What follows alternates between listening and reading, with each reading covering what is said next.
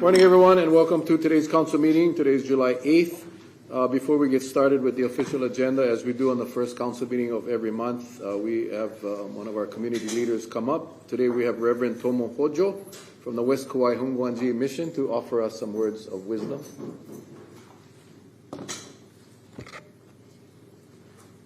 Thank you for being here, Reverend. Thank you very much. Yes, thank you. So it is my great honor to offer today's invocation. So before I begin, I would like to offer a short opening Buddhist chant.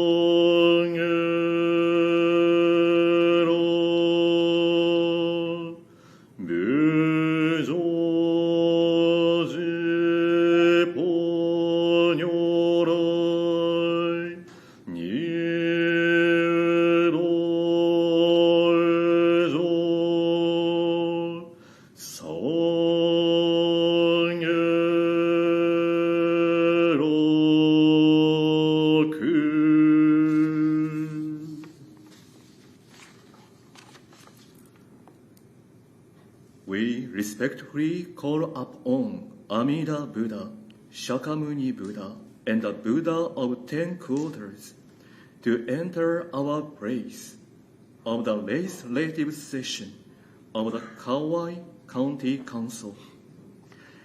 As we begin this day with sincere aspiration to pause to pay homage to our most honored and enlightened one, with deep gratitude and appreciation. The Buddhist scripture says, in the Buddha's world, there are many beautiful lotus flowers of different colors. The blue ones radiate blue light, the yellow a yellow light, the red a red light, and white a white light. Each flower radiates each color and shines on each other. They are marvelous, beautiful, fragrant, and pure. Like the colors of lotus flowers, we are all different. However, different colors can shine on each other.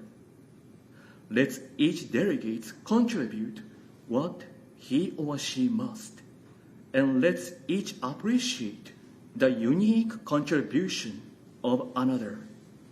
For there is harmony and strength in diversity. This will certainly lead to happiness and well-being for the citizens of this island, and also for all beings. Guided by the virtue of kindness and gentleness and patience and understanding, may our delegates begin this day with sincere dedication and conclude this day with a deep sense of achievement. May the Buddha's great wisdom and boundless compassion embrace us all this day and always. In gratefulness, I recite the sacred name of the Buddha of immeasurable light and life. Namo Amida Butsu. Namo. Thank you. Thank you, Reverend.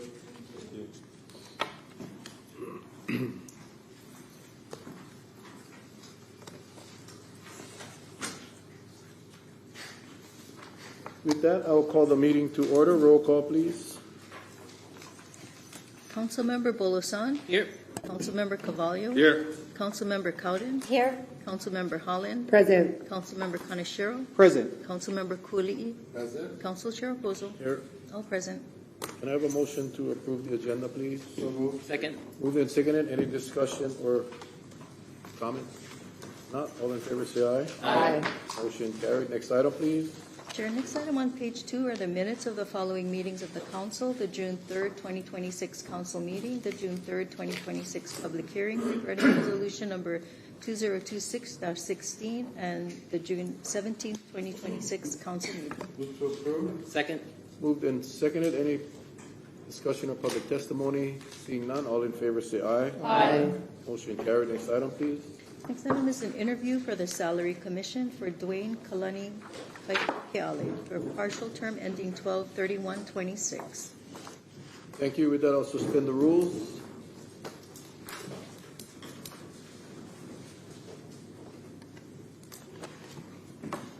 Go ahead. Good morning. Good morning. Ellen Ching, Administrator for the Office of Boards and Commissions. Before I get started, I wanted to correct on the record. There's a typo in the application. I want to assure everyone that Dwayne, or Kaipo as we call him, Kaipo is a registered voter. Okay. Okay. Today I'm pleased to introduce Dwayne Kalani Kaipo Keale. Kaipo was born and raised on Kauaʻi and graduated from Kapa'a High School. Immediately after graduation, Kaipo and his wife moved to Colorado Springs to experience life on the mainland. By all accounts, it was an eye-opening experience moving from Kauaʻi to a large city of 500,000. It was fast-paced and anonymous. So different from Kauaʻi, where going to Walmart for a simple errand is never a 10-minute task. It turns into 30 minutes or even an hour talk story with friends and family. After a cold winter and 8 months, it was time to return home.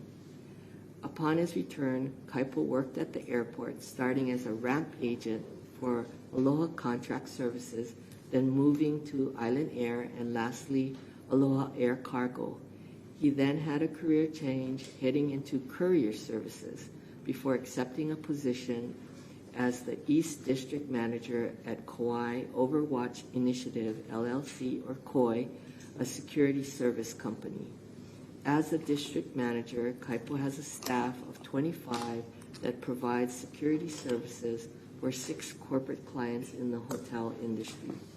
Kaipo is a proud father of 4, 2 boys and 2 girls, ranging in ages from 11 to 4. His son, the oldest, is an avid baseball player, and his younger son is active in baseball and football. His daughter dances hula and is a cheerleader. The youngest has 1 more year before she can join a team sport. Most of his free time is spent with the family at the beach or coaching baseball. Kaipo's a foodie. His favorite dish is lechon kawali. Kaipo's family runs a catering business supplying the kalua pig for the Tehari Productions that is famous for the luau at Hilton Garden Inn. So it's not surprising that Kaipo is also a cook, and his specialty is kalua pork. Most people think the mayor or the county council sets salaries for all appointed and elected positions, but it is the Salary Commission. The Salary Commission is currently engaged in a consultant to provide a comprehensive classification and compensation study. The study will analyze national and statewide data from similar municipalities, including the cost of living and housing. The last study was done in 2007. This study will be the basis for the next salary resolution. It is this mayor's intention to provide competitive salaries for the next administration in their efforts to recruit the best and the brightest leaders for the County of Kauaʻi. Small businesses are defined as firms with fewer than 500 employees. So as such, over 99% of all businesses on Kauaʻi are classified as small businesses. Kaipo represents an important perspective as a young manager in a small business. His point of view is a valuable one and will add seamlessly to the current commissioners. I'm so grateful for his willingness to contribute his time and talent to the Salary Commission. Thank you. Good morning, and Good thank morning. you for being here today. Anything you'd like to add to that introduction? I'm just happy to be nominated to be a part of the Salary Commission. And like Ellen said in the South, I'm a young manager ready to dive head first into the Salary Commission and learn and gather all the information with all the board members and, you know, be a part of this community as a younger generation for the future.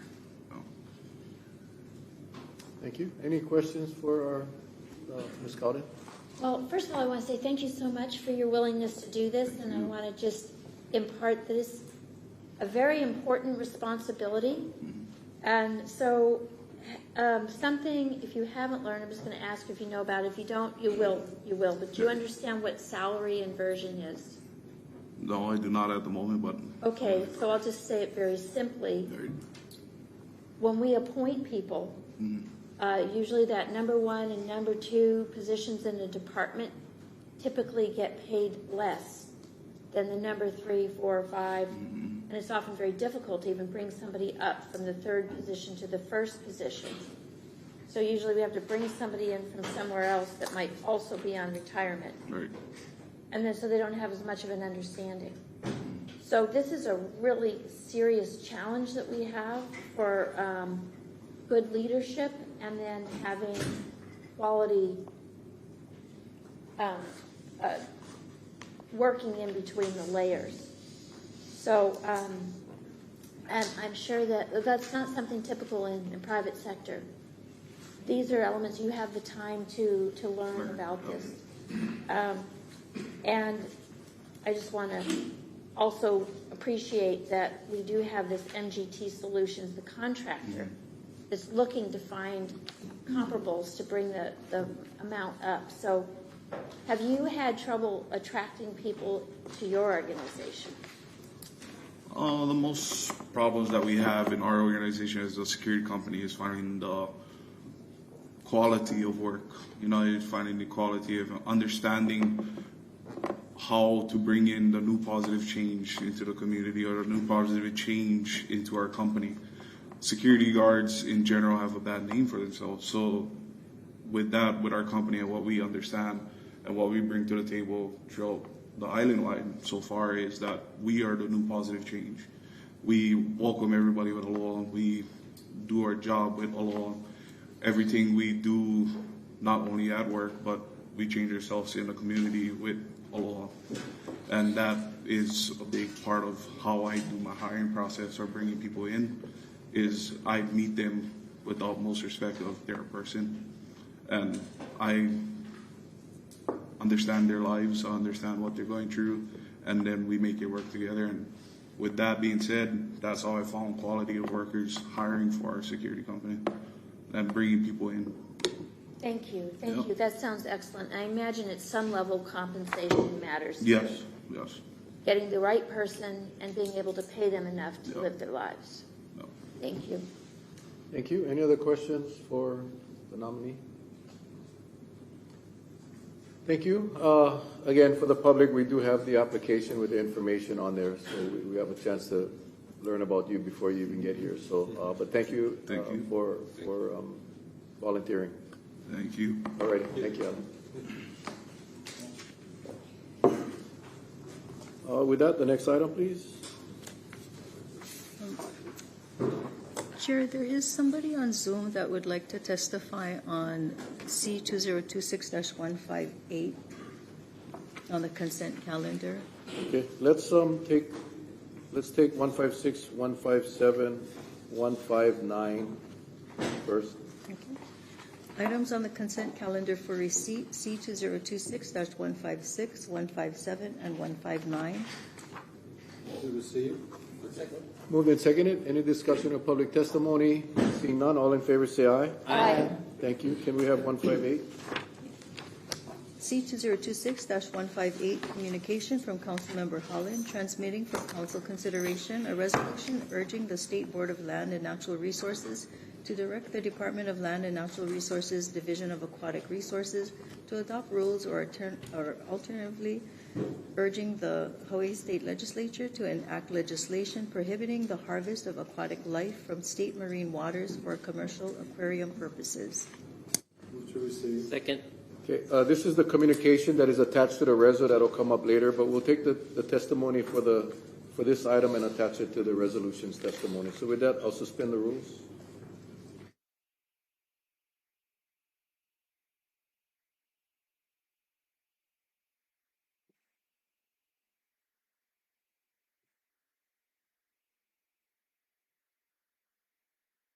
Yes, hello? Can you hear me? Introducing yourself, and then you can proceed with your testimony. Thank you very much. Aloha, my name is Charles Young. I reside in Kealia on Hawaii Island. I know there's a Kealia on Kauaʻi, so not to be confused. I want to thank you for this opportunity just to provide some comment on your pending resolution banning aquarium fish collecting. You know, I understand. I'm from another island, so I am not here to suggest in any way how you arrive at your decision. But I did want to give you maybe some background on what our community has had to endure for many, many years as a result of aquarium fish collecting. We've been in opposition to aquarium fish collecting formally for at least 30 years, dating back into the 1990s. And over that period of time, there's always been talk about it being sustainable. And that's a hard thing to measure, I suppose. But what we do know is that for years, the top 3 fish that were being collected, lauipala, pakukui, and kole, are Hawaiian food fish, and they're notable. And despite our concerns, they continue to be on the list for collection. Our community has been before the DLNR, and we've been before the legislature just recently this past year, trying to get a ban on aquarium fish collecting. The practice is harmful to the reef, first of all, harmful to the environment, and it's extractive. And we all know that the aquarium fish are not they're collected in Hawaii and then sold out of state where the big profit is actually made. So it's very extractive. It returns nothing to our reefs. They just take. And so we find this not just culturally unacceptable, but environmentally unacceptable as well. So this industry has brought a lot of concern to our community as well as to our island. And I think you may already know that the Hawaii County Council has passed a resolution calling for the ban on aquarium fish collecting. So I just thought I'd provide some background as to what our community has been working on, and this, generally these are community driven issues. So I just hope you take that into context and make your decision according to the factors that you think are most important on your island. But certainly it's been a terrible thing for our island to have to endure. If you have any questions, I'll be happy to answer. But thank you again very much for allowing me this opportunity. Thank you.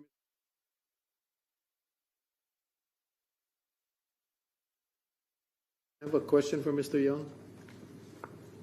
I just want to say, Mr. Young, I think you're still on. Of all the public written testimony that we received here, we received 59 testimonies, 57 directly opposing, and the other 2 sharing their serious concerns about aquarium collecting, aquarium fish collecting. So I think you're speaking the same tune as the residents here of Kauaʻi. So thank you again for tuning in from the Big Island. Is there anyone else in the audience that's wanting to testify for this item now, and we'll carry it over to the resolution? With that, the rules are suspended. Mr. Sykos?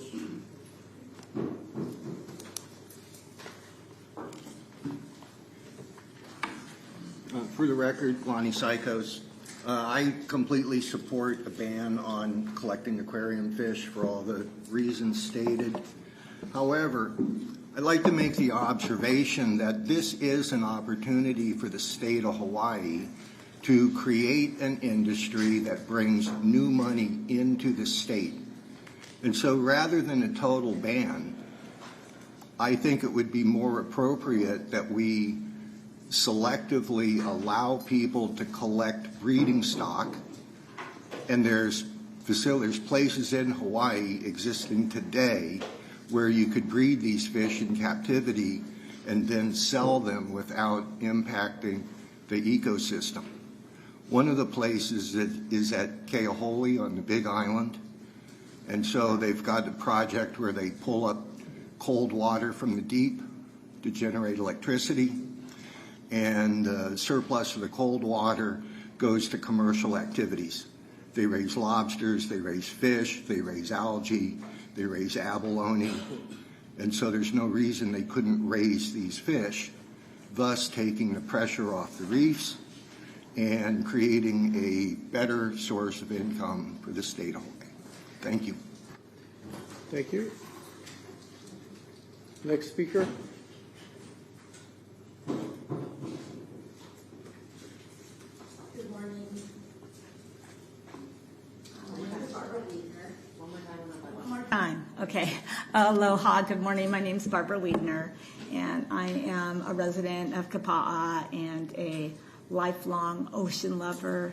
And I work closely with Surfrider Foundation. I sit on their advisory board, and I'm here to say that I strongly support this resolution, that our reefs are in great danger. They're just so impacted by climate change and pollution, such as what I'm working with on a daily basis, marine debris, the trash, plastic pollution that's in our ocean, and it comes on our shores. And last year, Surfrider removed 165 pounds of this. And so just, what? Pounds. 165,000. Very large amount is coming in because that garbage patch is coming so close to our island. So with all those things against our reef, pulling species away from that very fragile ecosystem is a great impact. And there's just so much going on in the ocean that is impacting our beautiful reefs. Right now, there's a net out at Aliamanu.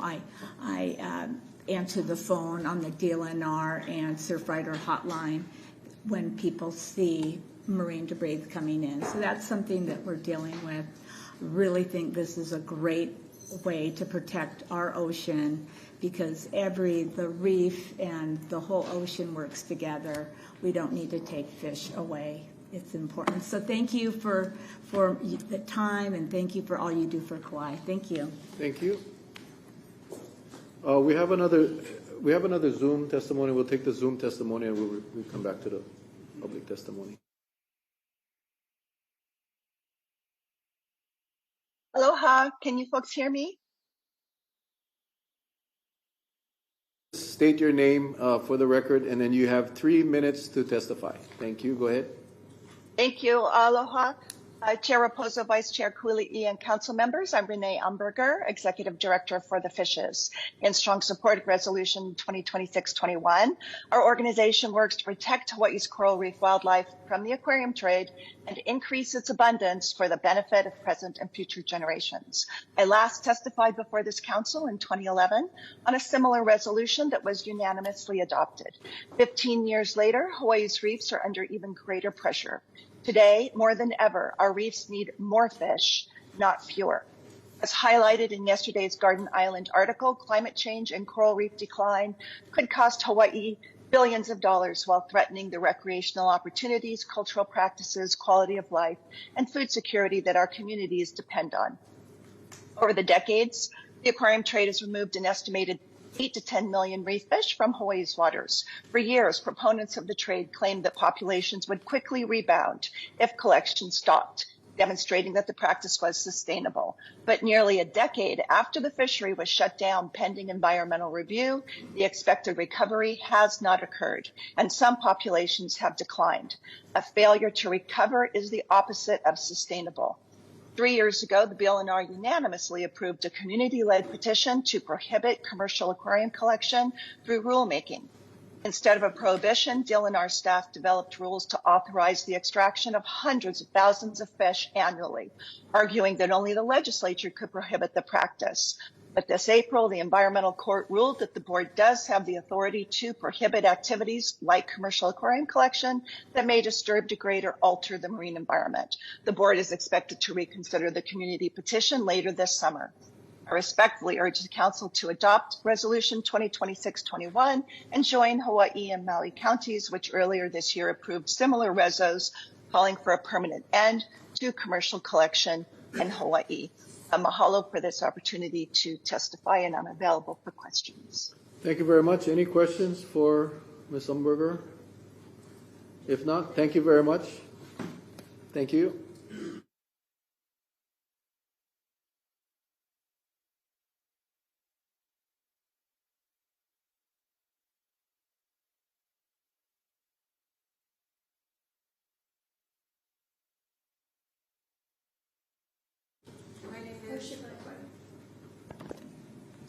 Aloha kako, my name is Lealoha Makuanani. I'm here on behalf of the Office of Hawaiian Affairs. I'm the Kauaʻi compliance advocate for this island, and I'm also a longtime family who's been here too. This last session, OHA actually introduced one of the aquarium ban bills to the state legislature. That was HB 2101. And just a little history there, it went really far into the process. It got to conference, and that's where it died. There was some changes that happened along the way during the process, and it originally started as a full state ban, and then there were some amendments made. Different arguments about maybe that it should just ban in certain counties here and there. It changed to just Hawaii County for a while, and then switched back. So they couldn't come to agreement in conference and wanted more discussion. But OHA has long time supported a full state ban, so we're in strong support of this resolution, and we believe it's important that the counties all share that voice to the legislature to say that each county needs to say, like, we want this to be banned statewide, because there was a lot of momentum last year during that with that bill, but it came down to the state legislature, in our opinion, that not knowing what places wanted it, perhaps. There was so much community support. There's broad support for this ban, particularly for Native Hawaiians. And I think some of the testifiers had mentioned before that many of these fish are actually used for subsistence or cultural practices and other things that when it was created, the laws that allow it to happen in the first place, they just thought it was rubbish fish, nobody eats it. And it was kind of said that way back in the 60s, I believe it was. So we know now, that these are actually fish, like even my ohana eats these fish. So it's fish that is used for subsistence, Native Hawaiian cultural practices, and this is also a public trust resource that the state should have this extra precautionary principle when preserving things that are used in the public trust. And there's not as much commercial benefit as people would think. A lot of that is within some of our testimony if you read about that bill that was passed. But we are in strong support of passing this and believe the counties all need to support it towards the legislature. Mahalo. Thank you. I have a real quick question, and I will admit that Mr. Young's testimony from the Big Island sharing the 3 fish that were actually food fish, I was not aware of. I cannot imagine anybody wanting a kole in their aquarium in their office or anything like that. But what was the reason that the legislature, having all that momentum, which I had assumed it was going to pass, what do you attribute the failure to, if you can? So there was a lot of community support for the ban, but the voices that came out that I would say that were strongly against it were the small number of people that do benefit from it, from the trade. Even if that has been banned in West Hawaii for the past, I think, since 2017, I want to say. It's been a while that they haven't been able to do that, but they are still coming out strongly wanting to be able to restore that practice, as DAR is attempting to pass some rules to allow that to happen. So there were some strong opposition voices to that bill passing that came out, and I think that hit with some of the legislators. And so there was a confusion about maybe we should allow it for this area, maybe we shouldn't allow it for this area, because there was also strong from like on Oahu, like Ko'olau, east side of the island on Oahu was very strongly against opening the trade also. And so then there was like the shift to, oh, well, maybe we just ban it here.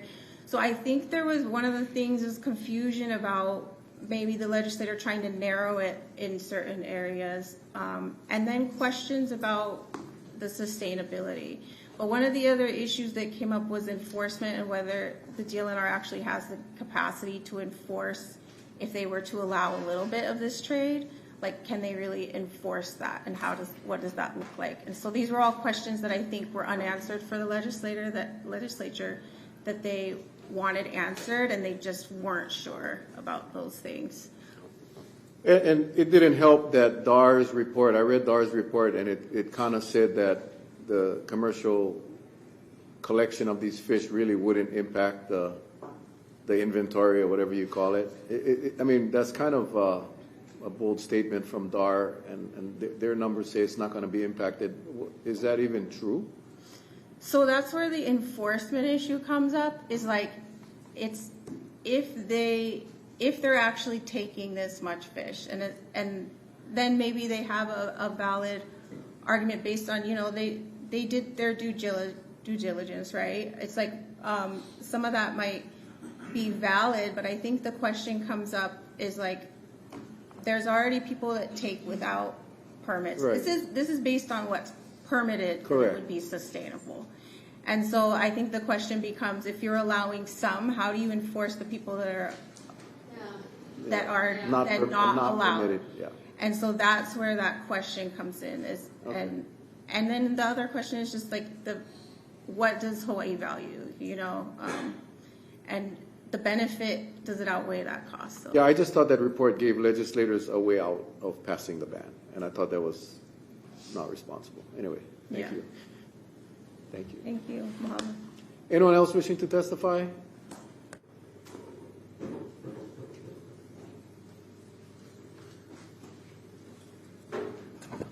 Good morning, everybody. Tommy Passerell, Lahui.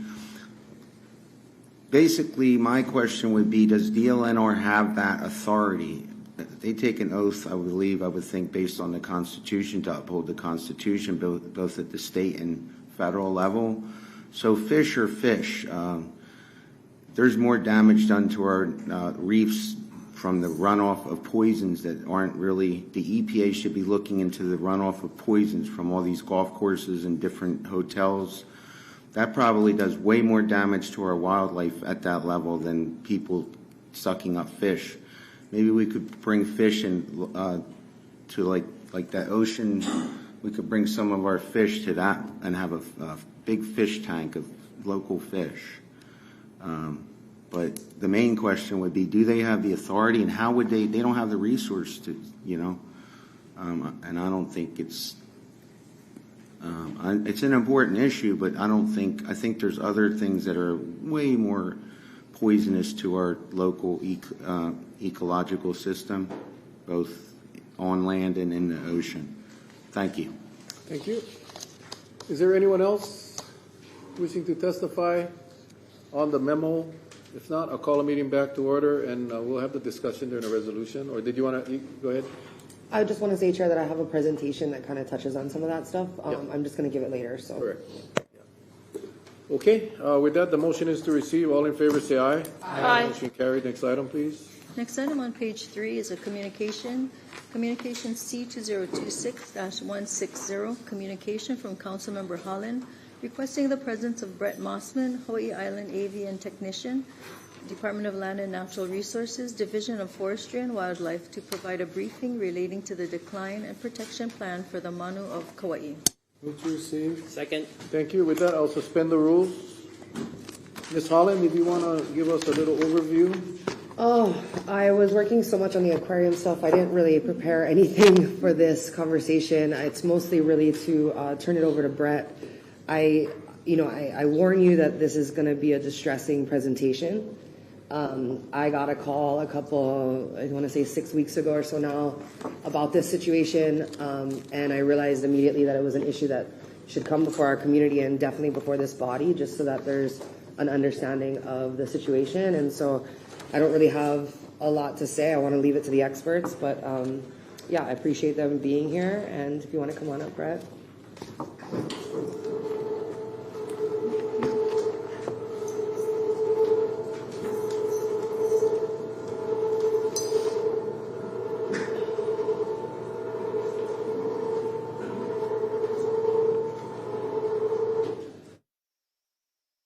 Good morning, Council and Chairperson. Thank you so much for having me here today, and really appreciate you making this time.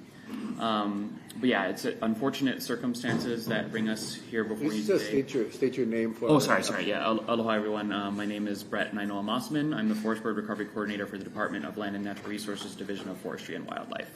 Thank you.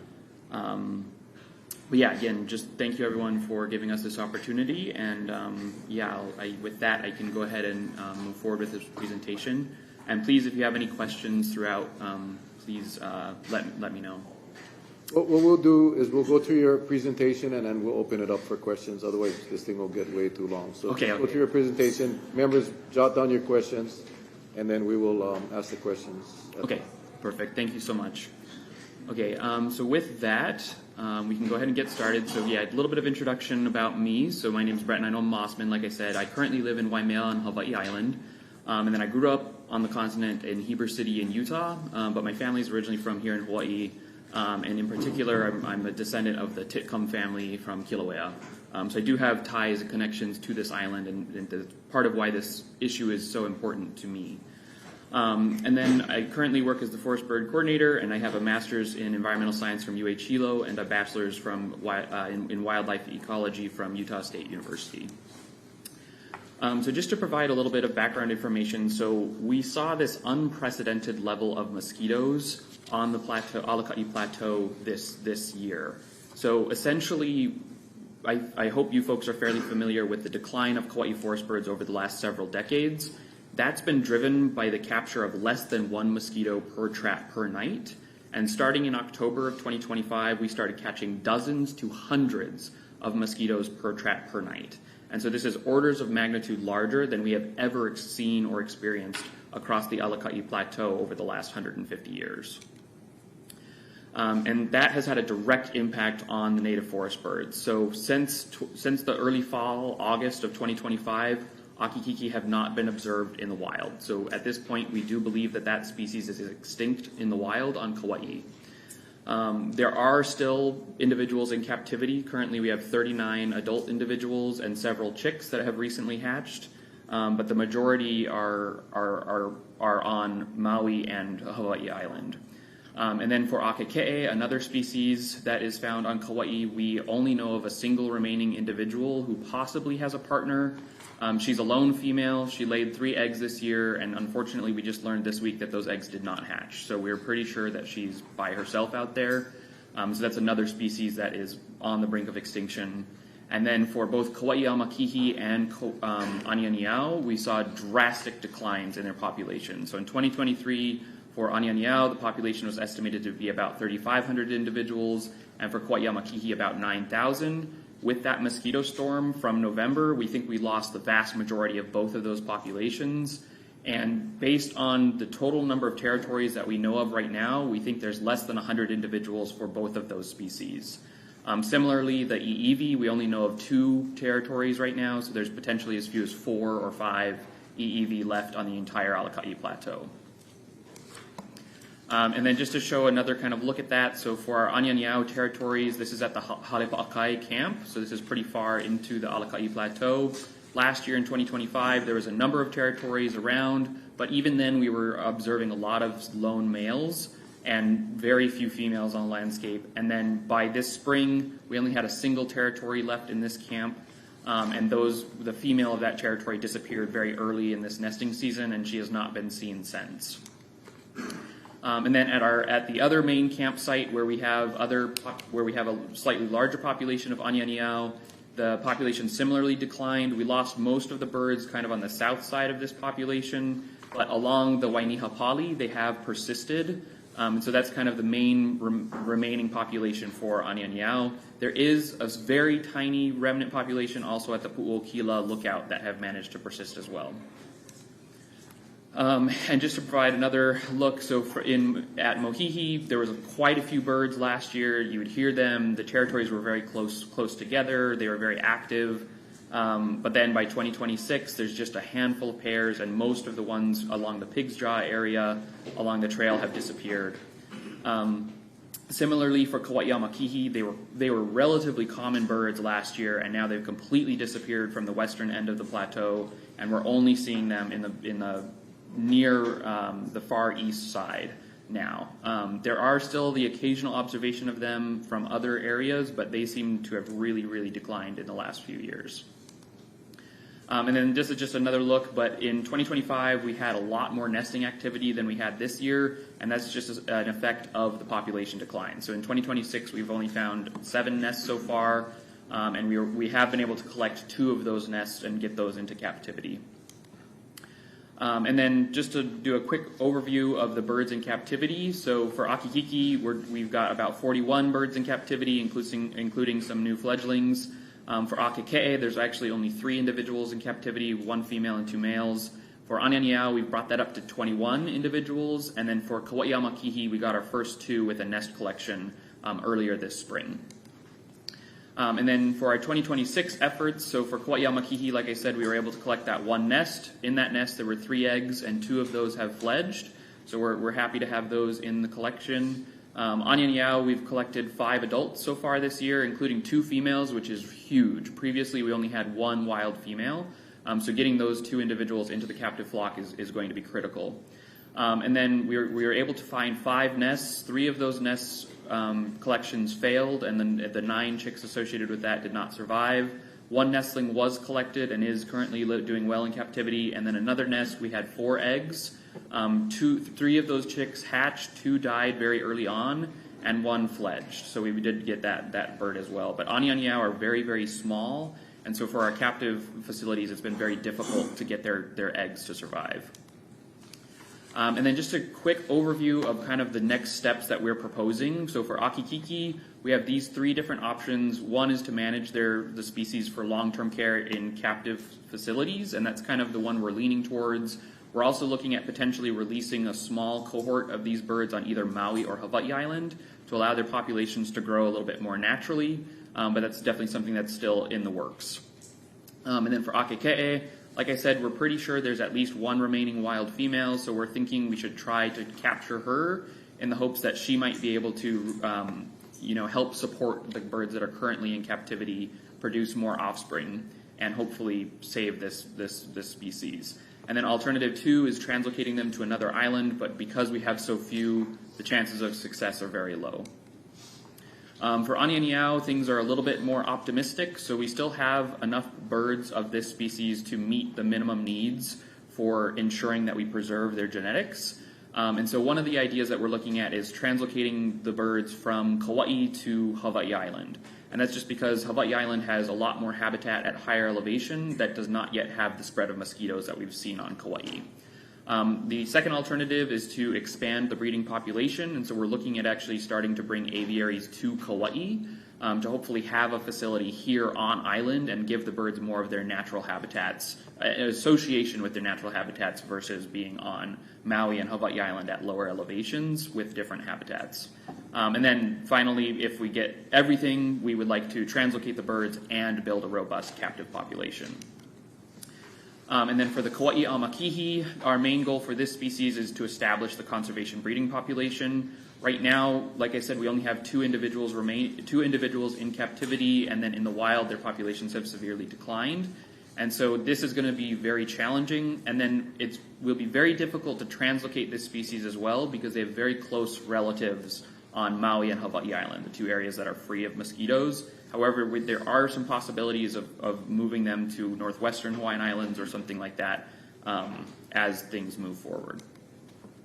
So just to kind of broaden what we're proposing for Anianiao is we're really looking at this translocation option. And so we're targeting capturing up to 40 birds by October of 2026. And then we want to do a trial release of about 20 of those birds on Hawaii Island to give them a chance for better breeding in the wild. Because so far with the captive birds, we've had them in captivity since 2023, and they have not successfully bred in captivity. And so we do have some hope because we have 4 young females that were just brought in last year, and these birds typically don't start breeding until their second year. So we're hoping as we get into this second year with those individuals, we can get some breeding, and so we'll probably hold those ones. But we still would like to move forward with this translocation for the wild birds to just give them an opportunity to get back out into the forest while they still have a lot of their cultural traditions and wild behaviors. And the site that we've identified is the Pu'uva'awa'a Forest Bird Sanctuary. So that's on the Kona side of Hawaii Island. And this was an area that we identified primarily because no environmental assessment would be required, which would add a lot of delays to this project over time. And we're trying to get these birds out because they don't live more than 4 to 6 years. And so the sooner we can get them out into the wild, the better for their population.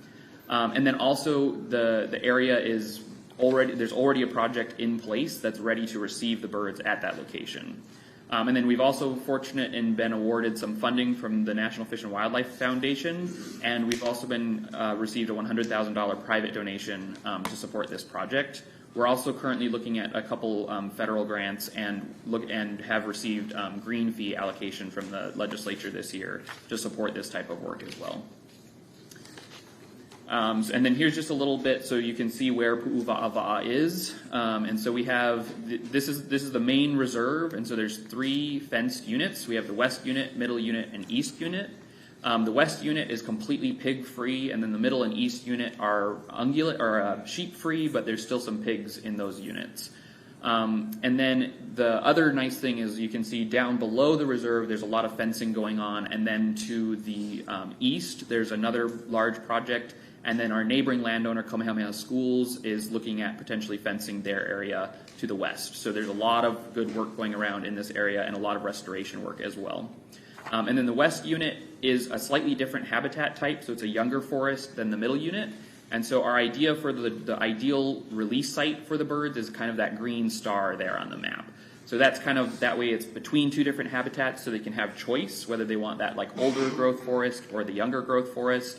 And then also we've been releasing Oma'o, which is basically our Hawaiian thrush on that island, kind of like the Puaiohi here on Kauaʻi, in that area, or we've been releasing them in the reserve, and they've all kind of congregated in that upper west unit. So that seems to be an area that has a lot of good understory habitat that would be beneficial for Anianiao.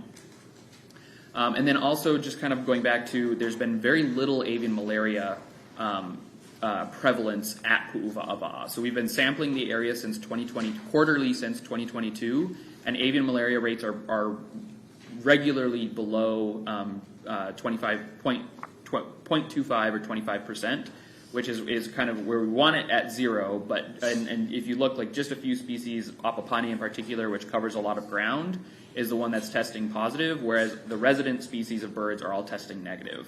2022 was a little bit of an aberrant year, and then we also had very low sample sizes. So like in that 2022 on the left-hand image, we only caught 3 EEV, and one of those tested positive, and so that's why there's that 30% malaria prevalence rate there. But yeah, 2022 was a little bit concerning, but since then it's been very stable. Additionally, for Pu'uwa'awa'a, it's one of the only places in the state of Hawaii where EEV populations are increasing. So this is kind of our biggest reason for choosing this site, is that a malaria-sensitive species population has been stable or increasing since the 90s, and in particular since 2016 we've seen strong increases in EEV populations.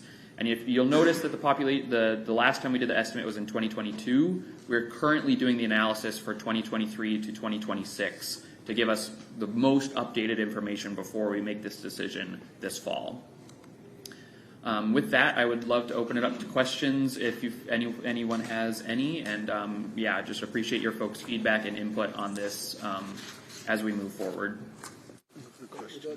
Ms. Holland, did you have anything? It's your item. Oh, honestly, I can open up to questions for you guys. Just on the, you talked about the different funding, and then you just mentioned that the green fee, here it says pending, but you said that you did get an allocation from the legislature. I know that the green fee, I think it's generating a whole lot of money. So have you gotten a significant amount since this is such a critical problem? Yeah, so unfortunately this year this year we received a $1.6 million allocation for forest bird for mosquito control statewide. So it's not as much as we would have hoped. I think in the earlier budgets we were looking at getting as much as $5 to $6 million, but in the last little bit of budget reshuffling, a lot of that got reallocated. So it's definitely a start, but we would need substantially more funding to do a lot of the management that we're proposing. And how did it work? Like, I mean, do you get to put in a request? So, like, what was your request? And then yeah, exactly. So we had a whole bunch of different requests that we submitted. So your total, the work you wanted to do with X amount of dollars, you laid it all out, and you had a bottom line total that you requested. I want to know what that total was so I can figure out what piece of it you got. Yeah, absolutely. So it's a little bit complicated because the way that they had us submit all the requests was by project. So for the Kauaʻi project alone, we were requesting $1.5 million. But then we were also requesting another 1.5 for Maui, and then several $million for other forest bird projects. So in total, I think for forest bird projects, we were requesting as much as $12 million. And they were originally allocating about $3 in the governor's letter, and then it got bumped up during the Senate hearings to about $6 million, including a lot of work for PILA and predator control. And then in the last round of conference committee, it got cut back down to 1.5. Okay, thank you. Go ahead. So that 10 to 12 million for mosquito control, was that mostly these mosquitoes that they released? So that it's that as well as another technology that we're looking at called BTI. What is I'm so terrible with acronyms. What is BTI? So BTI it's the abbreviation for a type of bacteria. Okay. So yeah, and apologies, I can't say the whole name. It's got this very long Latin name. But it's essentially the product dunk, like that you'll get for like bird baths and things like that you can get at like Ace. But it's a bacteria that you can drop in water, and then it'll actually react with mosquito larva stomachs, and it kills them. And so that's actually the technology that we're looking at expanding because it acts very quickly. And whereas the IIT can potentially control these lower levels of mosquitoes, when you get these huge spikes that we saw in Kauaʻi, we need another technology. So is IIT, is that another product that you put in the water? No, apologies. The IIT, that's the male mosquitoes that were released last year. Yeah. So I put a lot of attention into this, so it's about $10 million a year to do those mosquito dumps. Do I have that right? For each site, it's about that. It's about half that. So if we're doing a release on Kauaʻi and a release on Maui, it's about $5 to $6 million per location. Yeah, so $10 million statewide. Correct. Yes, because I've actually done a number of, I do talk radio too, I've done a number of shows on this, so it's quite a lot of money. So it's not about the money, it's about the success of the birds, but it doesn't sound like it's working. I think so. With the IIT, we don't have the whole picture yet. You know, there's still a lot that we're trying to learn with that. But the BTI has been incredibly successful. So on Maui, they've done treatments over about 1,000 acres, and all of the mosquito larvae that they basically put out cups to collect the product, and they like put it under logs and in different characteristics, and every single one of those cups resulted in 100% mortality in the mosquito larva. So that's been very effective. However, we've only done it on a small scale so far. We need to scale it up because the mosquitoes that we're trying to address are really, really hard. They're not like the 80s mosquitoes that deal with a lot of the human health issues, and they have a lot more mobility. So like for the Culex mosquitoes that impact the birds, they can move 2 to 3 kilometers while they're seeking a meal, whereas the 80s mosquitoes that transmit most human diseases, they're moving like 200 meters. And so that's been the biggest problem is like if a mosquito can move 3 kilometers, we have to treat an area of about 6,000 acres in order to have to create a pocket of safe space. Okay, I have 3 simple acronyms I want to ask on, and then I just have one other science question, and then that'll be enough for me. What does MOH stand for? Because it's on a bunch of pages.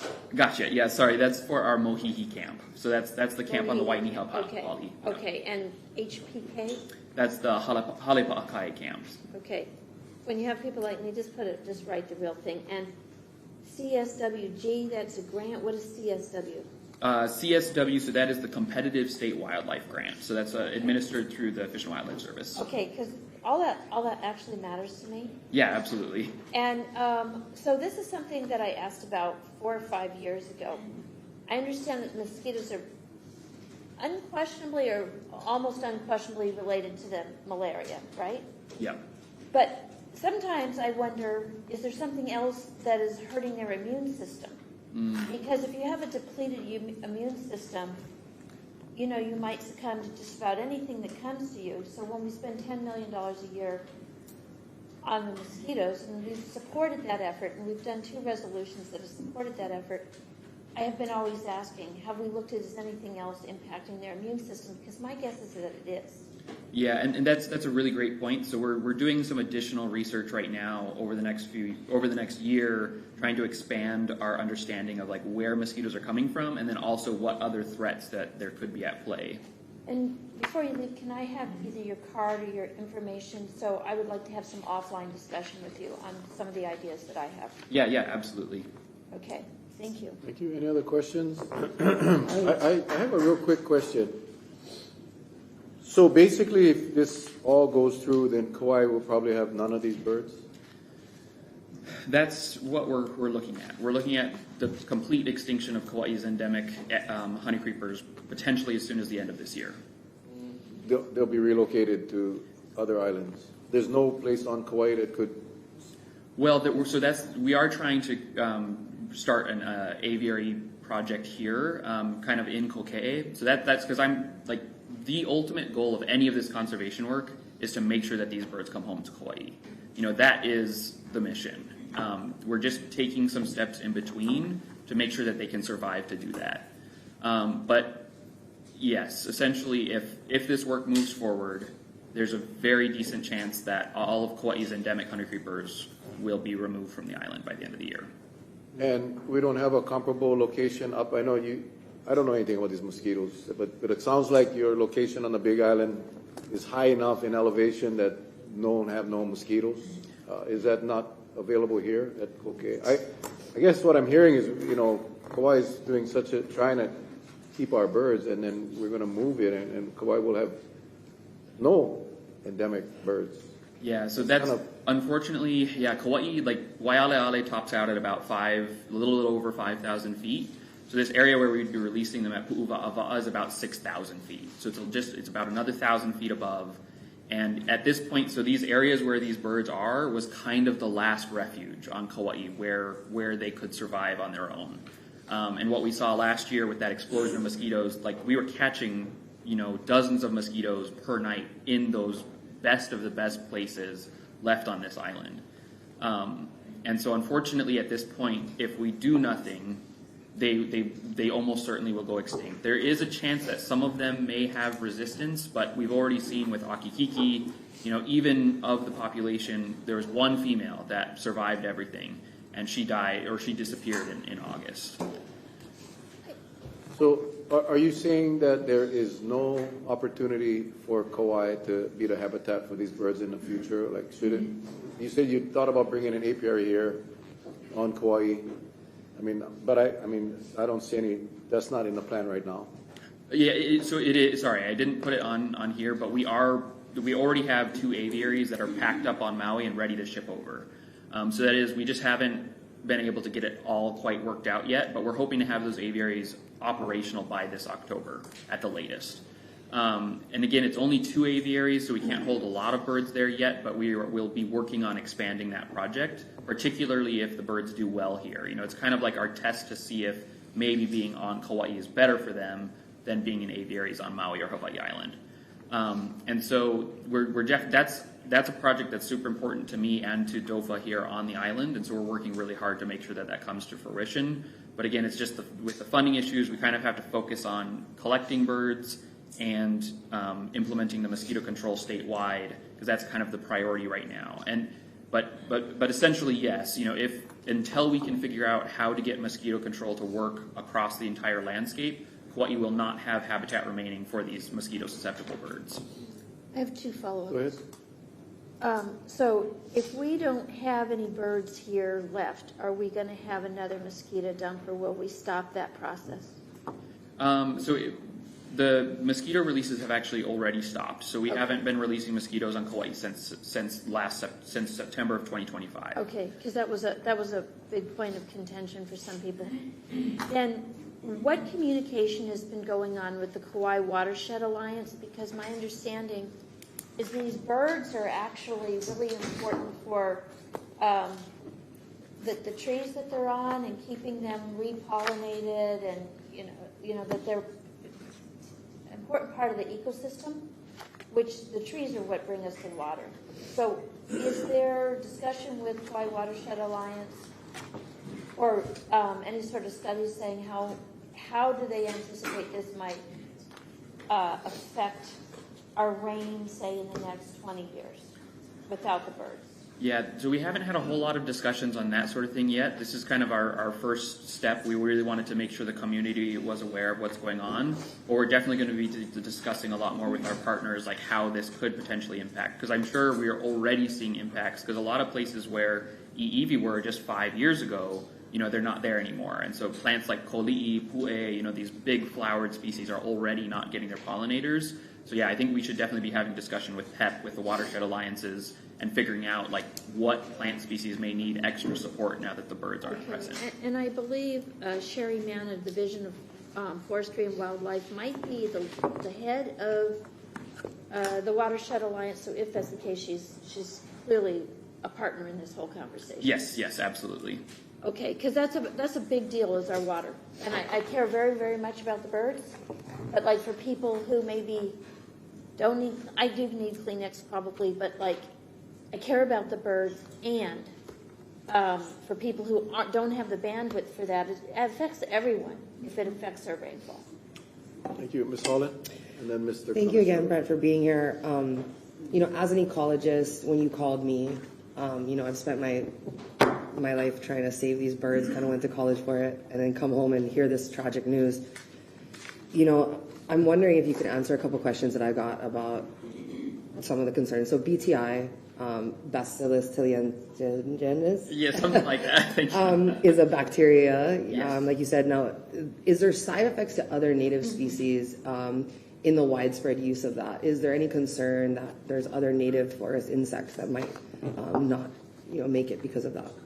Yeah, and so there is some concern. And so we're actually working very closely with our state entomologists and UH partners to make sure that we're analyzing them. But the BTI is very, very specific to mosquitoes and their close relatives. So for us, we do have some native midges, but most of them actually live in the leaf litter in the soil rather than being aquatic. There are a few endemic aquatic species, though, that we are the most concerned about.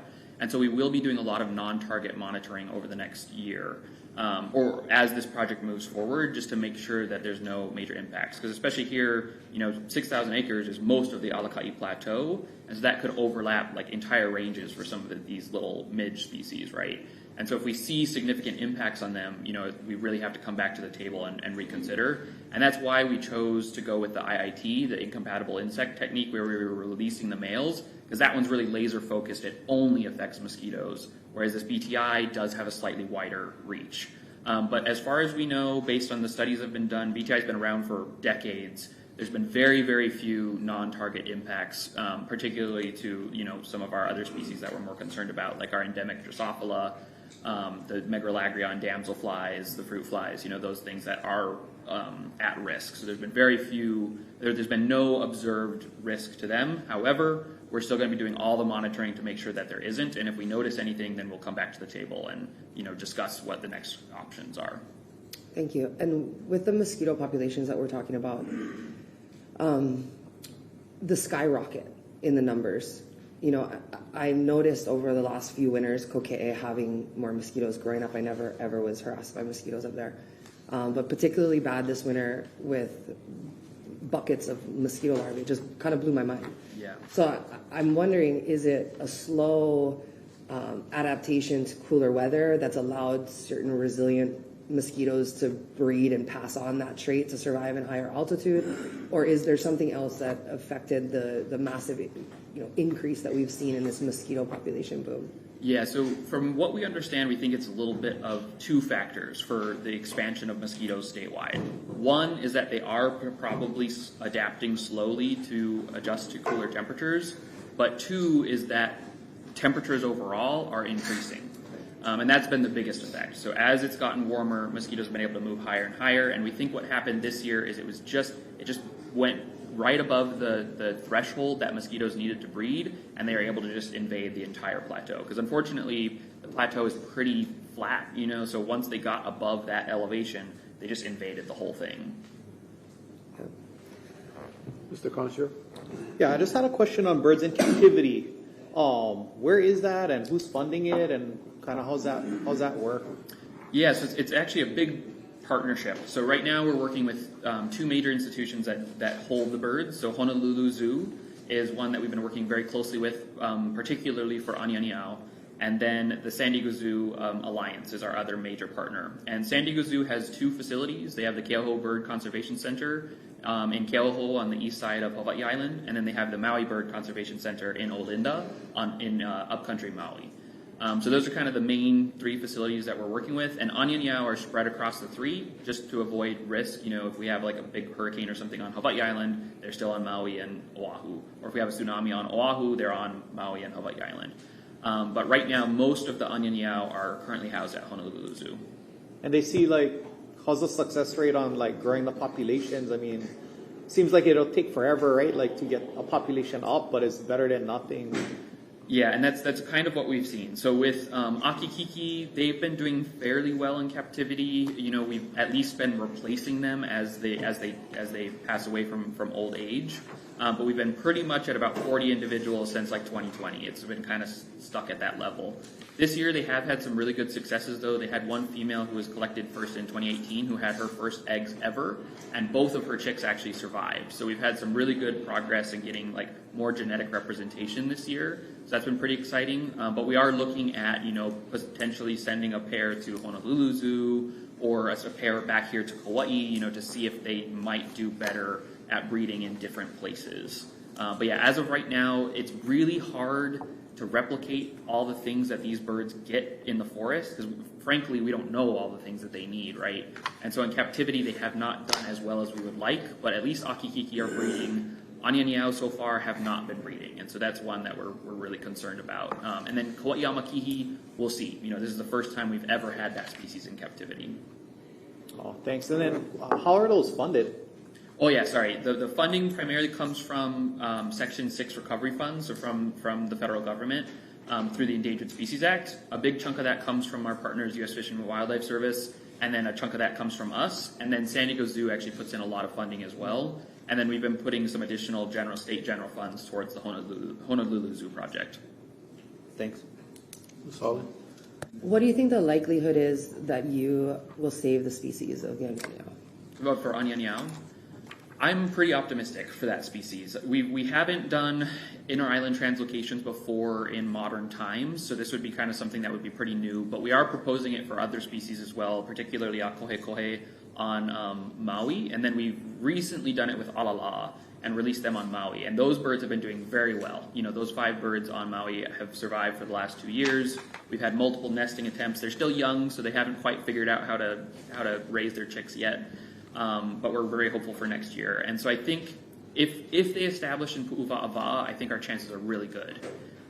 If they don't survive in Pu'uva'awa'a for whatever reason, I think our chances are very slim. But I would say right now I'm optimistic that we have a good chance of success for Anyanyao. What about the other birds? The other birds is pretty challenging. I'm very worried about Hōʻike. That's one species that I think we might not have a lot of time for. That said, we have been able to collect cell lines from 18 individuals. So in a frozen zoo, we have 18 Hōʻike that are preserved.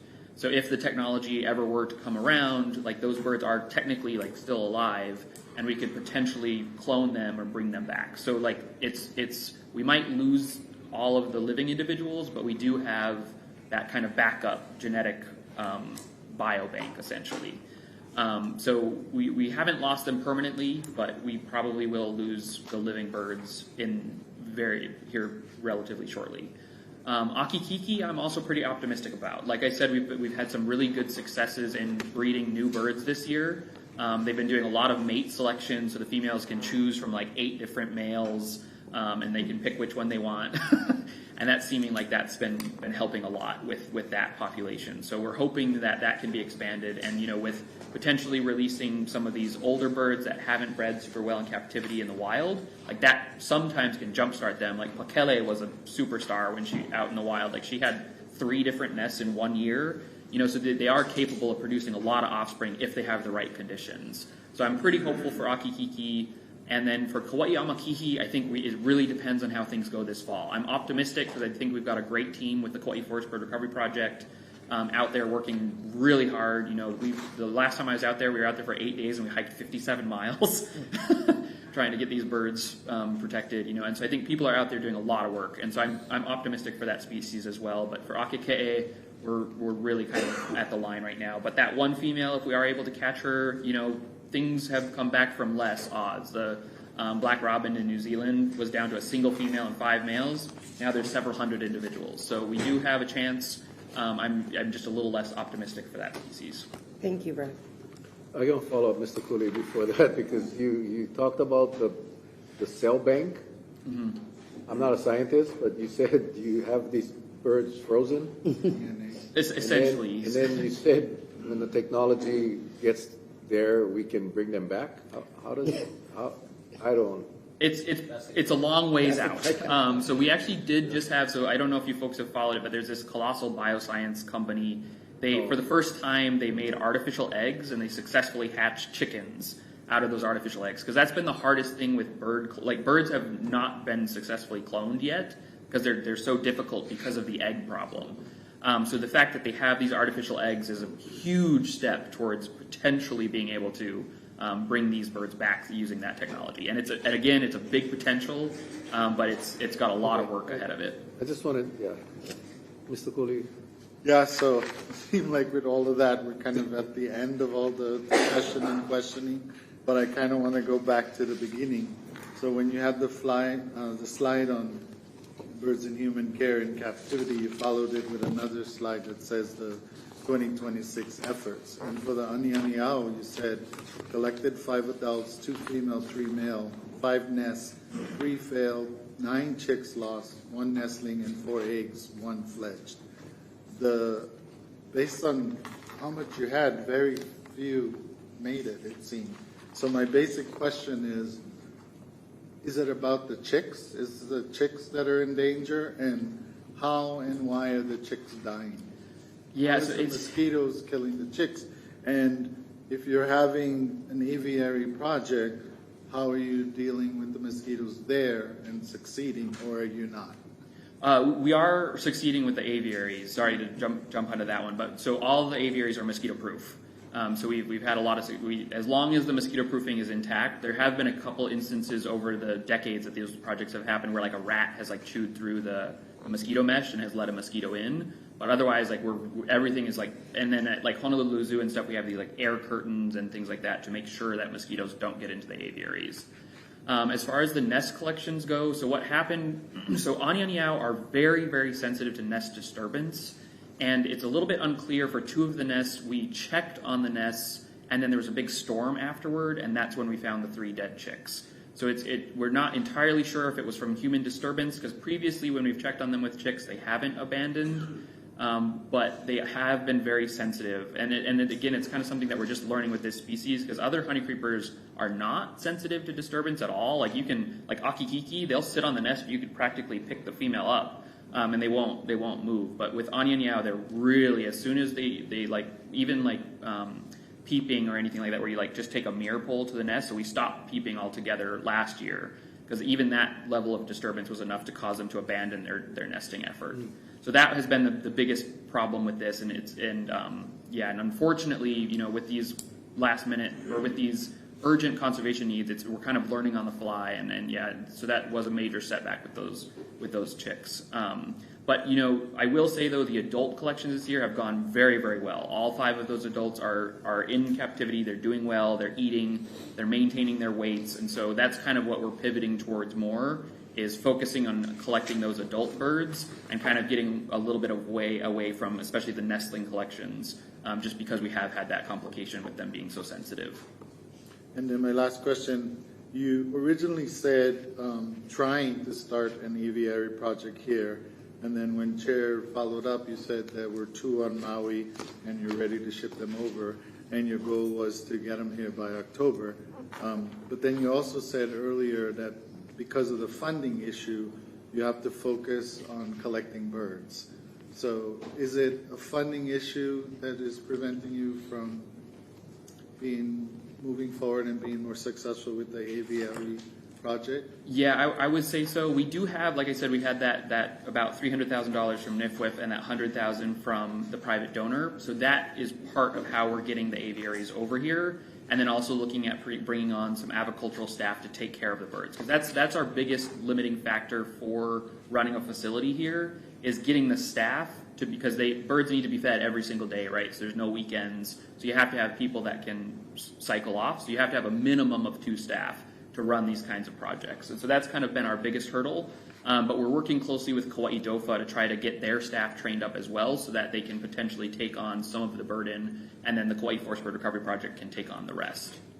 In your efforts for going after funding, including when you try to go after more green fee funding, what kind of support have you been getting from government officials, such as us and legislators and others? Yeah, so we have had a lot of support from Luke Evslin here on Kauaʻi. He's been a major ally for working to get, because he's very aware of the situation. And then we've gotten a lot of support from some of the legislators that have come out on field projects. Like, we've been able to take folks out on field trips to see these birds and things like that. And I think that's really helped generate support. But it's hard. Like, we're not allowed to lobby, right? So I think just trying to get more information out there to these legislators and getting more people to come out. Like, please, Representative Cowden was gonna, or Council Member Cowden was gonna get my contact information. I welcome contact from any of you folks as well. If you have any questions or want to get out and see the birds, we would love to take you out there to see them. Because, like I said, there is that pair still at Pu'okila that's still hanging on to see Anianiao. They're still there. But yeah. So I would only say, I wonder if there doesn't exist volunteer groups like we just heard from the fish people, if you will. And it does sound like there's a few different advocacy groups, and they for sure can do the lobbying. And I think, we're all busy and we're all trying to do this and that, but easily this has to rise to the top. And if you can get those groups to even just give us a little bit of nudge, I think all the elected officials should be speaking up about this, because I think it's what it'll take to get more of the green fees. I mean, they're there. That's the reason they're there. I would rather see it be spent on conservation and protecting something this critical than to be investing in some commercial venture. You know? Yeah, absolutely. Like, even if it's agriculture. Thanks. Mr. Cavallo? I think just following up on what Chair and Vice Chair said about the apiaries and stuff. You mentioned October, yeah. So just want a clarification on what would happen in October. Oh, like what we're planning. Yeah. Okay, yeah. So essentially, right now the birds are entering. They're just post breeding, right? So they're entering in. Yeah, so they're entering into their molt period, and when they're molting, they're like it's a really taxing process, right? They're replacing all their feathers, and so it's really difficult for us to collect birds at this time. So we're going to take a brief pause, kind of like figure out where the birds are, and then starting this fall is going to be our main collection time. So like really going hard, probably starting in the end of August through September. We're going to be out there trying to collect as many birds as possible. So during right now, this June, July, we're trying to get the aviaries shipped over and then built here on Kauaʻi so they're ready to take birds in October. In October. Okay. Yeah, exactly. So the aviary should be operational by October with birds in them. That is going to happen. Yes, yeah. Any other questions, Ms. Holland? Just one more. The recovery ladies that follow the birds around. Oh, How are they coping watching all the birds that they followed around for this time just die? It's been really hard. I think, you know, like I said, I was just out there with them a few weeks ago, and it's been very, very hard for the staff. You know, there's been a lot of talking, and I think we have some of our staff here behind me that can probably elaborate a little bit more. But it's been a very emotionally and physically demanding job and duty, you know. But I think we've got some really, really great people that care so much about these birds, and they're, you know, despite the hardship, they're sticking it out. It's been hard. Thanks, Brett. Any other questions? If not, thank you, Brett. Appreciate you being here. Yeah, thank you, folks. I really appreciate all the time. information. Thank you. Anyone in the audience wishing to testify?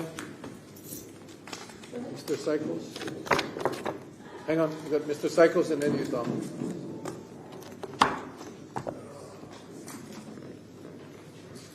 Just counties? Yes. Okay. For the record, Lonnie Psychos. That was very interesting. Like everyone, I'm hoping our birds don't all die and disappear. I do have some questions, though. I first got involved in this when I still lived on Maui, so I'm like talking 25, 30 years ago, that the threat of avian malaria was a very real threat to our native birds. I'm wondering if you could clarify for me, though, where the malaria comes from. So I know the mosquito has malaria, but I don't think the mosquito is born with malaria. And so we have both introduced species, non-native species, doves, sparrows, all kinds of Asian thrushes and whatever. We also have migratory birds. And so my question is, where does the malaria come from? Does it come from the introduced species or from the migratory birds? Then I have a scientific question about, even if these mosquitoes can travel several kilometers, that they can travel a mile or 2 miles, that does not get them from sea level up to altitude. And so to me, looking at this, it would seem that it is in the mid-elevations that the mosquitoes are contracting malaria from introduced birds.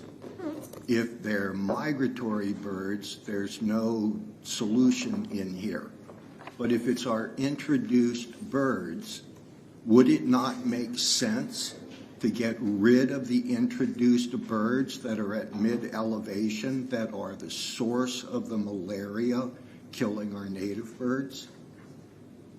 And so I'm simply encouraging looking at even greater efforts to protect the birds, because if we could eliminate or substantially reduce the source of the malaria that infects the mosquitoes, then we might end up with a mosquito population with a lower percentage of ones carrying enough malaria to transmit it to the birds.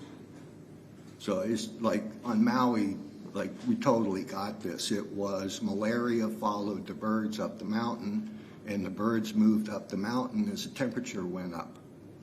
So in Haleakala, upper Kipahulu Valley, the birds do fine because there's no mosquitoes. But as soon as you get down to, it used to be like 2,000 feet or 1,800 feet, no mosquitoes, right? 20 years later, the mosquitoes were up 3,000 feet. And so how do we reduce the amount of malaria available? Thank you very much. Well, last question. How big is an aviary? I'm going to bring Brett up after the public testimony because thank you. Just to answer those questions. Tommy?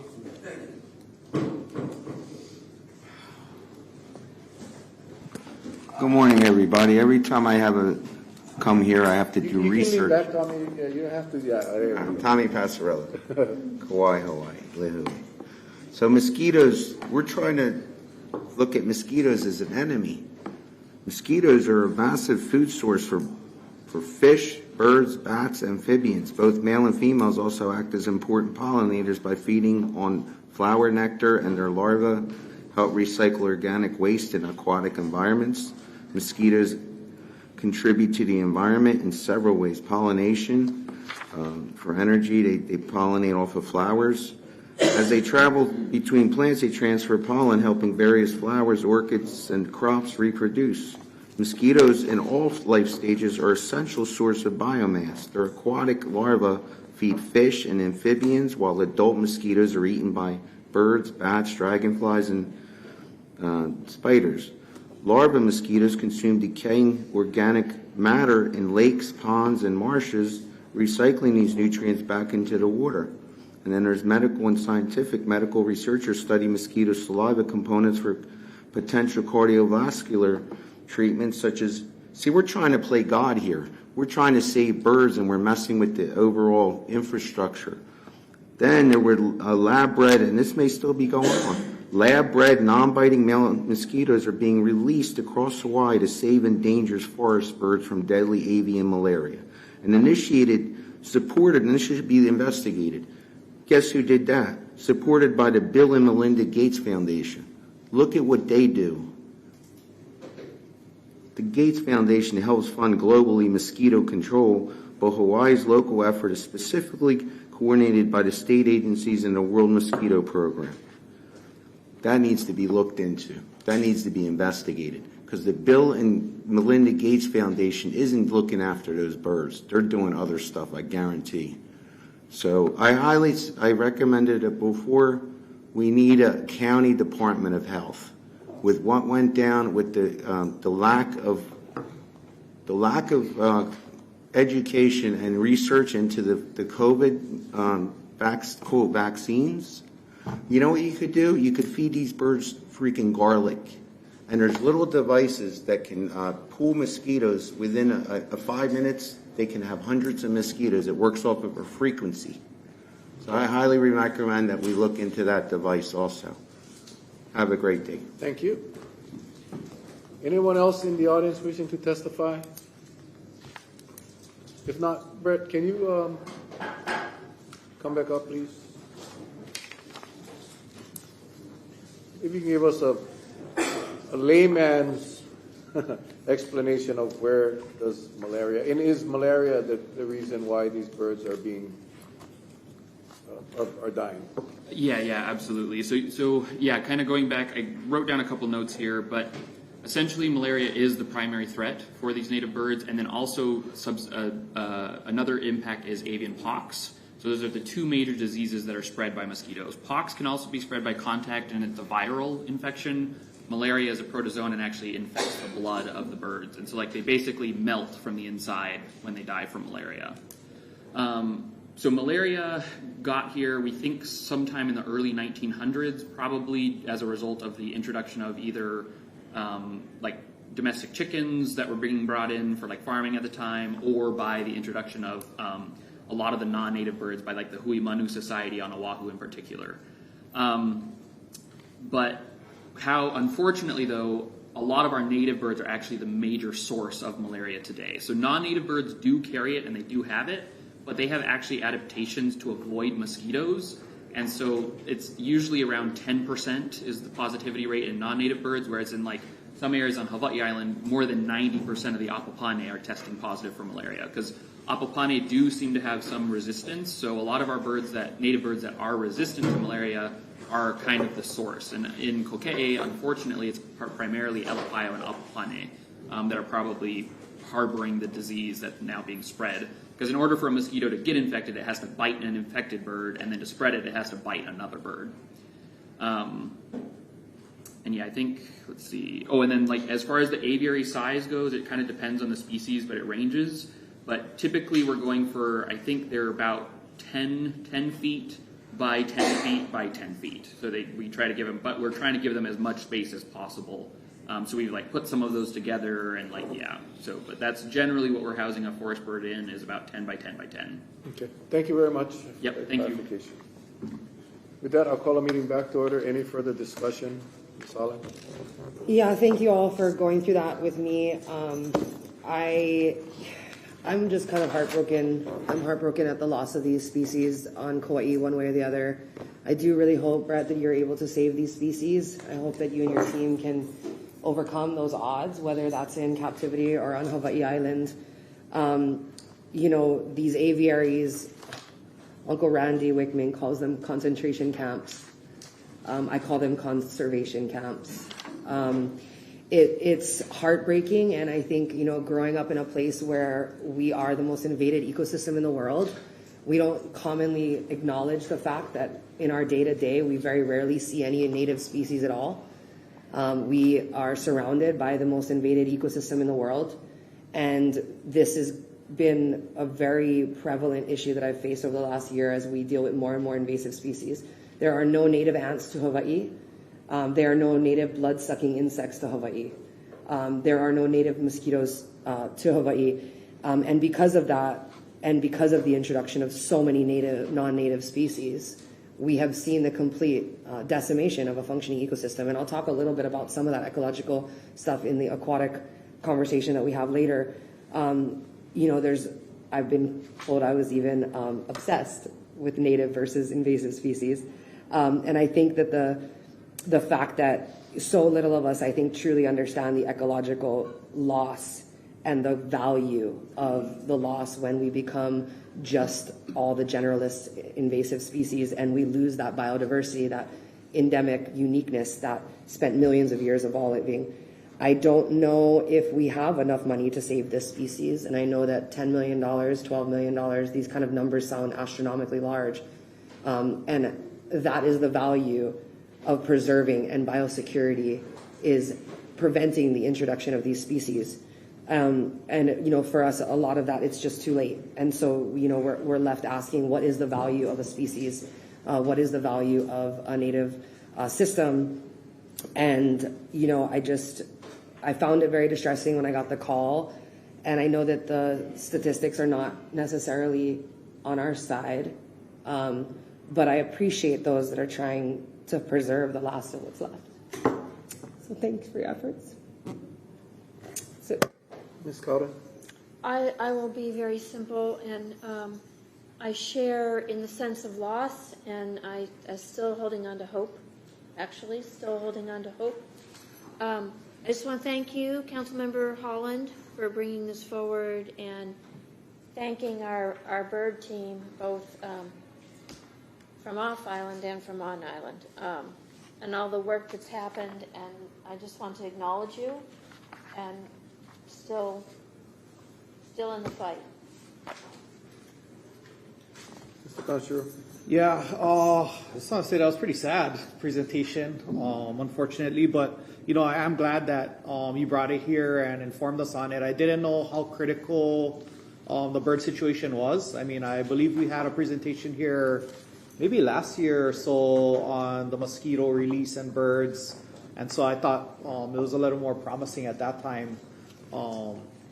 But yeah, I just want to thank you guys for your efforts and that information. It's sad knowing that, yeah, most likely we won't have any of those native honey creepers left on Kauaʻi, and just hopefully somehow in the future, those birds in captivity can maybe expand. But I'm sure the rate of growing that species, I probably won't see it in my lifetime when it'll be big enough where you can release it back into the wild. So just want to commend you guys on your efforts. And I think on Facebook a lot of times I see that one video of the I think it's the O'o, and it has like a video of it just crying out, and it's like the last video of it, and they're like, oh, that's the last video you ever hear of that bird.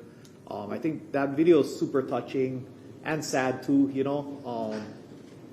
and it's on thank you guys though for all your hard work, and hopefully we can see some positive results, and hopefully you guys can catch that other last bird and get it in. But it's a pretty daunting task.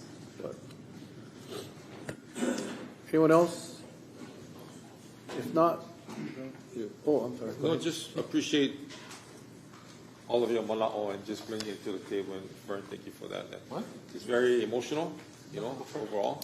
But at the same time, you have the knowledge and understanding that if we can just have follow up, whatever we can do, because that's important to me too, personally. At the same time as a council member, but so whatever we can do to support it, and APRE part on all that stuff that's happening. But very, very important discussion today, and I appreciate all of the information you shared with us, and we just got to take it to the next level. So appreciate that. Mr. Bulasan? Yeah, first I want to mahalo Councilmember Holland for having this on the agenda. Mahalo to Brett for the presentation. Mahalo to everyone working on this issue. I am completely devastated. I'm overwhelmed. I'm sad.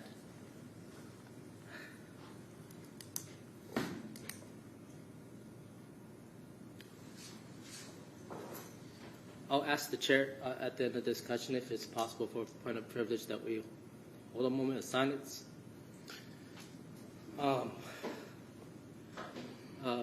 What those birds represent is not just a species, but for a lot of people, it's a connection to place and people and so much more.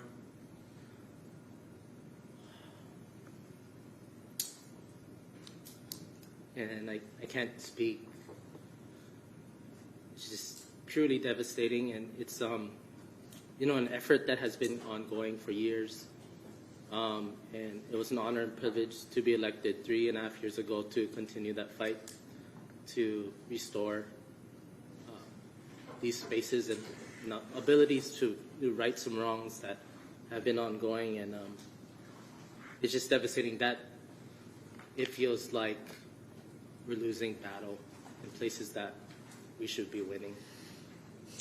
On my spare time, if there's such thing as spare time, me and my son, 26 months old, you'll see us on the side of the road, Rice Street, removing invasive species and planting natives.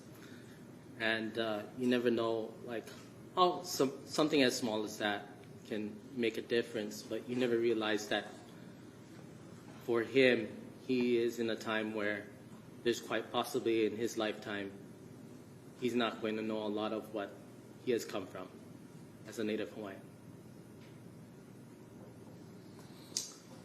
So,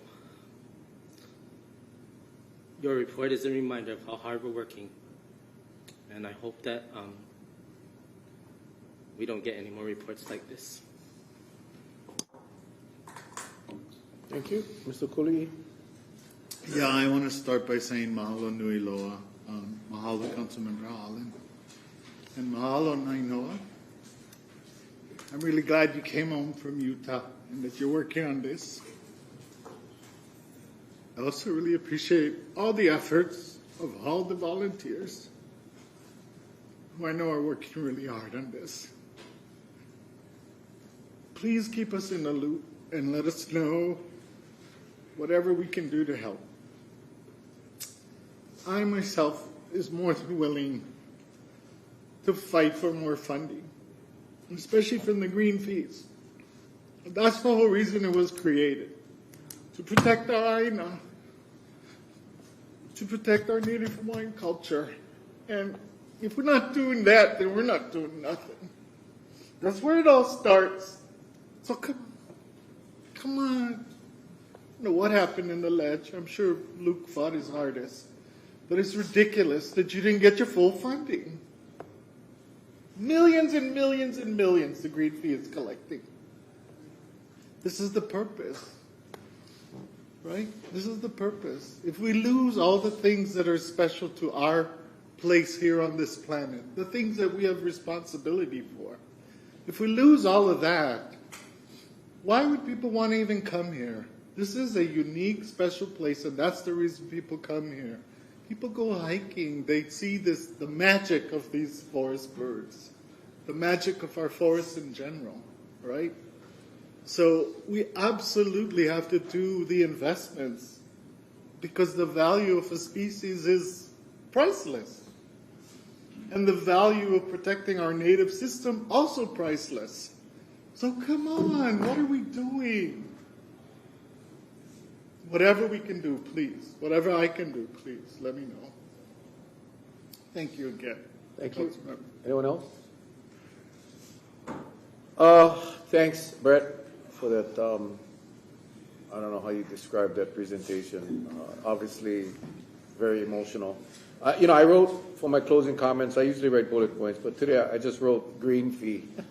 Just like it's kind of disappointing that you've asked for all those funds and it just gets slashed and then up and then slashed. And I think Kipukai is exactly on target when he says the whole purpose, the sales pitch for this green fee to the world was to protect our Aina.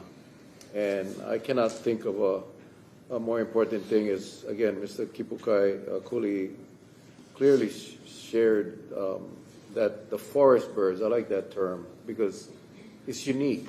And when they're gone, they're gone, regardless of what you get in the freezer. That species will be gone forever. And there are a lot of people here on the island that are connected to these birds. They're not just birds. So I would agree with Mr. Kuli and others that have spoken that let us know what we can do to help you. If it's resolutions, if it's phone calls, if it's pressure, because I think that is what we all got to do. I'm kind of disappointed that we got to take the birds off of Kauaʻi, to be honest with you. I didn't know about these birds until recently, a few years ago, having the presentation here on the floor, going down and talking with these people and learning more about these birds and the significance and the danger of losing them. So yeah, I'm relatively new to this, but I know the significance. So whatever we can do to help, just let us know. Thank you. With that, the motion is to receive. All in favor say aye. Aye. Motion carried. Next item, please.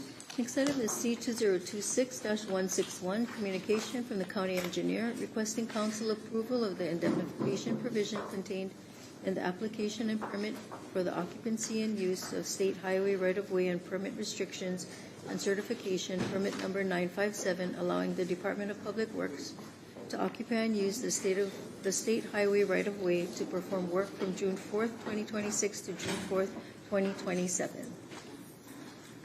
Can I get a motion to approve, please? Move to approve. Second. Any discussion or public testimony? Seeing none, all in favor say aye. Aye. Motion carried. Next item, please. C2026-162, communication from the county engineer requesting council approval to receive and expend state funds in the amount of $431,821 from the State of Hawaii Department of Health and to indemnify the State Department of Health for the fiscal year 2027 grant cycle for the High Five Deposit Beverage Container Program to be used to fund 2 High Five recycling specialist positions, support mobile redemption center operations in Kekaha and Koloa, and support the lease of the redemption center in Kekaha. Move to approve. Second. Thank you. Any discussion or public testimony? Seeing none, all in favor say aye. Aye. Motion carried. Next item, please. C2026-163, communication from the Emergency Management Administrator requesting council approval of the indemnification provision and the unspecified future obligation terms in the National Fire Protection Service Agreement to service the County of Kauaʻi radio sites fire suppression systems. Move to approve. Second. Thank you. Any discussion? I just want to make a comment, if I can. Yeah, let me see if there's any public testimony first. If not, go ahead. I'm appreciating that. Hang on real quick. I don't know who's outside, but can you let them know that we have a meeting going on? Go ahead. I just want to appreciate that Director Yoshio, I just want to read something here on it, just so it's out there for the public, because it's always really uncomfortable for me when I see something that says unspecified future obligation terms. This is a little crazy, but they said what it is, so I just want to read it. That says, National Fire Protection agrees to indemnify the county against all unspecified future obligations, which means attorney fees, indemnification, duty to defend, duty to hold harmless, while the county assumes similar responsibilities for its own actions. The balanced approach ensures that each party is accountable for its conduct and the protection in place that help mitigate legal and financial exposure. Given the vital public safety role of the county radio sites, this benefits to the county, supports acceptance of these terms. So it's just basically that we're going to hold each other equally accountable and unresponsible. I mean, it's balanced, and unless there is an employee doing something directly that makes the mistake. I just so uncomfortable with that use of that phrase that seems to be becoming more and more normal, unspecified future obligations. So anyway, I just wanted to read that out, and I thank Elton for putting that very clearly in here. And that's it. Thank you. I approve it, but other than that. Thank you very much. The motion is to approve. Any other discussion? All in favor, say aye. Aye. Motion carried. Next item, please. C2026-164, communication from Ka'aina Hall, Clerk of the Planning Commission, transmitting for council consideration a bill for an ordinance amending Chapter 15, 12, and 8, Kauaʻi County Code 1987 as amended, relating to a wildfire and wildland urban interface. Move to approve. Second. Move to receive. Move to receive. Okay, the motion is to receive. Any public or any discussion or public testimony? Seeing none, all in favor say aye. Aye. The bill will be coming up later. Next item, please. Chair, on page 4, C2026-165, communication from the Director of Human Resources requesting council approval of the indemnification provisions contained in the Gravic Incorporated Remark Brand Software End User License Agreement to allow the Department of Human Resources staff to score written examinations that are conducted for various positions in the County of Kauaʻi. Move to approve. Second. Any discussion or public testimony? Seeing none, all in favor say aye. Aye. Motion carried. Next item, please. C2026-166, communication from Darren Rose, Assistant Chief of Police, Police Operations Bureau, transmitting for council consideration a bill for an ordinance amending Chapter 6, Kauaʻi County Code 1987 as amended, relating to establishing the Special Duty Police Officer Program Fee Account. Move to approve. Receive. Second. Moved and seconded. Any discussion or public testimony? Seeing none, all in favor say aye. Aye. Motion carried. Next item, please. C2026-167, communication from Darren Rose, Assistant Chief of Police, Police Operations Bureau, requesting council approval to accept funding from the State of Hawaii 911 Board in the amount of $1,375,420 for annual recurring and non-recurring expenditures to operate 911 services as part of the Kauaʻi Police Department's Public Safety Answering Point and Alternate Dispatch Center. Move to approve. Second. Moved and seconded. Any discussion or public testimony? With that, I'll suspend the rules. I spoke to, I believe, a lieutenant during the charity walk, and he says that our dispatchers, we don't have enough dispatchers. So I highly recommend we put it out there to get dispatchers. I think all police officers should be trained. We could use fire department. They can help with the dispatch room. And we could even have volunteers that could see what we do. Like, I don't know if the county council's ever been doing dispatching in a dispatch room, but it's such an important thing to have high-tech dispatching. And whatever needs to be done to have state-of-the-art dispatching should be granted, and we should investigate, or not investigate, but we should really do our research to see who has their act together across this country when it comes to dispatching. And one of the main things is having really well-trained dispatchers. It's a high-stress job. It's extremely important. And they are first responders. They save lives every day just by asking right questions and by being there in a timely manner. And thank you. Thank you. Any other public testimony? Seeing none, call the meeting back to order. Any further discussion? The motion is to approve. All in favor say aye. Aye. Motion carried. Next item, please. C2026-168, communication from Nahilani Parsons, Hawaii State Association of Counties Executive Director, transmitting for the Kauai County Council's consideration the 2027 8SAC legislative package timeline for submitting legislative proposals for consideration by 8SAC, as active participation helps to ensure that the measures advanced are inclusive, well-vetted, reflective of the diverse needs of the communities, and can collectively advocate for stronger, more impactful legislation. Move to receive. Moved and seconded. Any discussion or public testimony? With that, I'll suspend the rules.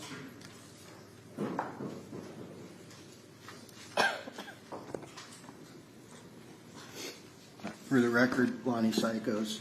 Just clarification for the public that's not familiar with all the legalese that runs through here. This communication is just the timeline for the next legislative session for when the county or private individuals need to get their bills before the state legislature. But it doesn't include any actual legislation? Correct. My sole question. Thank you very much. Thank you. Any other public testimony? Seeing none, I'll call the meeting back to order.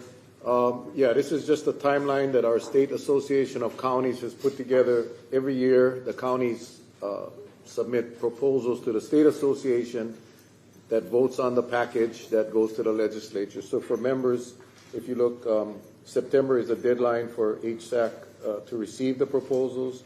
Those proposals have to be approved by this council first. So working backwards, if you have any proposals for the HSAC package, I would suggest getting that on, working on that immediately so we can get it approved out of our body by August so it can get to HSAC by September. With that, the motion is to receive. All in favor say aye. Aye. Motion carried. Next item, please. C2026-169, communication from Mark Ozaki, Deputy Chief of Police, requesting council approval to accept the donation from the Kauai Police Activities League nonprofit in the amount of $100,000 to support the establishment of a KPAL bowling alley at the Pi'ikoi Recreational Facility. Move to approve. Second. Chair, question. With that, we do have a question. We'll suspend the rules. Can we have a representative?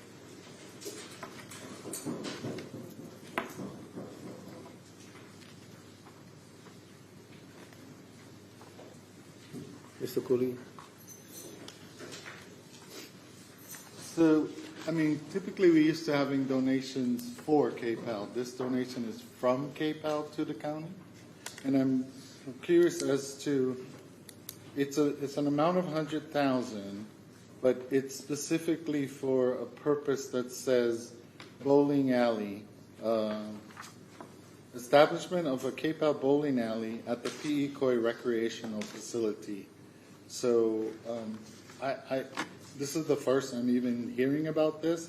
And where is the Pi'ikoi Recreational Facility? So for the record, Deputy Chief Mark Ozaki.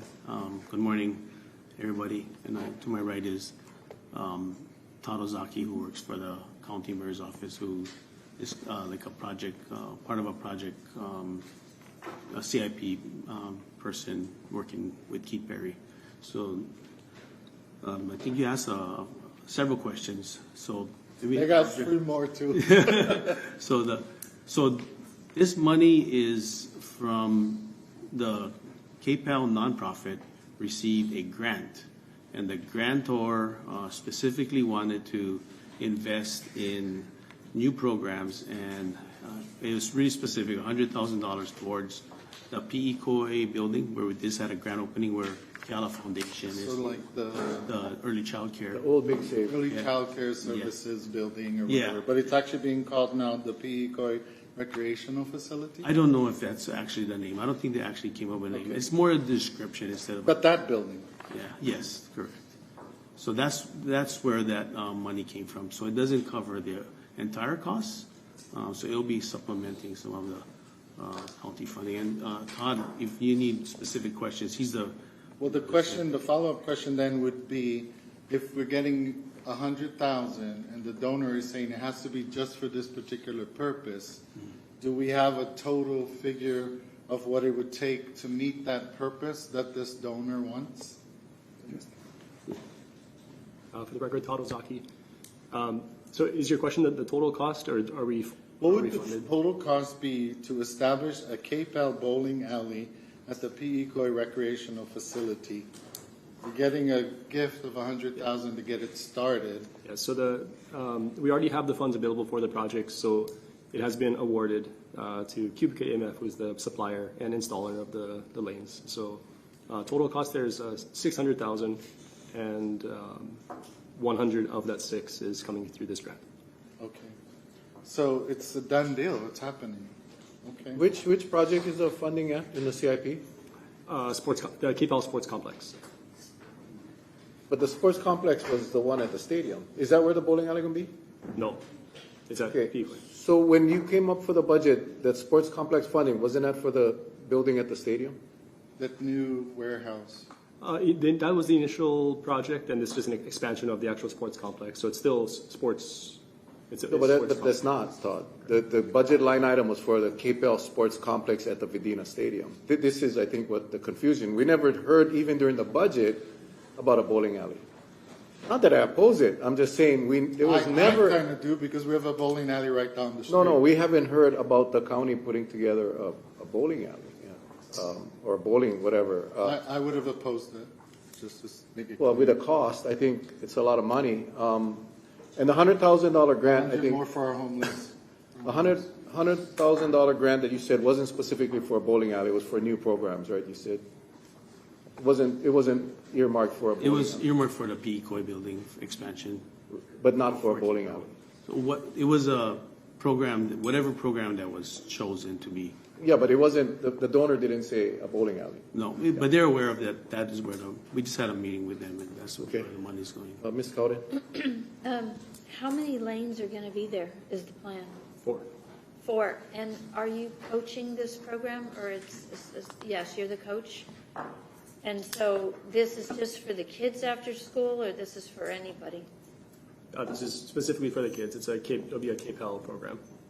And then does the bowling alley, are they chafing on it, or are they, as competition, are they okay with it? No, the owner is aware, and this is not designed to be competition. It's not going to be open like regular business hours, like the bowling alley is. But this is specifically to bring in new kids into the sport, and then also as a additional training facility for the ones that do want to take it further.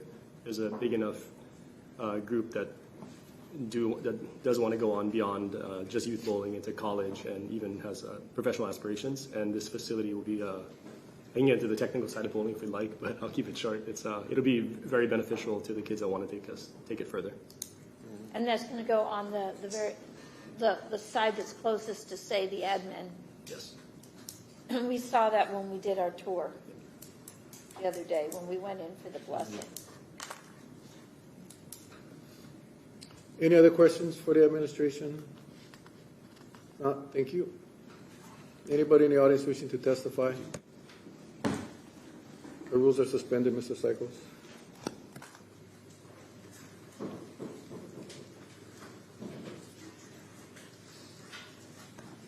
For the record, Lonnie Psychos. Could you tell me where the location is? Right here, the old Big Save. Pardon me? The old Big Save, right across the street here. Okay.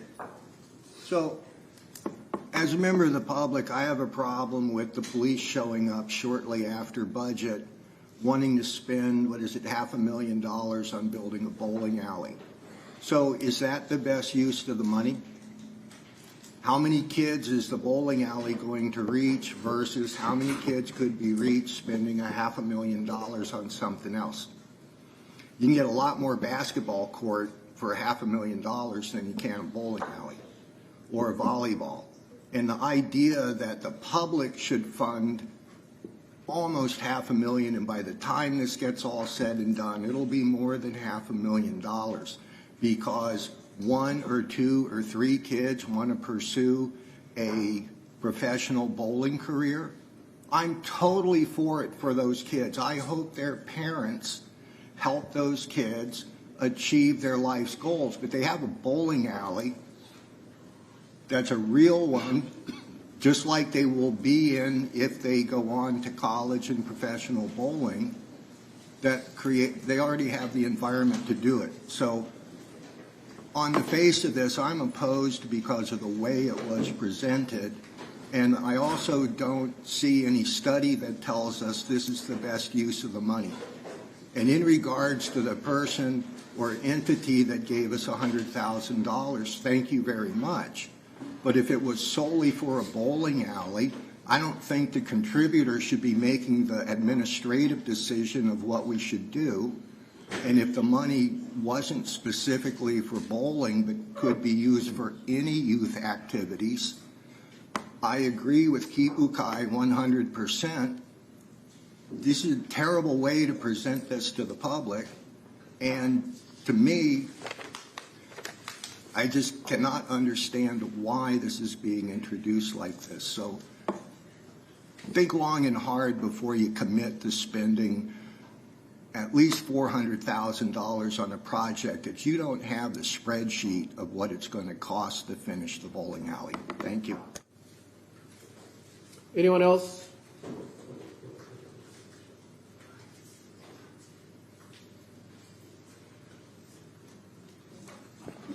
Bowling, that's a perfect strike. Mr. Ozaki is a very, very nice person. I bowled with him a while ago with his wife on Thursday nights, 2-person league. I say do a documentary, use that bowling alley to make money. We could get a hold of all the bowling through PAL nationwide. We could invite people here, and we could have 3-year-olds starting to bowl when they're 3 years old. Yeah, we can bring them to the bowling alley over there. It gets expensive. Even the rock and bowl on a Friday night is, I don't know, blank amount of money. So to have little kids, I say put pickleball in there. You could put a batting cage in there very easily. You could put that simulator for golfing in there. Make it a high-tech, amazing jiu-jitsu, boxing. Like certain things don't take a lot of money. Now to build a bowling alley, I say go for it. $400,000, get donations. Put it out there. We could get $400,000 in a couple months. Call Mr. Zuckerberg. That's like him going to dinner with a few of his friends. Have him come and help with the bowling alley and cut the ribbon on it. I say it's really important. That energy right there is real, real important. Yeah, we could help a lot of houseless people with $500,000, but make this space as nice as we can. And to have a bowling alley in a PAL athletic league, that raises the bar like tremendously. Mr. Ozaki will probably be there a lot helping kids. It's like paradise in a way. If you want to learn how to bowl, and I say put pickleball in there too. It wouldn't take hard to put a few pickleball courts. Pickleball is the fastest growing sport in the world. I hope it becomes a scholastic sport in Hawaii like next year. So I say get donations. If it can't be done through a budget, then I'll do the work. I'll call every major corporation in this country, and I'll call 100 of them in the next 2 weeks and tell them what our plans are for a bowling alley. And we could take nice pictures and have a fundraiser, and we could do a karaoke fundraiser. And I say, yeah, let's put a temporary bowling alley in there that's like you set the pins up yourself and go from there. Thank you. Okay, I apologize. We got to take a caption break, and I see another testimony, and I know we're going to have some discussion. So with that, we'll take a 10-minute caption break.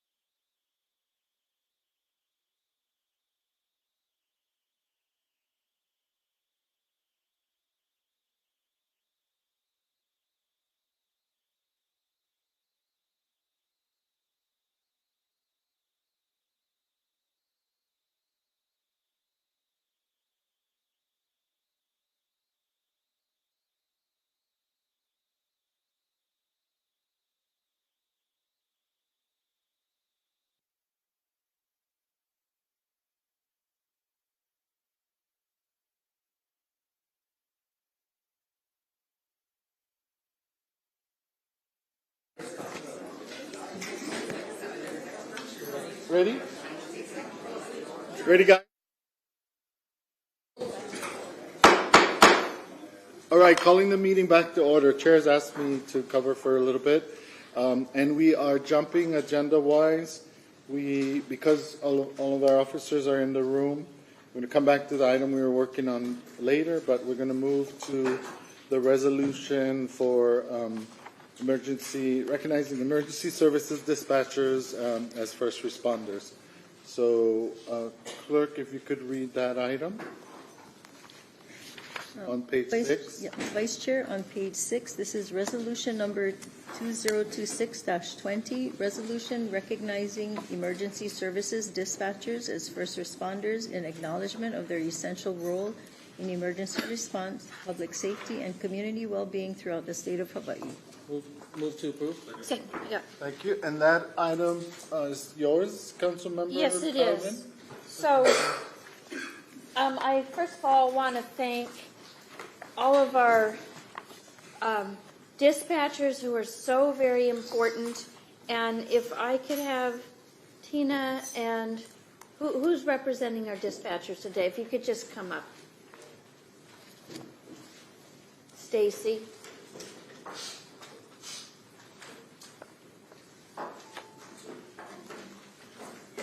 Actually want to read the resolution. I almost never read a resolution, the whole thing, but I really want to say it because of how important it is and how valued our dispatchers are.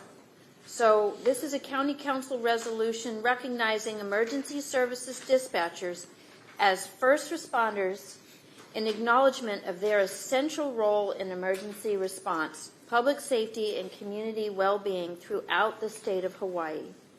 Whereas emergency services dispatchers play a critical role in emergency response, and whereas emergency services dispatchers often serve as the first point of contact for individuals experiencing emergencies, providing calm, professional, and immediate assistance during times of crisis across Kauaʻi and throughout the state. And whereas in both Kauaʻi and Maui counties, emergency services dispatchers are responsible for assessing emergency situations, providing critical instructions, and coordinating the rapid deployment of police, fire, and medical personnel to ensure timely response.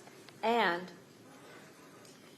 whereas in the performance of their duties, emergency services dispatchers provide life-saving instructions over the phone, including but not limited to CPR, choking intervention, bleeding control, and other emergency medical procedures, often sustaining life until emergency responders arrive on scene.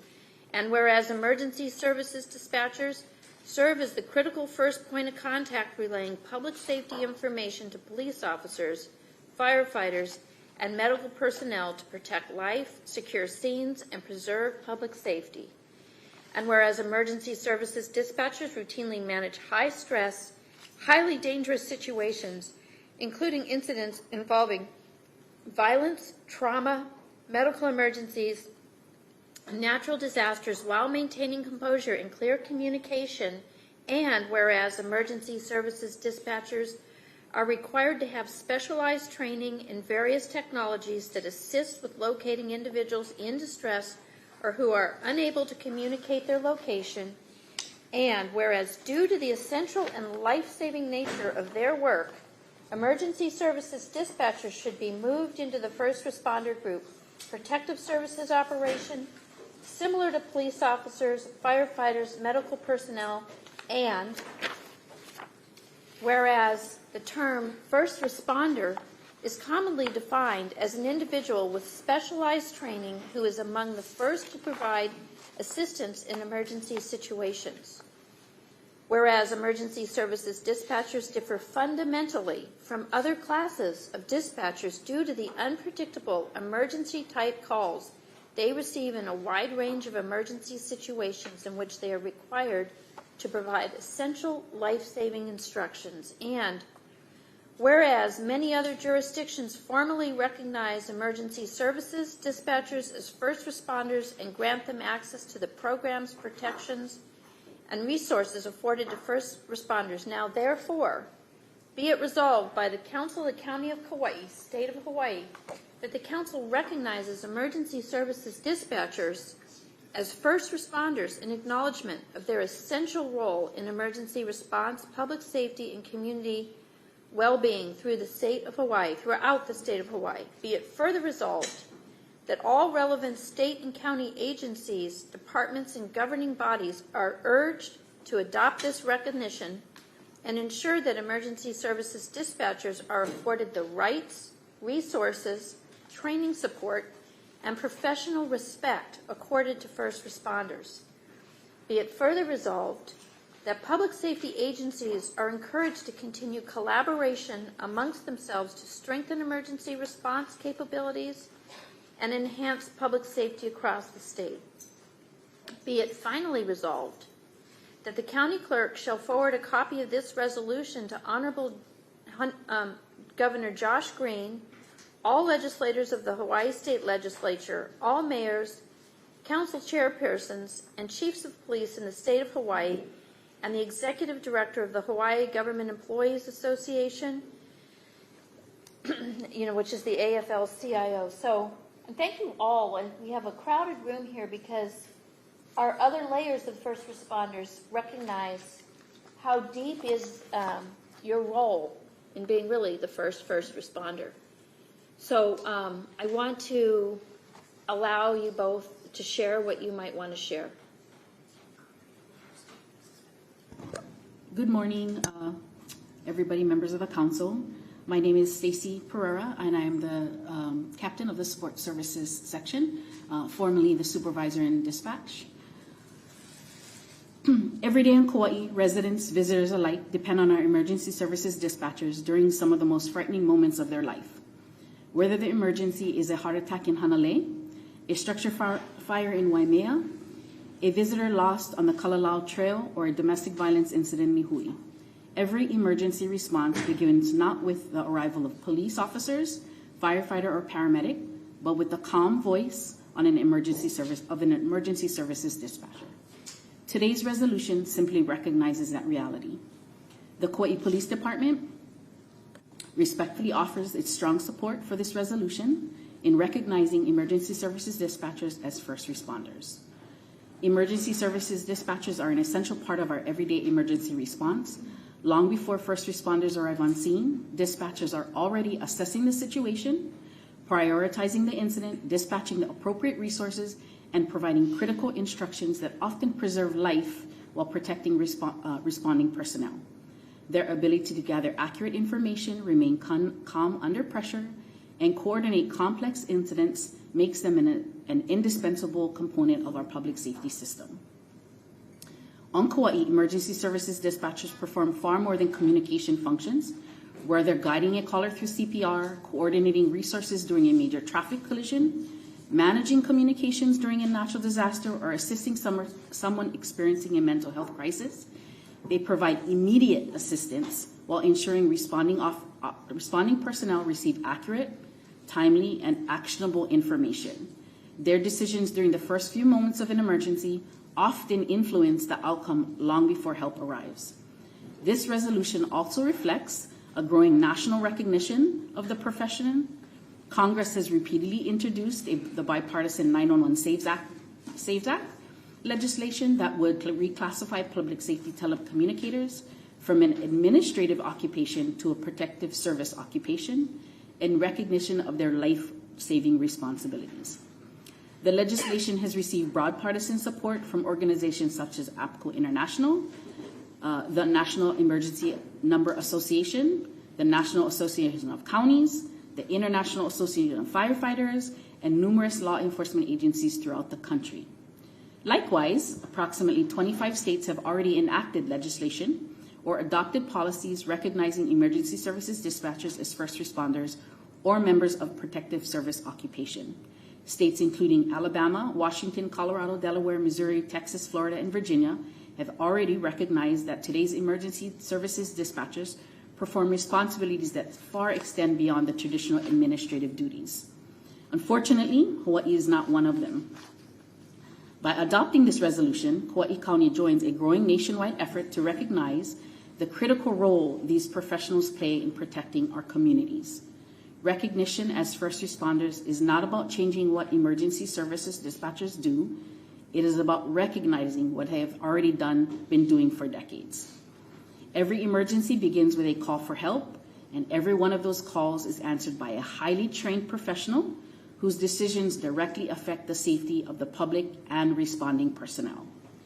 They have never asked to become first responders. They have always been first responders. This resolution simply ensures that their professional designation reflects the responsibilities they have faithfully carried out in our community. The Kauaʻi Police Department respectfully urges the Council to adopt this resolution and continue advocating for statewide recognition of emergency services dispatchers as first responders. By doing so, Kauaʻi County will affirm its commitment to public safety, support the dedicated professionals who serve our community every day, and demonstrate leadership in advancing a public safety system that recognizes every member of the emergency response team. When the people of Kauaʻi call 911, they do not care what the title is on the phone. They care that someone is there to help them. This resolution ensures we recognize those that who've always answered that call. Mahalo for your time and consideration. Thank you. Thank you. Thank you, Councilmember Calvin. Does Tina have something to say too? Hi, good morning. I'm Christina Chong Tim. I am the newly promoted Public Safety Communications Manager. I have been a dispatcher for 19 years, just about 20 at the end of the year. I have dealt with calls, all types of calls. I've helped someone through childbirth. I have helped a daughter perform CPR on her mom. It was a mom's birthday, so helping her go through that, the emotions of that, and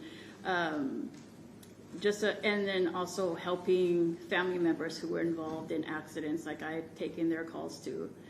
I appreciate this recognition because I feel like what we do every day is important and important for the people of Kauaʻi or people in general. Like we're here to help. And I fully appreciate this recognition for us. Okay, and my hope is that it Yeah. can impact. Thank you. things Thank you, to it. Councilmember Cowden, for bringing this resolution forward. And at this point, I thank Officer Pereira and Dispatcher Chong Tim for their testimony. I'm not sure if you're testifying on behalf of all your colleagues or if any other colleagues also want to come forward for testifying. We're taking further testimony, and I'm handing it back over to Chair Raposo. Here's Captain Pereira. Yeah. Captain Pereira, sorry. Anyone else in the audience wishing to testify? Please come up, Chief.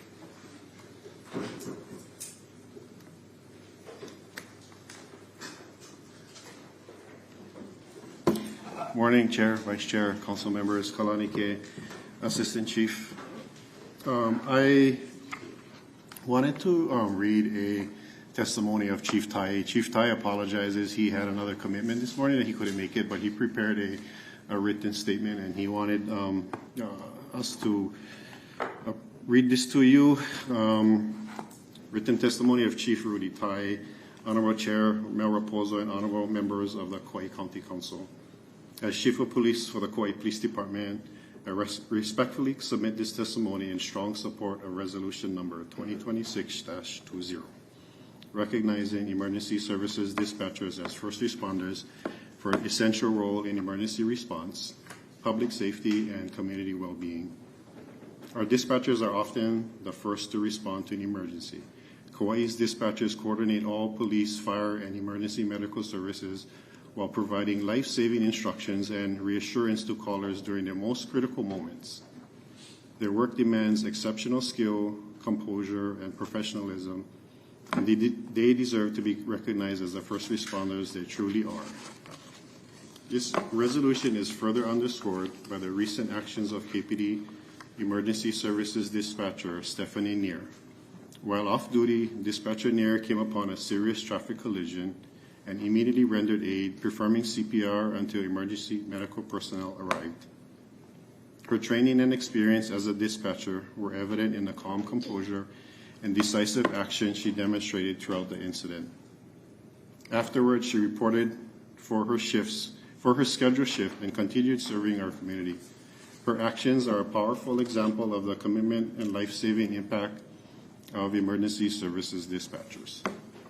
The Kauaʻi Police Department respectfully urges the Council to adopt Resolution Number 2026-20 and continue its advocacy with the Hawaii State Legislature to formally recognize emergency services dispatchers as first responders under state law.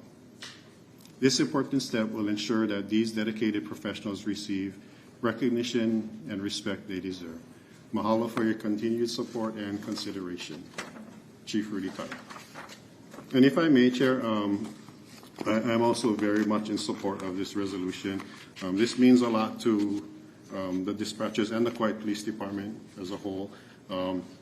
As a member of command staff, we try our very best to make sure that we provide our dispatchers with all the support that they need, the equipment and training that they need to do their job and be effective at their job.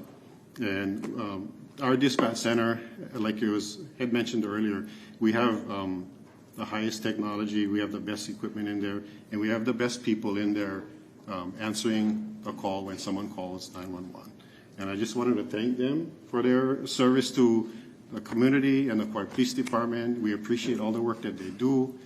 And I formerly was sitting on the state 911 board, and as a board, this is something that we have been trying to encourage our state legislators and even our U.S. representatives, is to really encourage them to try and change the law to recognize them as what they are, first responders. So thank you for your time. I appreciate you bringing this resolution forward, and thank you so much. Thank you. Anyone else? Mr.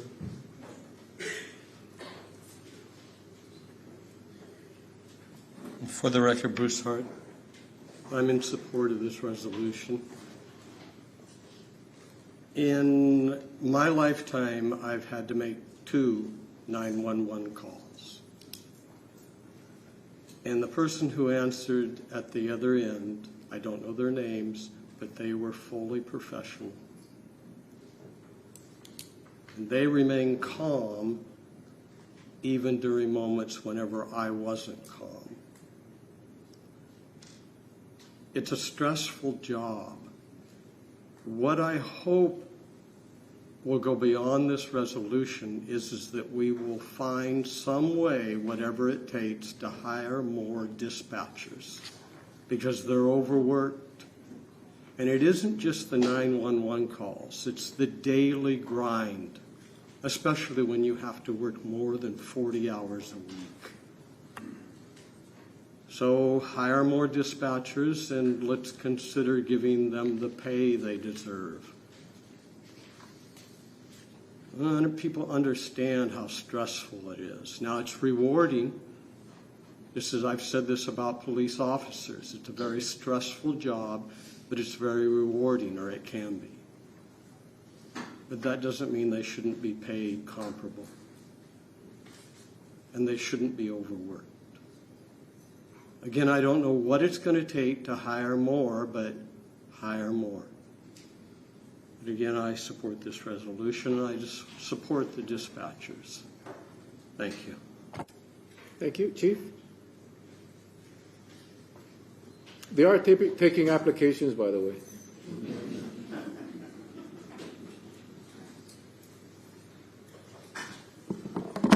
Thank you, Chair. Good morning, Council. And thank you, Councilmember Cowden, for putting this forward. On behalf of Kauaʻi Fire Department and Crash Fire, unless Captain Wilkes wants to come up, we respectfully ask for your support for recognizing our dispatchers as first responders. Although our firefighters, lifeguards, police officers are the first ones to arrive on scene, except if they're on their way to work one day, the dispatchers, they are the first person to make contact.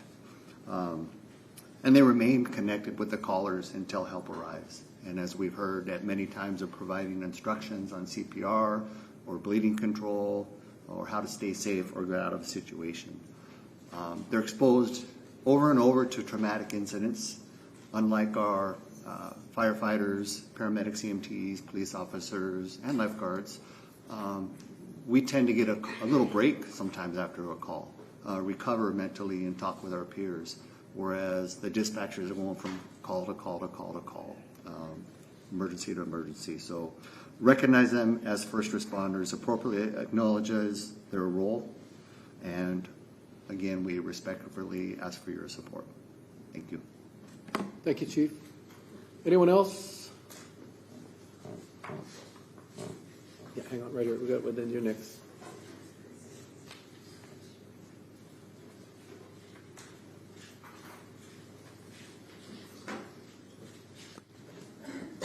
Hi, good morning, Chair, Council members. Thank you for the opportunity to speak today. My name is Tina Hamayasu, and I serve as the Operations Manager for AMR Kauaʻi. I'm here to express my strong support for recognizing 911 emergency dispatchers as first responders. When members of our community experience the worst moments of their lives, the very first person they encounter is often not a firefighter, police officer, or paramedic. It is the voice that answers the 911 call. They rapidly gather critical information, identify immediate dangers, dispatch fire, police, EMS, ocean safety, and provide life-saving instructions over the phone. Our Kauaʻi dispatchers experience the emotional weight of every emergency. They hear the panic in a parent's voice, the cries of victims, and the sounds of traumatic events unfolding in real time. They remain calm while helping others through crisis, often without ever learning the outcome of the calls they handled. This repeated exposure to trauma places them at significant risk for stress, burnout, anxiety, and post-traumatic stress, just as it does for other personnel who respond in the field. Recognizing 911 dispatchers as a first responder is more than a symbolic gesture. It accurately reflects the essential role they perform every day. It acknowledges the responsibilities they carry, the trauma they endure, and the professional standards they uphold. Today, I respectfully ask that you recognize what our 911 dispatchers have long demonstrated through their actions. They are first responders in every meaningful sense of the term. They deserve the recognition, respect, and support that accompany that designation. Thank you for your time, your service to our community, and your consideration of this important issue. Thank you. Elena?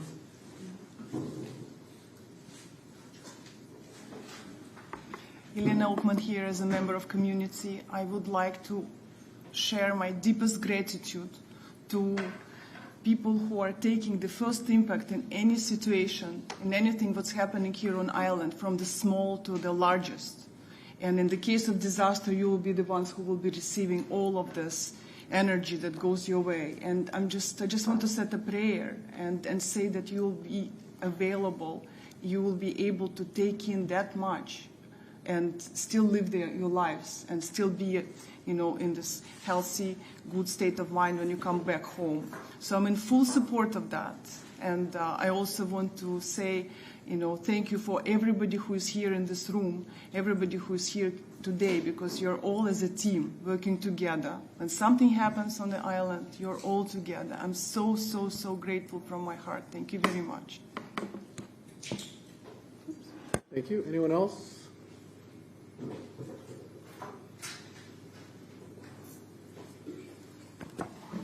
Good morning, Tommy Passarella. A lot of great energy in here. There's hundreds of years of experience behind me and in front of me. I just found out 4 months worth of training to become a dispatcher. I didn't think that. I didn't know that. Paid training.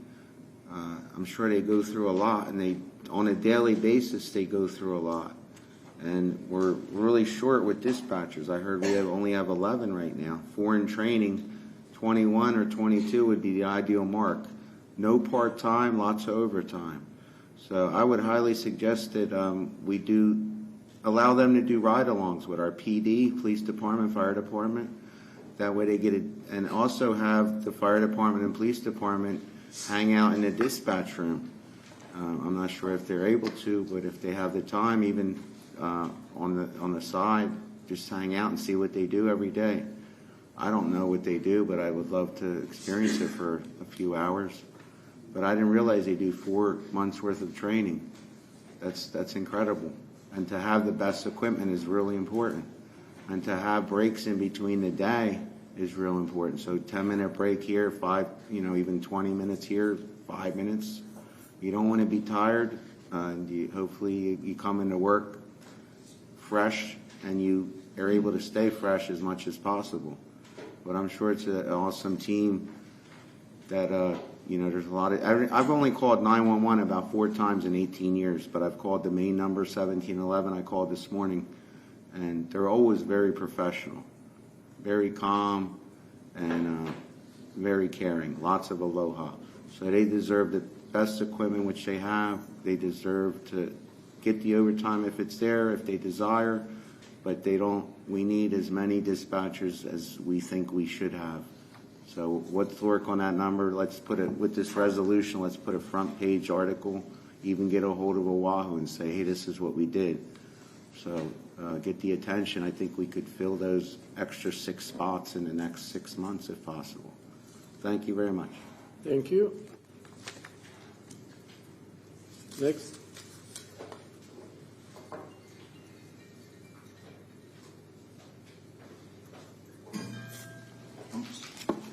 For the record, Lonnie Sykos.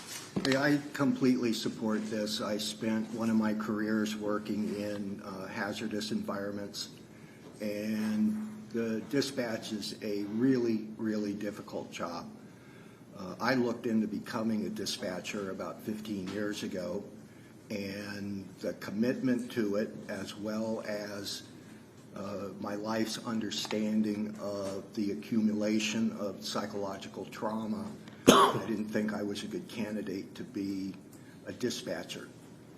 It is a tremendously difficult job, and for their benefit, they would probably be much better off working a 30-hour week than like the 60 hours or 50 hours that they currently put in. And so the previous speaker, I agree, one of the focuses of the council should be to figure out how to get more dispatchers hired. It will be a disaster for us if a group of dispatchers has to leave because of psychological trauma. And the more overtime we force them to work, the more traumatized they become. So fully in support of them becoming emergency responders, and even more in support of raising their pay and lowering the number of hours they work per week, which I realize is contract issues and whatnot, but it is the reality. We need to protect them from the harm that we, the public, expose them to in the course of them doing their job. Anything we can do to reduce the psychological stress on them, we have an obligation to figure that out and then to do it. Thank you very much. Thank you. Anyone else? If not, we'll call the meeting back to order. Any final discussion? Ms. Calder? I, again, just want to thank the entire room and all that you represent for all the many ways that you help, and just, again, recognizing the importance of our dispatchers. Something that we heard from AMR that I hadn't really thought about, so I just want to acknowledge, is that routine stress of not hearing the outcome of the calls they assist, right? Probably for many of you in the other layers of what you do too, you don't get to know, does this person survive or not survive? So that's a very big deal, and I appreciate our police and county public information officers that do put a lot of that information out, but those are the high profile calls that you get. So I just want to recognize that too. I'm sure that that's tough, and again, thank you all for being here. Thank you. Anyone else? Ms. Collins? Yes, thank you very much. Thank you, Councilmember Cowden, for this resolution. And again, I mean, I think a lot has already been said about the importance of our dispatchers, but it really is the first person to respond to people in the most critical, sometimes stressful and worst situations of their lives. So I think this is very warranted, and you have my full support. So thank you very much. Mr. Kaneshiro? Yeah, I just want to say dispatchers are definitely first responders, and I guess I'll take the opportunity to advertise our vacancies. But if anybody is looking for job opportunities, we do have a bunch of dispatcher positions open, and dispatchers starting pay is $55,000, and there's a differential knowing that we have a hard time filling these positions. So starting is $55,000. There's a $750 per month differential that gets paid on top of that for the first year. So your compensation would be about $64,000. And after the first year, you get a $1,400 per month differential. So your salary would bump up to like $71,000. And so I'm glad that we were able to recognize that, the pay wasn't helping and that differential should help. Again, it is a stressful job though, but and I believe they also get nighttime differentials also for working at night. So it is a pretty good career if you have the opportunity to do it. It's much needed on island, and I just wanted to throw that out there because that's definitely one of the largest vacancy openings in addition to police that we have at the county, and it's much needed. So thank you for all that you do, and just wanted to throw that out there. Hopefully you get a whole influx of people wanting to be dispatchers now, but I figured I'd just try and mention it. Anyone else? Mr. Cavallo? Just appreciate all the work you folks do and the importance of what you do, and want to make sure that we are here to support you 100% and very supportive of the entire operation, and look forward to more people signing up now or getting hired soon. And thank you so much for all the work that you do, and really appreciate it.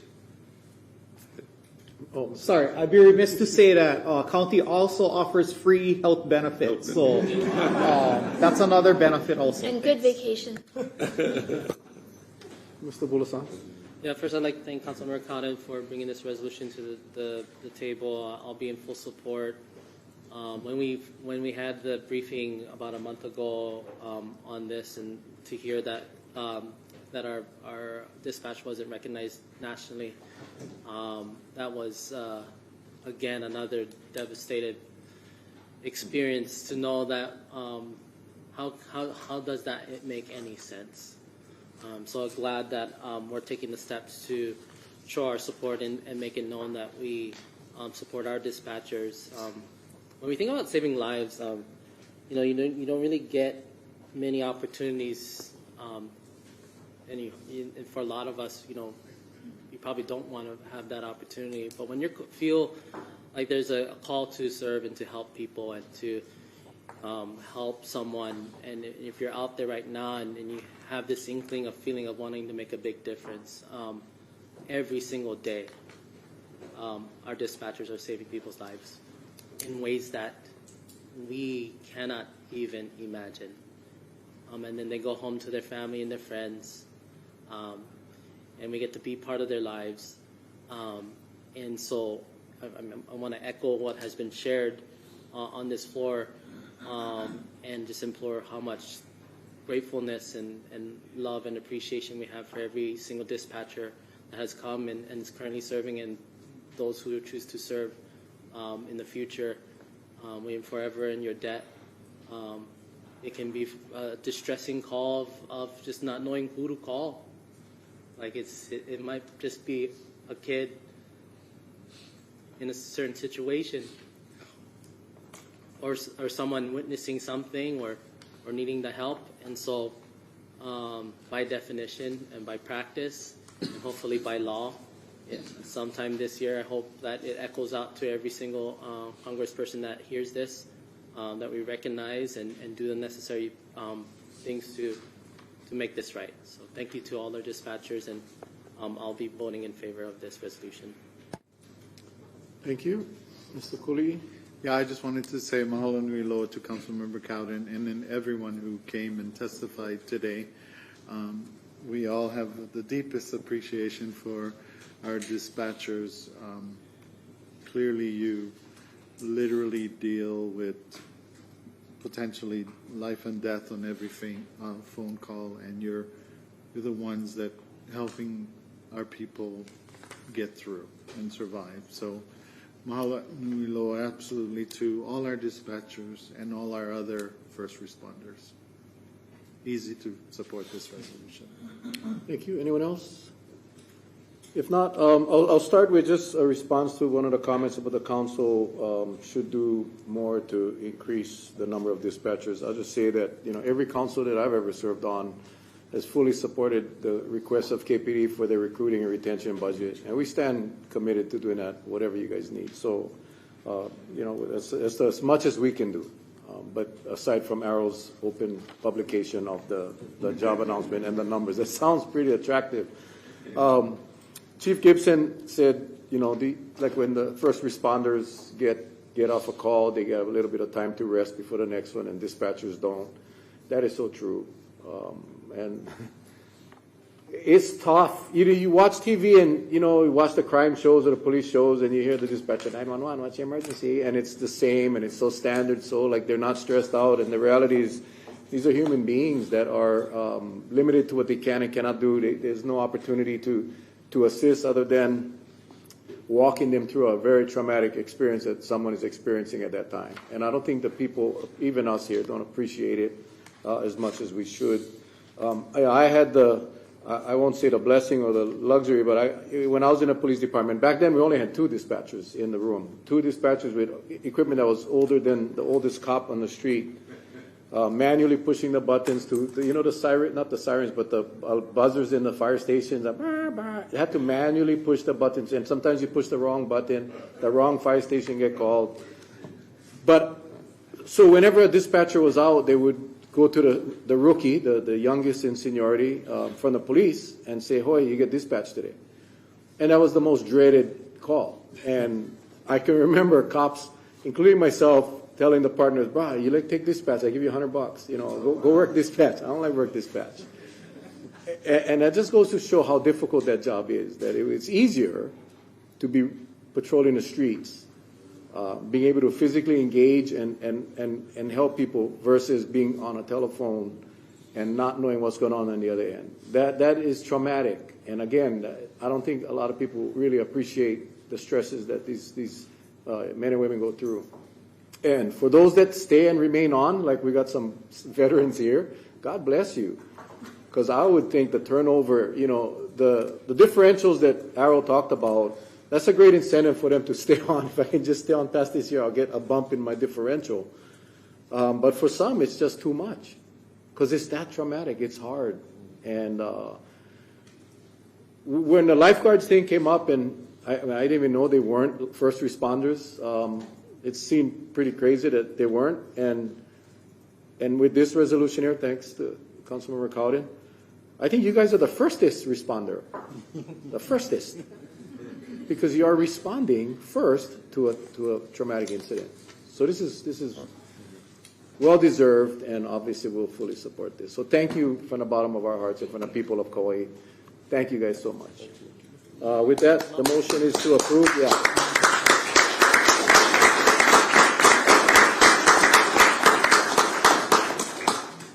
The motion is to approve. Roll call. Councilmember Bolasan? Aye. Councilmember Carvalho? Aye. Councilmember Cowden? Aye. Councilmember Holland? Aye. Councilmember Kaneshiro? Aye. Councilmember Kuli'i? Aye. Council Chair Reposo? Aye. 7 ayes. Thank you. With that, we'll go back to 169, and then I will suspend the rules, and I think Mr. Hart was the next in line to testify.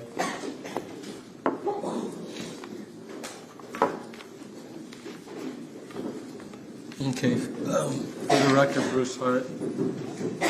Here we're talking about the KPD's request for $100,000 being introduced on a bowling alley, K-POW.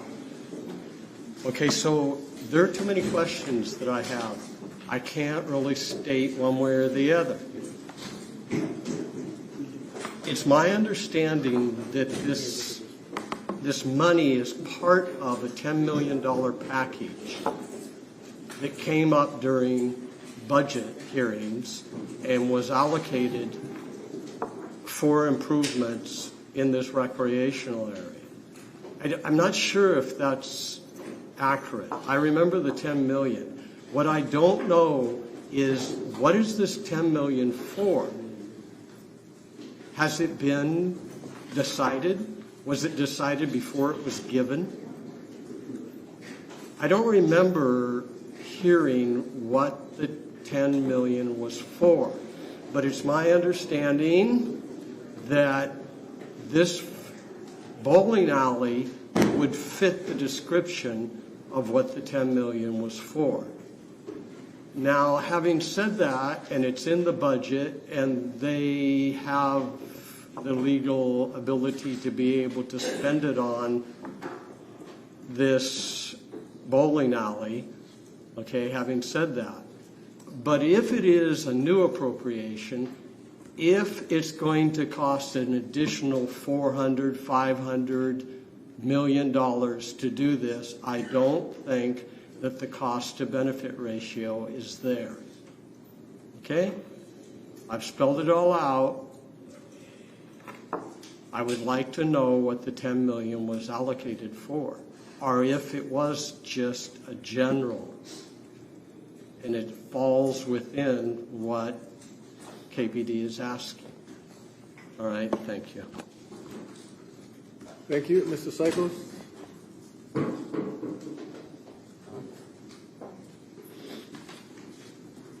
For the record, Lonnie Psychos. I have a problem with this. And it's a problem having a problem with this with so many police officers in here. This is the question for all you guys is how many kids are on Kauaʻi and how many kids belong to KPAL, and the kids that don't belong to KPAL, can they use this facility? And so, question for you guys, how many kids is this actually going to benefit? And so if the general public can't use it, would the money not be better spent in a county-owned facility that lets the public in? And so my opposition to this is all of this money is going to a finite group of kids, as I understand. To use the facilities, you got to join the program. So if your parents don't put you in KPAL, then all of this tax money doesn't do you any good. So part of my questioning of the propriety of doing this is what percentage of kids on Kauaʻi will have access to this? And not that if their parents sign them up, all the kids have access. Right now, today, how many kids are in KPAL and how many aren't, and who has the use of this facility? Thank you. Thank you. Anyone else? If not, I'll call the meeting back to order. Any further discussion, Ms. Calder? I want to say that I will be supporting this. And Parks and Recreation is a county function. Social Services is a state function. Everybody knows I'm a huge champion of taking care of our unhoused population. But our job is to take care of county parks and facilities.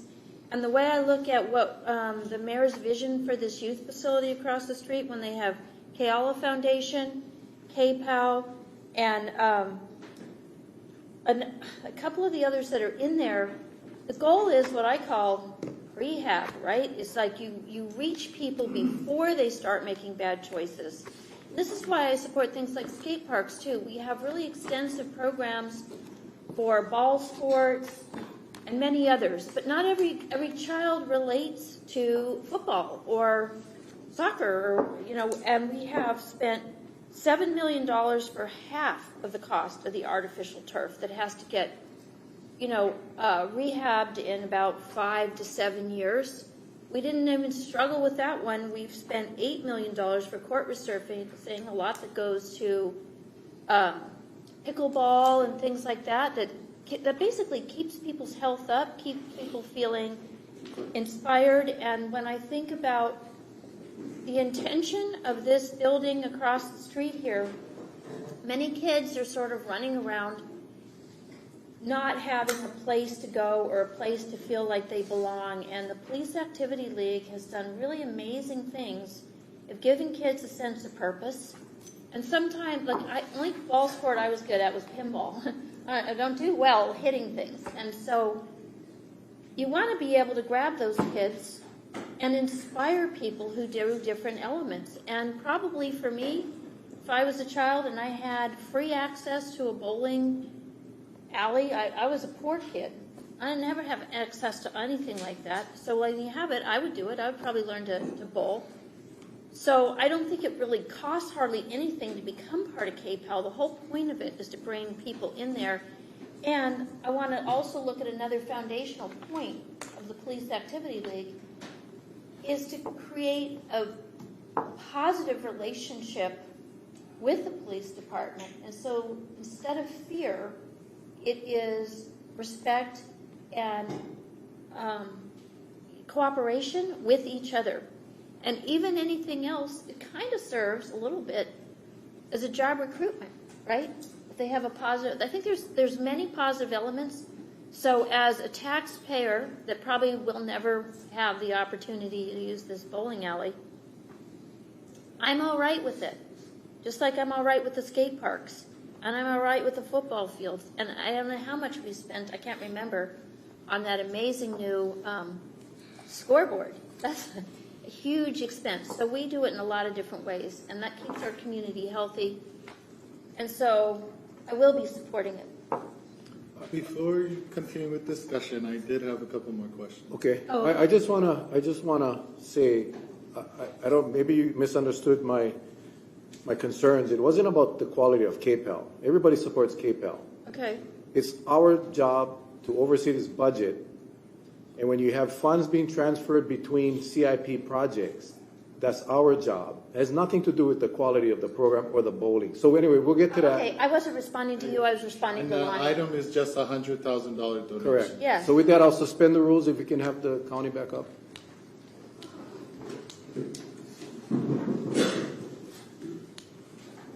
My two questions about the programming and funding of programming for KPAL programs is how much total funding did we invest in the facility that was at the Filipino Cultural Center for KPAL programming? We built a gym there, a weight room, and when will all that equipment move to the new KPAL facility? So how much did we invest there? So as far as equipment, I forget how much the exact amount is, but we are actually taking that equipment and transferring it to the new facility at Medina Stadium. So all the boxes. To the complex, the sports complex, not to this area of it. No. Not to the We're storing it there. Koi recreational facility, which I think is miswritten here.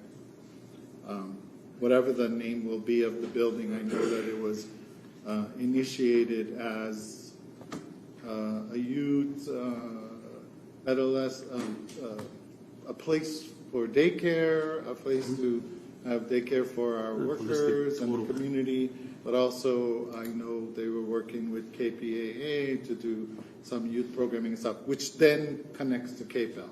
But KPAL itself will have its own facility by the stadium. Will KPAL be assigned any space in this facility here? And so how much of the facility, we just saw it at the Blessing, it's a huge facility, so there's lots of space. I know you probably put a lot of different things in there, but how much of that space is being dedicated to KPAL? Do you know the exact measurements? 50%, 25%? Not 20%. 50, I would say more than 25-ish. 25%. That's pretty significant, actually. Yeah. Okay. And that for KPAL, you mean, yes. And then since you're the one who knows, do you know like what the other big pieces are? For KPAL. For the facility here. The facility. Because this is where you're talking about putting a bowling alley, right? Correct. Okay. So the front half is the daycare Daycare. Keala Foundation has the gyms. And Keala is the gym. Yep. So will KPEL use their gym, or will you just do your regular gym at your sports complex? The KPEL gym is the sports complex. Yeah. And So- then KPEL has its own section within PECOI. So daycare, what, is another 25%, and Kaua is another 20, I think the daycare has the majority. Like real rough numbers, let's say the daycare is 50, KL is 25, KPEL is 25. So something like that. Then there are some shared spaces. And so is it KPEL's intention to use their entire 25% space there for this bowling alley? KPEL has 3 activities there. So it's bowling, it's e-gaming or esports. What is that? Electronics, video games. Okay. Esports. It's a high school sport now. Esports. And coding, computer coding. Yeah, computer coding is part of the esports, or with the same on the same footprint. And then looking into also, I guess we refer to it as engraving now, so kind of a crafts area, laser engraving, maybe 3D printing. That's the third thing. Yep. So are you primarily breaking it down into 3 equal parts, or will the bowling alley take up most of the space? Bowling alley will take up the larger portion of the KPEL space.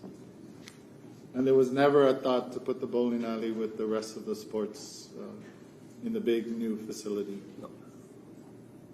Okay. Thank you, Chair. Any other questions?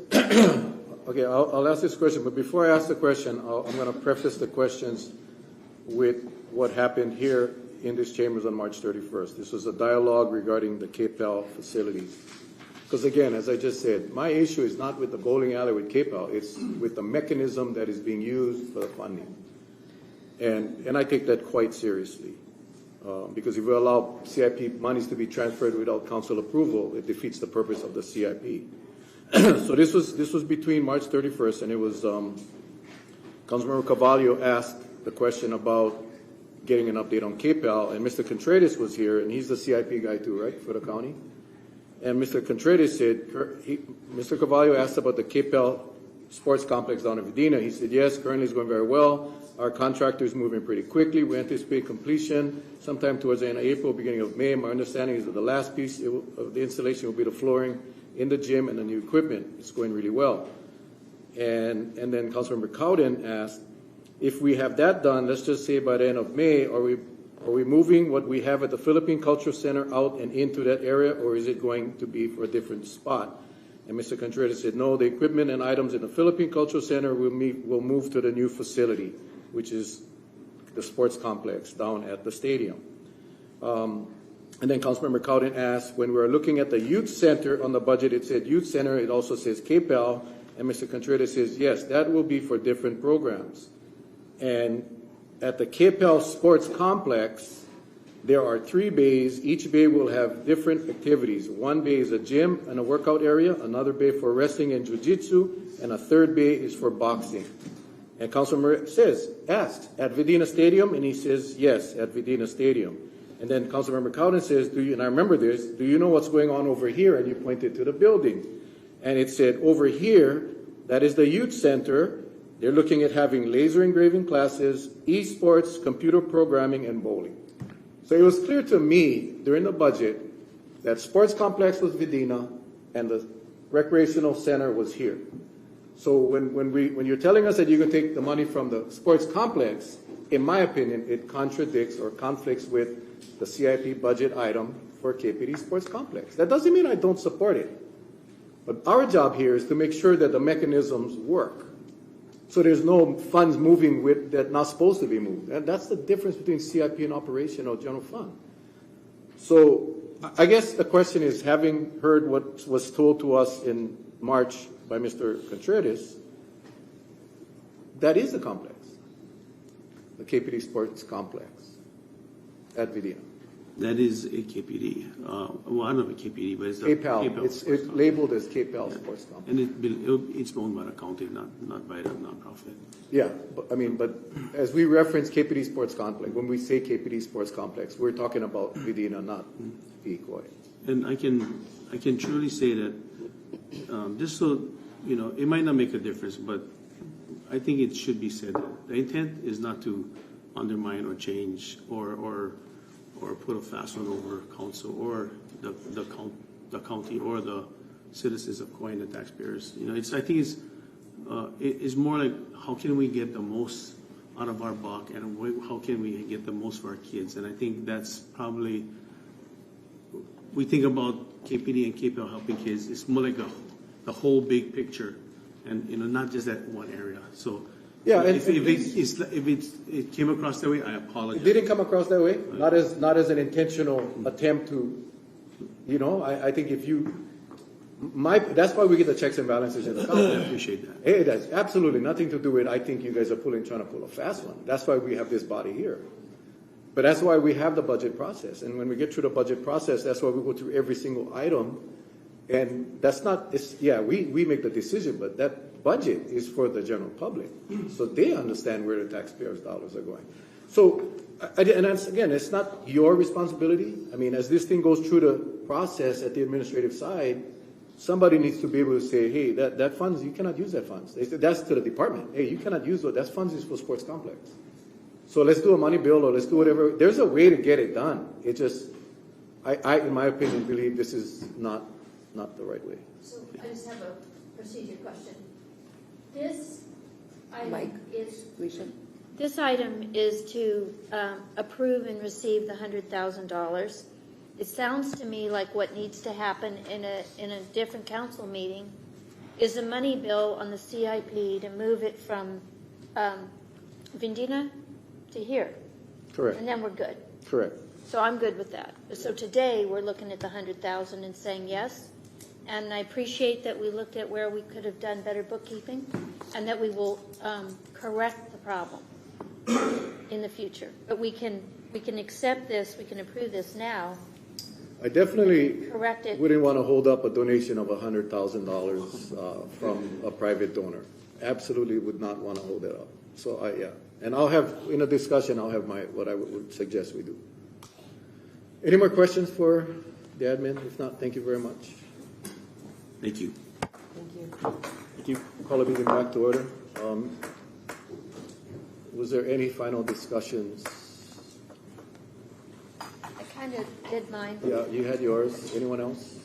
Mr. Cooley, did you have? So the private donor, according to what they told us, is the KPEL nonprofit. So the KPEL nonprofit that raises money is putting this money towards the... Yeah, but what they also said was that money came from a private donor that donated to the KPEL nonprofit. So the KPEL the individual that donated the money, But not with the designation. it was for new programs and Right. But the So I support the $100,000 for KPEL activities, for new programs, but I don't support it as it's written for the establishment of a KPEL bowling alley at the Piggy Koa recreational facility. Yeah, so unlike Councilmember Cowden, I do think that this whole thing about county function versus state function and about my biggest concern about the whole bowling alley is we have a bowling alley 2 blocks down the street. Any KPEL participant from in that building can walk 2 blocks to bowling. The bowling alley, I'm a bowler. I'm in one of the leagues. I'm a sub for now, but and 20 years of experience in the bowling alley. Been through 2 or 3 different owners. The current owner is amazing. He's even taken some of the lanes and made an arcade out of it. So now you also have that video game thing there too. And he's a pretty generous person. I think he would support the KPEL activities using part of the bowling alley, especially since the bowling alley is severely underutilized compared to how it was 20 years ago or even 10 years ago. So I might have missed it when council member asked and whatever, but it's crazy that we're investing any amount of money, and surely not $500,000, and it'll probably be more by the time you actually build it. I don't know what the design is or whatever. When we just came out of budget and we just struggled to find an additional $500,000 for our mental health and substance abuse programs and an additional monies for our homelessness programs, it's just crazy, So I support the $100,000 for KPEL activities. not for this wording of this. Never supported that. Anyone else? Mr. Kaua? I support, of course, KPL 100% overall. Very supportive. And as far as the funding, I know there's a procedural process in place that we got to get going. The 100,000 definitely. So whatever we can do to assure that, and I leave it up to you folks to decide. For me, where you want this activity to happen. My grandkids are all part of KPL. I love it. KPL, just in general terms. But for the bowling alley portion, the funding definitely right there. But as far as the procedural part and all that, we can clarify that. If it ends up there, fine for me. However it works. But I think we got to move forward. So that's where I'm at. Anyone else? I have an amendment, Chair. I think you'll just make your motion. I'll remake my motion. Yeah, I'll suggest a motion and you can make it. I think I made my point clear. The motion that I'll be suggesting is just to accept a donation from KPAL nonprofit in an amount of $100,000 to support KPAL program. That would be the motion. And then I'll leave it up to our county attorney's office and the police department. I read what I read. That's the minutes. That's the verbatim minutes from the March. It is clear in my mind that the KPAL sports complex is the Vidina complex. So I don't want to set a precedent where the administration can just move funds back and forth. That's not how the system works. But I'll leave that up to the county attorney to make the determination and advise KPD. But that shouldn't impact the donation of the $100,000 at all, because I think that is, someone gave that money for programs. If it's a money bill, we'll do the money bill. If the county attorney feels that it's within the parameters of the sports complex, I would disagree. The county attorney will make the final ruling. And with that, I'll entertain a motion to accept the donation from the KPAL nonprofit in the amount of $100,000 to support KPAL programs. So moved. Second. Any further discussion? Not. All in favor say aye. Aye. Motion carried. Thank you. We have a 12 o'clock, and I got to apologize to Kauaʻi Coffee and to PVCP. Sorry, the acronyms. I had really intended to get you guys up here earlier, and I'll be honest, I forgot.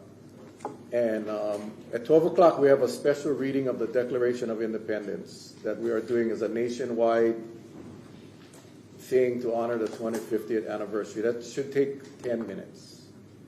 I will take Kauaʻi Coffee and BVCP right after we read the Declaration of Independence.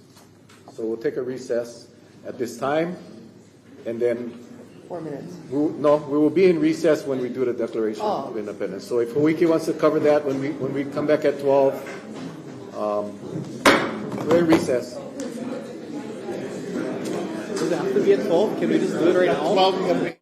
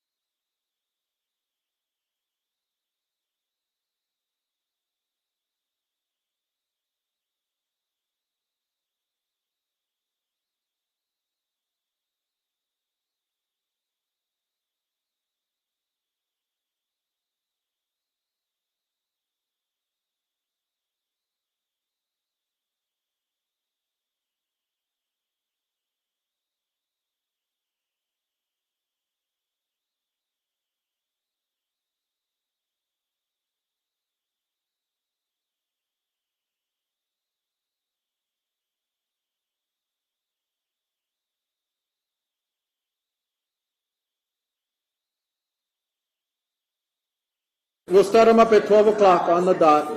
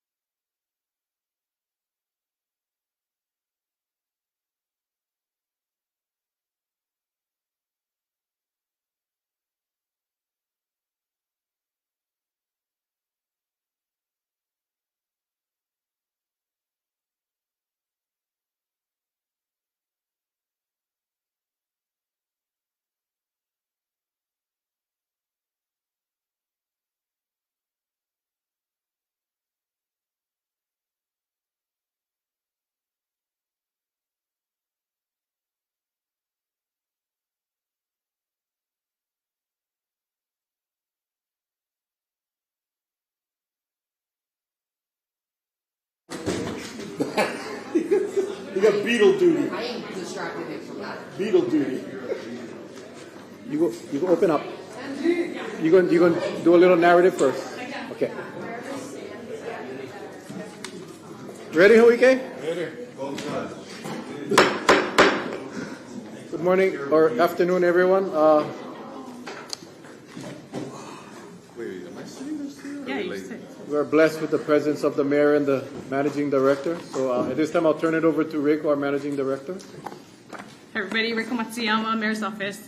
So myself and Michelle Imura, she's not feeling well today, but she and I have been part of this semi-quincentennial committee as commissioners, statewide committee, and this is kind of the culmination of the events for the 250th birthday celebration for America.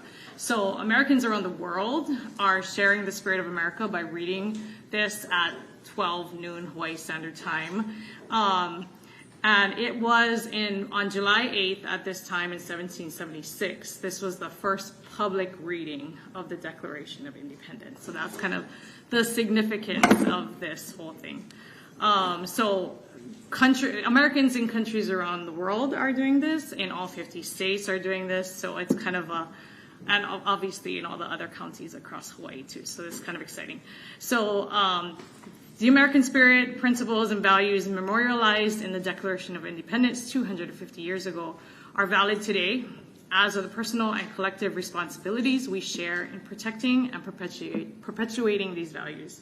So we're going to go around. I'm going to start. Mayor's going to, I think everybody has their script.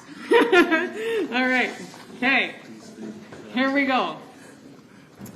When in the course of human events, it becomes necessary for one people to dissolve the political bands which have connected them with another, and to assume among the powers of the earth the separate and equal station to which the laws of nature and of nature's God entitle them.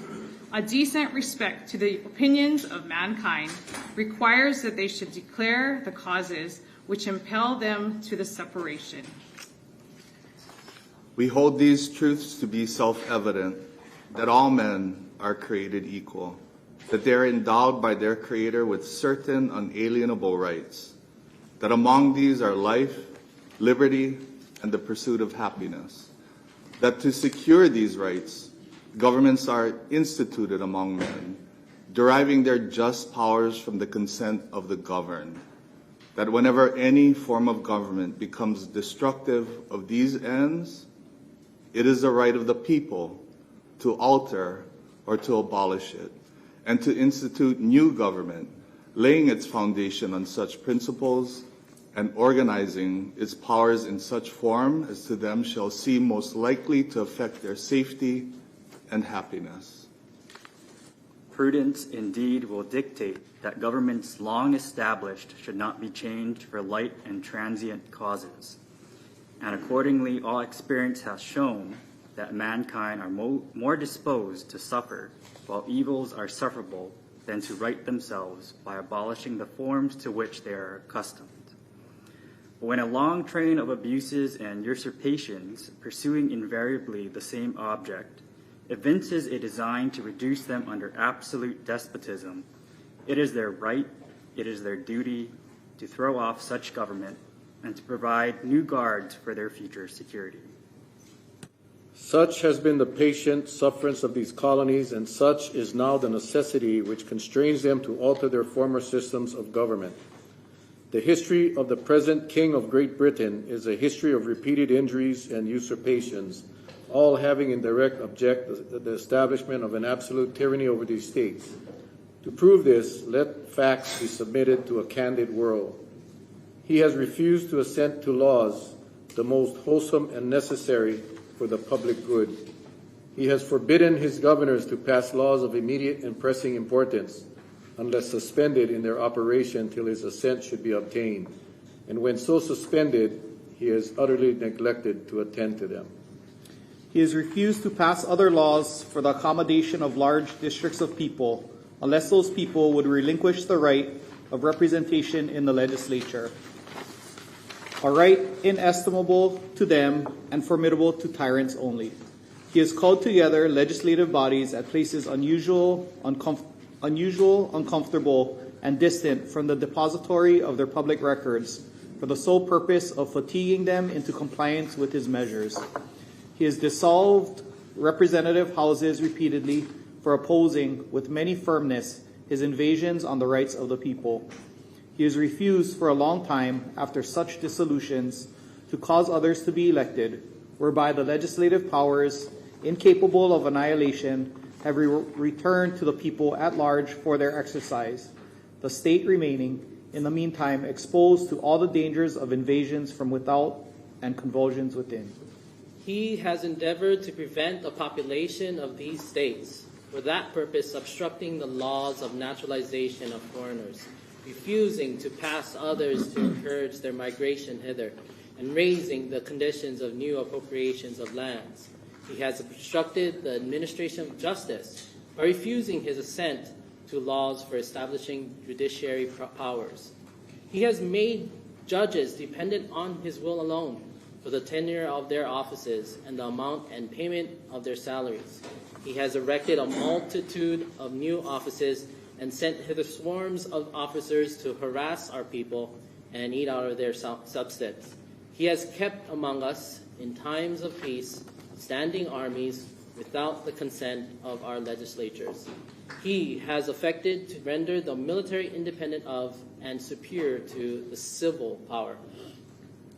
He has combined with others to subject us to a jurisdiction foreign to our Constitution and unacknowledged by our laws, giving his assent to their acts of pretended legislation, for quartering large bodies of armed troops among us, for protecting them by a mock trial from punishment for any murders which they should commit on the inhabitants of these states, for cutting off our trade with all parts of the world, for imposing taxes on us without our consent, for depriving us, in many cases, of the benefit of trial by jury, for transporting us beyond seas to be tried for pretended offenses, for abolishing the free system of English laws in a neighboring province, establishing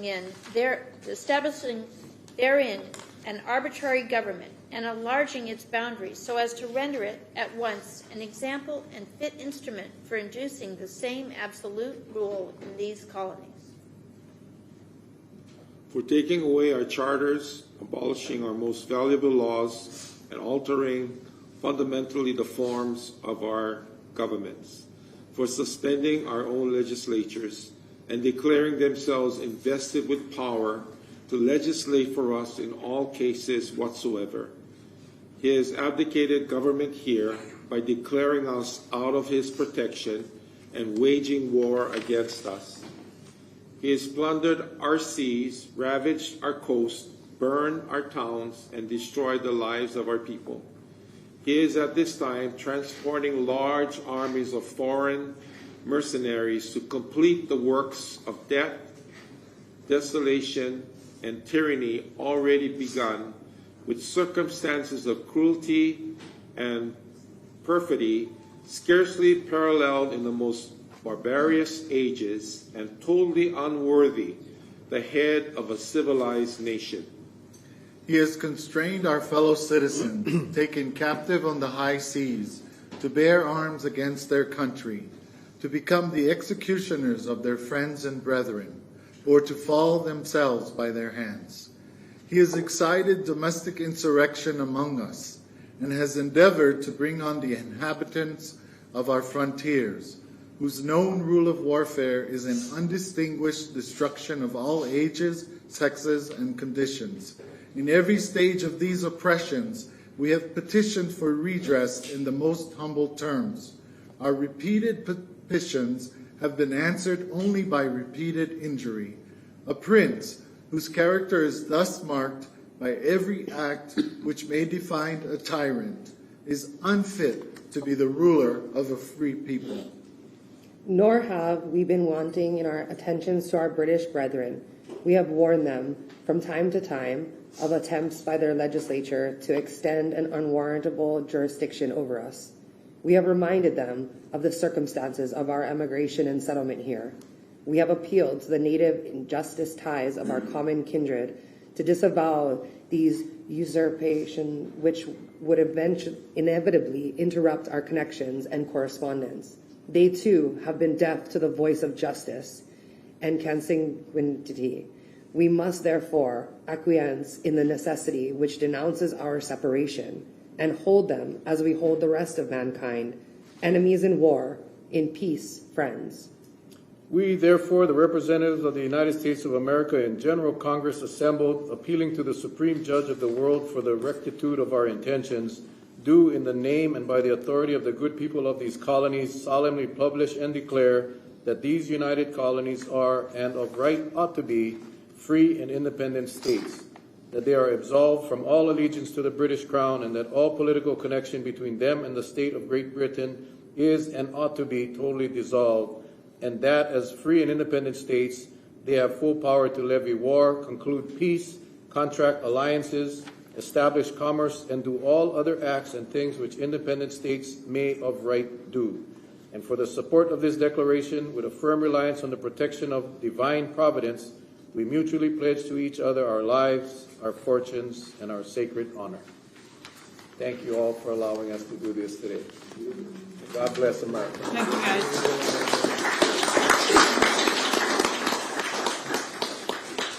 Any words? Any, Mayor? Mayor? You have anything to say? Thank you for giving us this opportunity. I think it's a moment in history that we can all be proud of, to concurrently read this important document that set the foundation of freedom, the fight against tyranny, and spells out what government should be and who it works for. And 250 years may seem long, but we are in its infancy. Sometimes I feel like we're going through our growing pains, but we put our love for this country above all and beyond all politics that may be played. And that is the beauty of America, that we have the ability to be free men and women, to make a brighter future for our kids. And nobody ever said it was going to be easy, but this is what we wake up and fight for every single day. So God bless America. Happy 250 years, the 250 more. Let it stand and let our flag fly free. Thank you very much. Thank you, Mayor. Thank you, Rachel.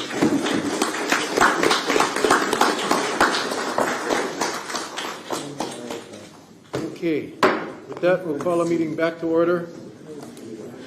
We have two indemnifications that we'll get through, and then we'll get Kauaʻi Coffee and ABCP up here. With that, can we have 170, please?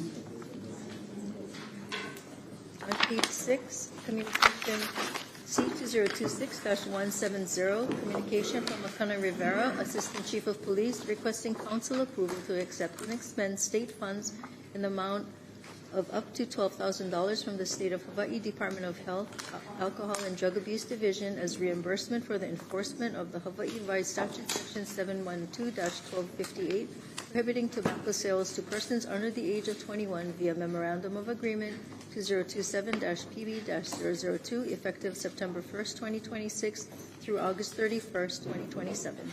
To approve. Second. Thank you. Any discussion or public testimony? Seeing none, all in favor say aye. Aye. Motion carried. Next item, please. C2026-171, communication from the Director of Finance requesting council approval of the indemnification provisions contained in the Sonic Wall General. Sorry? Can't hear what she's saying.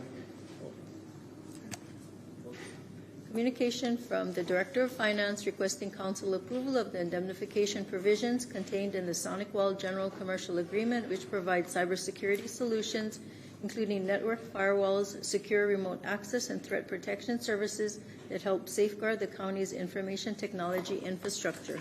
Move to approve. Second. Moved and seconded. Any discussion or public testimony? Seeing none, all in favor say aye. Aye. Motion carried. Next item, please. C2026-172, communication from the Director of Finance requesting council approval of the indemnification clause contained in the NASPO Value Point Master Agreement number CTR 060028 for the procurement of Altair software licenses from state procurement officials, price list contract number 23.08. Move to approve. Second. Thank you. Any discussion or public testimony? Seeing none, all in favor say aye. Aye. Motion carried. Next item, please. C2026-173, communication from Council Chair Raposo requesting the presence of Wayne Katayama, Kauaʻi Coffee Company, and Trinette Kauaʻi Brew Bukol Capital Partners to provide a briefing relating to Kauaʻi Coffee Company. To receive. Second. Thank you. With that, I will suspend the rules, and if we could have representatives from Kauaʻi Coffee and BBCP. This is a result of the good news that we got a couple of weeks ago about the finalization, I guess, of the contract release between BBCP and Kauaʻi Coffee for 15 years. And that was definitely good news for all of us. So just ask the both of you guys to come up here and share the future, the update, and give us an overall briefing. So thank you for being here. With that, I will suspend the rules. Push the button so it's green. Thank you, Chair Raposo, members of the Council. Good to see you this afternoon. If my memory serves me correctly, in January, my opening statement was that the message I was to present to you could not be overstated.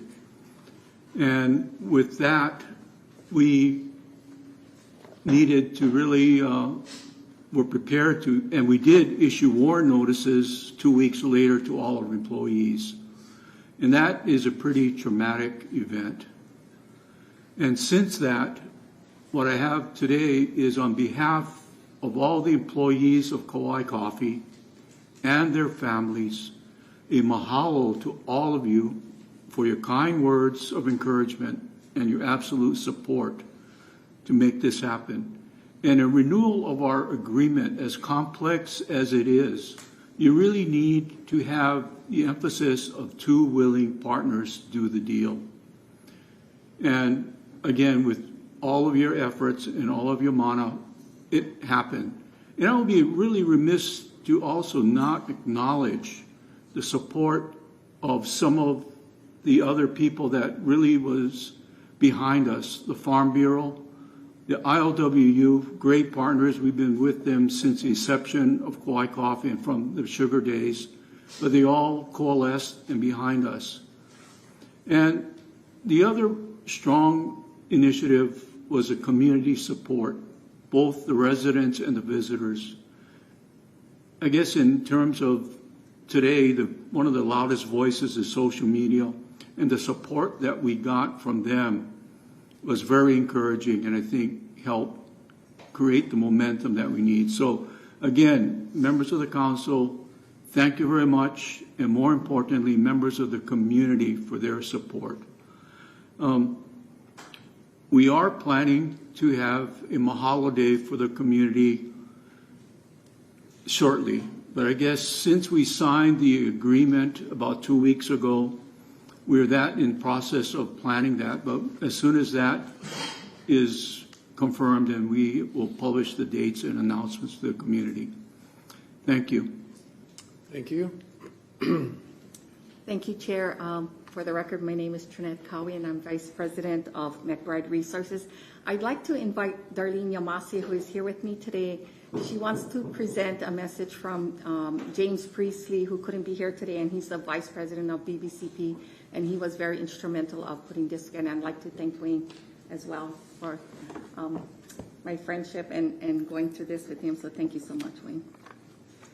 So you'll be hearing me and my voice, but I would like you to think of James Priestley, who's Vice President for Brubaco Capital Partners.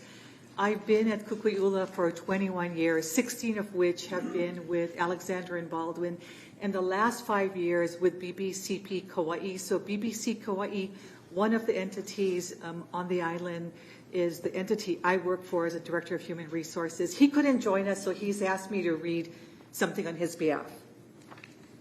Aloha Chair Raposo, Vice Chair Kuali'i, Council members and members of the Kauaʻi community.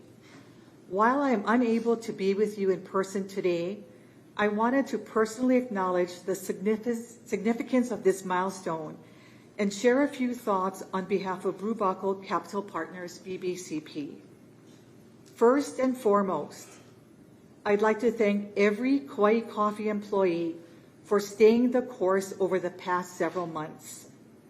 We've always believed that businesses are about people first, and we understood that this period of uncertainty weighed heavily on many of you and your families. Your professionalism, patience, and commitment never went unnoticed, and I sincerely thank you. I'd also like to recognize the many employees who have dedicated years, and in some cases decades, of their lives to these lands. Many of you have been here since the beginning. You are the true backbone of Kauaʻi Coffee and the reason it has become such a special place. In the days leading up to the execution of the lease, I had the opportunity to personally meet several of you. Those conversations meant a great deal to me and reinforced just how deeply people care about this place. I'd also like to thank our Kauaʻi team, whose dedication throughout this process was extraordinary. They worked tirelessly to provide clarity during an uncertain time while remaining focused on finding a long-term solution that benefited everyone involved. To the community of Kauaʻi and the consumers of Kauaʻi Coffee, thank you for making your voices heard. Thank you for reminding all of us how important Kauaʻi Coffee is, not only as a business, but as an employer, an agricultural institution, and part of the identity of this island. We are grateful that we have reached an agreement that provides stability for the next 15 years. From the very beginning, our objective had been to preserve agriculture and to be responsible stewards of these lands. Much of this property has been designated as important agricultural lands by the state of Hawaii, and preserving that legacy has always been a responsibility we take seriously. As we look ahead, we remain committed to working alongside our community and public leaders to ensure these lands continue to provide agricultural, economic, and community value for generations to come. We feel fortunate to do business on Kauaʻi.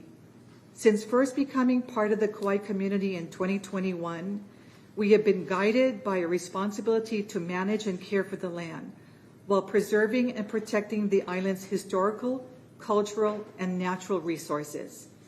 We believe thoughtful planning and collaboration can create opportunities that strengthen our communities while respecting the land that makes Kauaʻi unique. Ultimately, value isn't created simply through land ownership. It's created through stewardship, through placemaking, and through the stories we build together. We are deeply honored to serve as engaged partners, thoughtful stewards, and active participants in the continued success of Kauaʻi.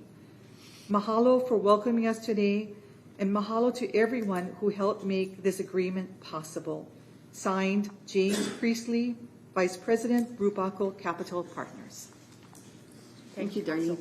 And if I may, I'm going to read my statement because I wanted to make sure that I didn't leave anybody out. But on behalf of BBCP Kauaʻi Operating LLC, I would like to express our deepest gratitude to the people of Kauaʻi for the incredible support shown throughout the lease negotiations with Kauaʻi Coffee. Today's success agreement represents much more than signing of a lease. It's an reaffirmation of our shared commitment to agriculture, our community, and the future of this island. This new 15-year agreement provides stability for one of Hawaii's most recognized agriculture operations and help preserve an industry that has been an important part of Kauaʻi's history for generations. Just as importantly, it provides certainty for the dedicated employees and for their families who work tirelessly each day to produce the world-renowned Kauaʻi coffee. We would like to extend our sincere appreciation to the Kauai County Council, our county leadership, state leaders, and many public officials who offered thoughtful guidance, encouragement, and support throughout this process.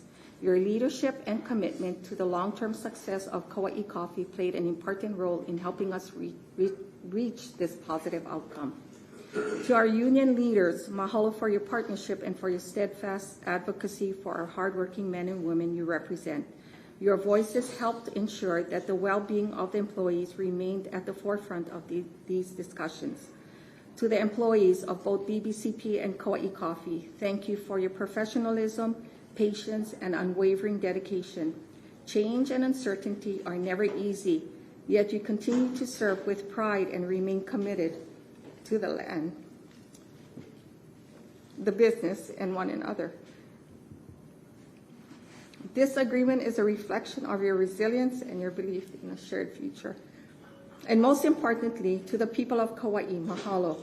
Your words of encouragement, your thoughtful conversations, and your genuine concern reminded us that Kauaʻi Coffee is far more than a business. It is woven into the fabric of our island. It provides jobs, preserves agricultural lands, supports local families, and contributes to the economic vitality and character of our community. Throughout these negotiations, our goal remained clear: to find a path forward that honored the interests of all parties, while preserving an agriculture operation that holds tremendous value for Kauaʻi. We are proud that through collaboration, mutual respect, and open communication, we were able to achieve this goal. For me personally, this is truly a full circle moment.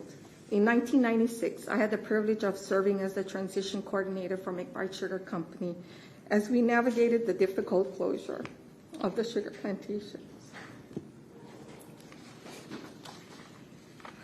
While it marked the end of a historic era, it also represented the beginning of a new chapter of these lands. Then in 2011, I was honored to be part of the transition team when the first long-term lease was signed with Kauaʻi Coffee, ensuring agriculture would continue to thrive on these lands.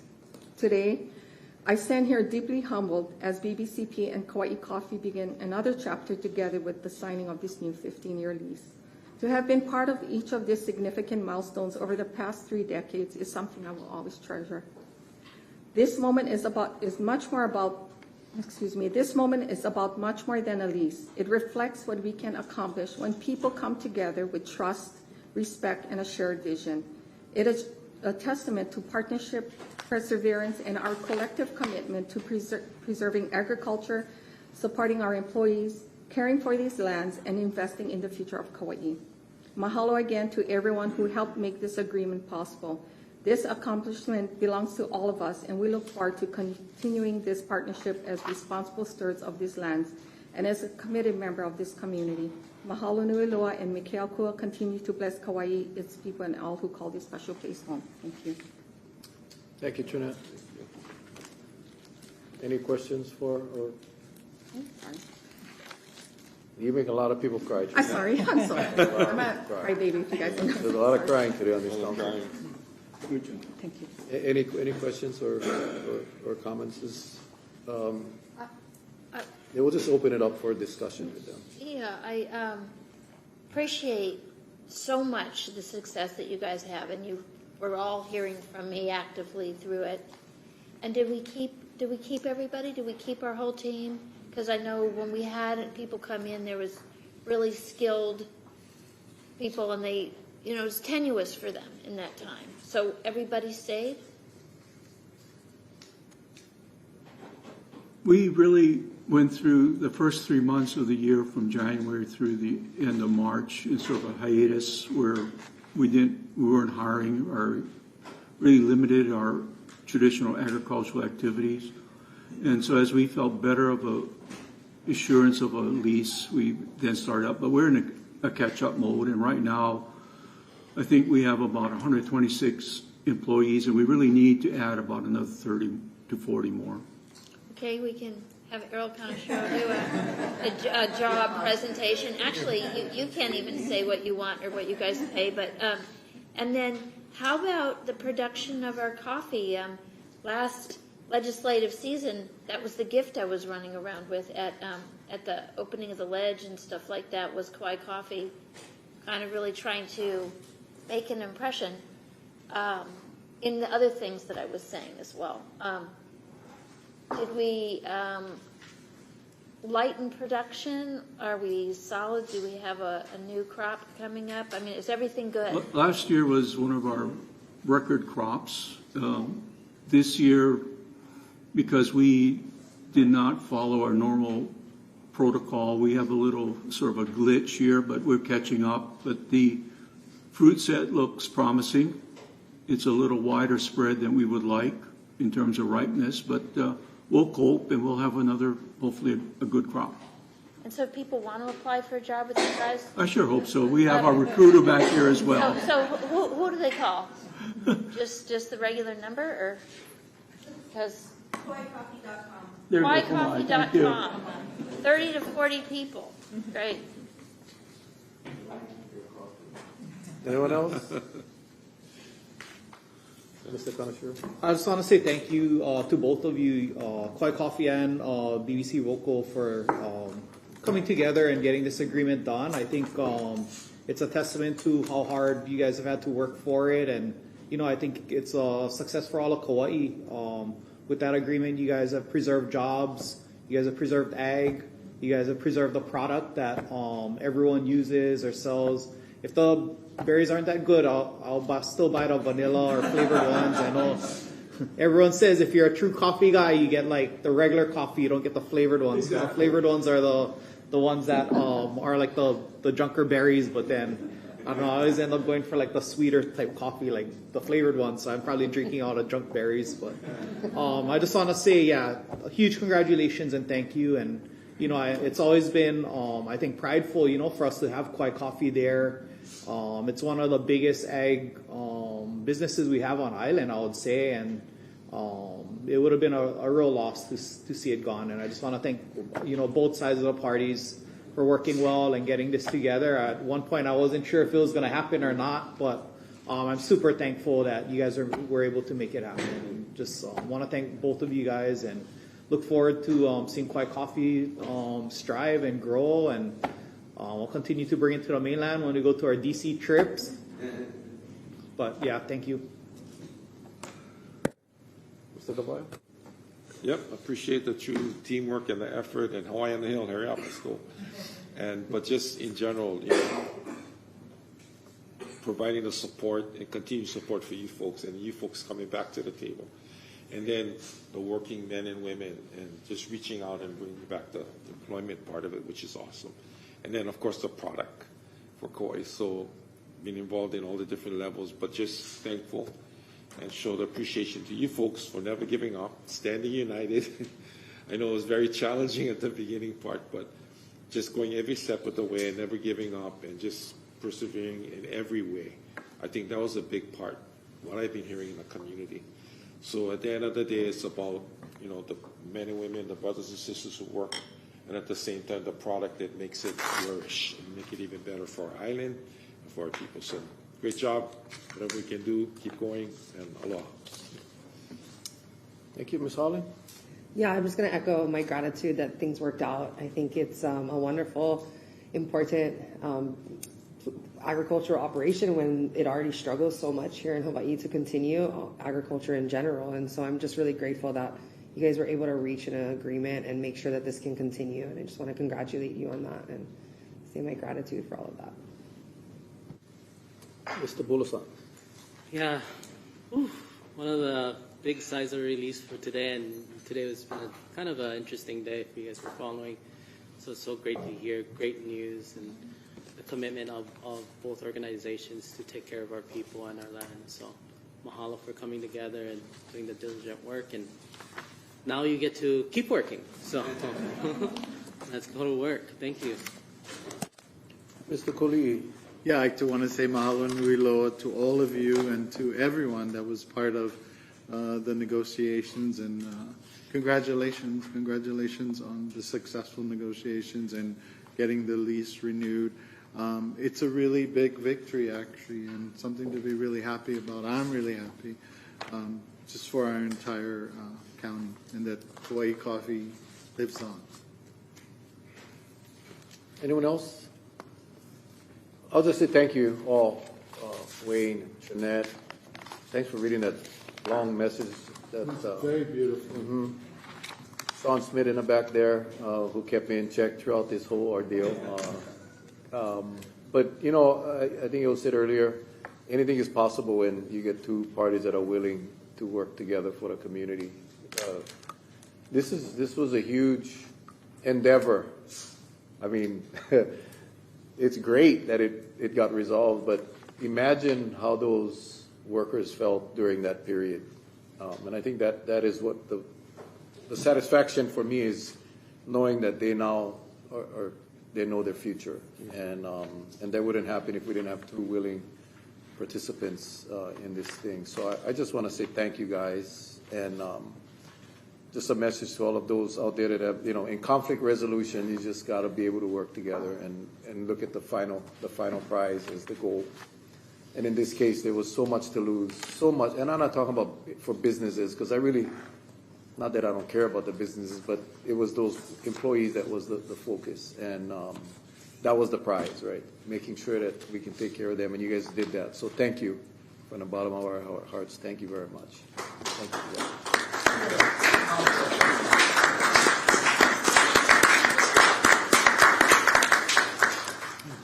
Is there anyone in the audience wishing to testify?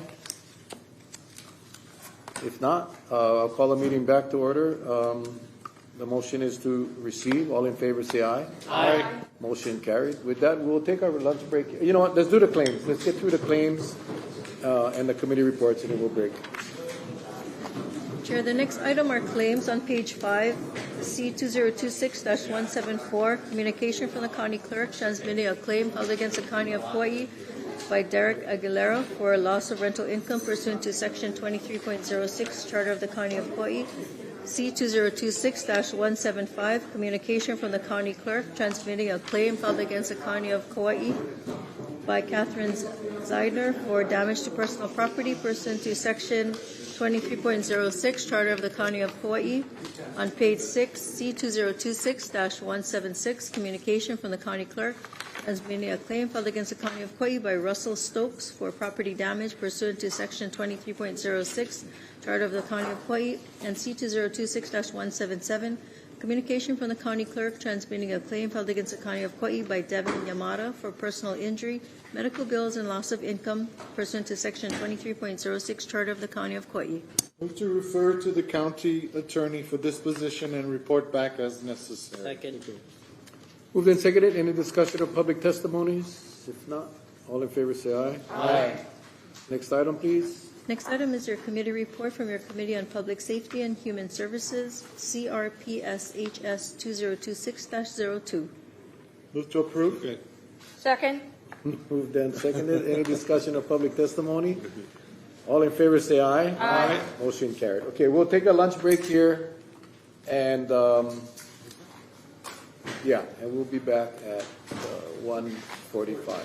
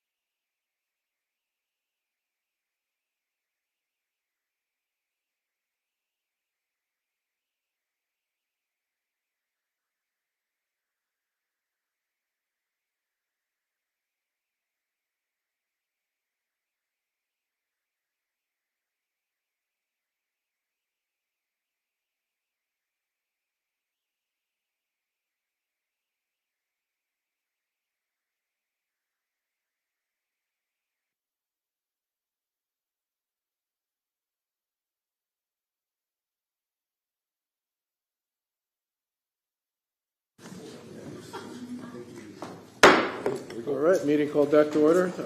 Can we have the next item, please? Chair, the next item on page 6 is a resolution number 2026-19, resolution confirming mayoral appointment to the Police Commission for Patrick Higa. Move to approve. Good. Thank you. Any discussion or public testimony? Seeing none, roll call. Councilmember Bolosan, Councilmember Carvalho, Aye. Councilmember Cowden, Aye. Councilmember Holland, Aye. Councilmember Kaneshiro, Aye. Councilmember Kuali'i, Aye. Council Chair Pozo, Aye. Resolution passes. Thank you. Next item.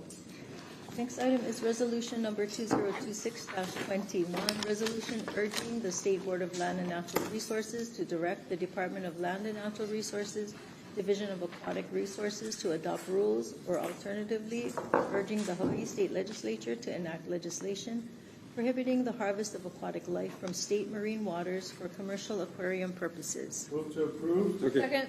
Thank you. With that, with Ms. Holland? Yes, I have a presentation for you guys. Janelle's going to go ahead and get that up, but you also have printed copies, or you should have, to follow along. I'm going to be relatively quick with this. I know it's been a long day.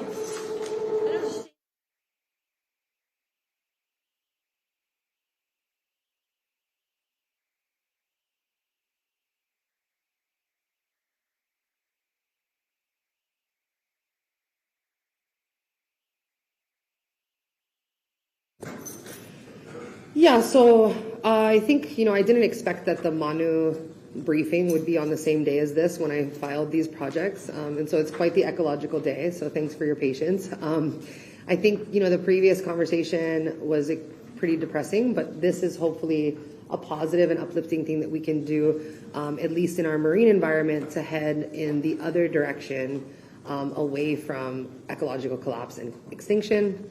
And so I'm going to just dive in here a little bit. So a little bit of background about the resolution itself. Through here. And you guys can't see up there, yeah? I'm going to make sure that those guys can see.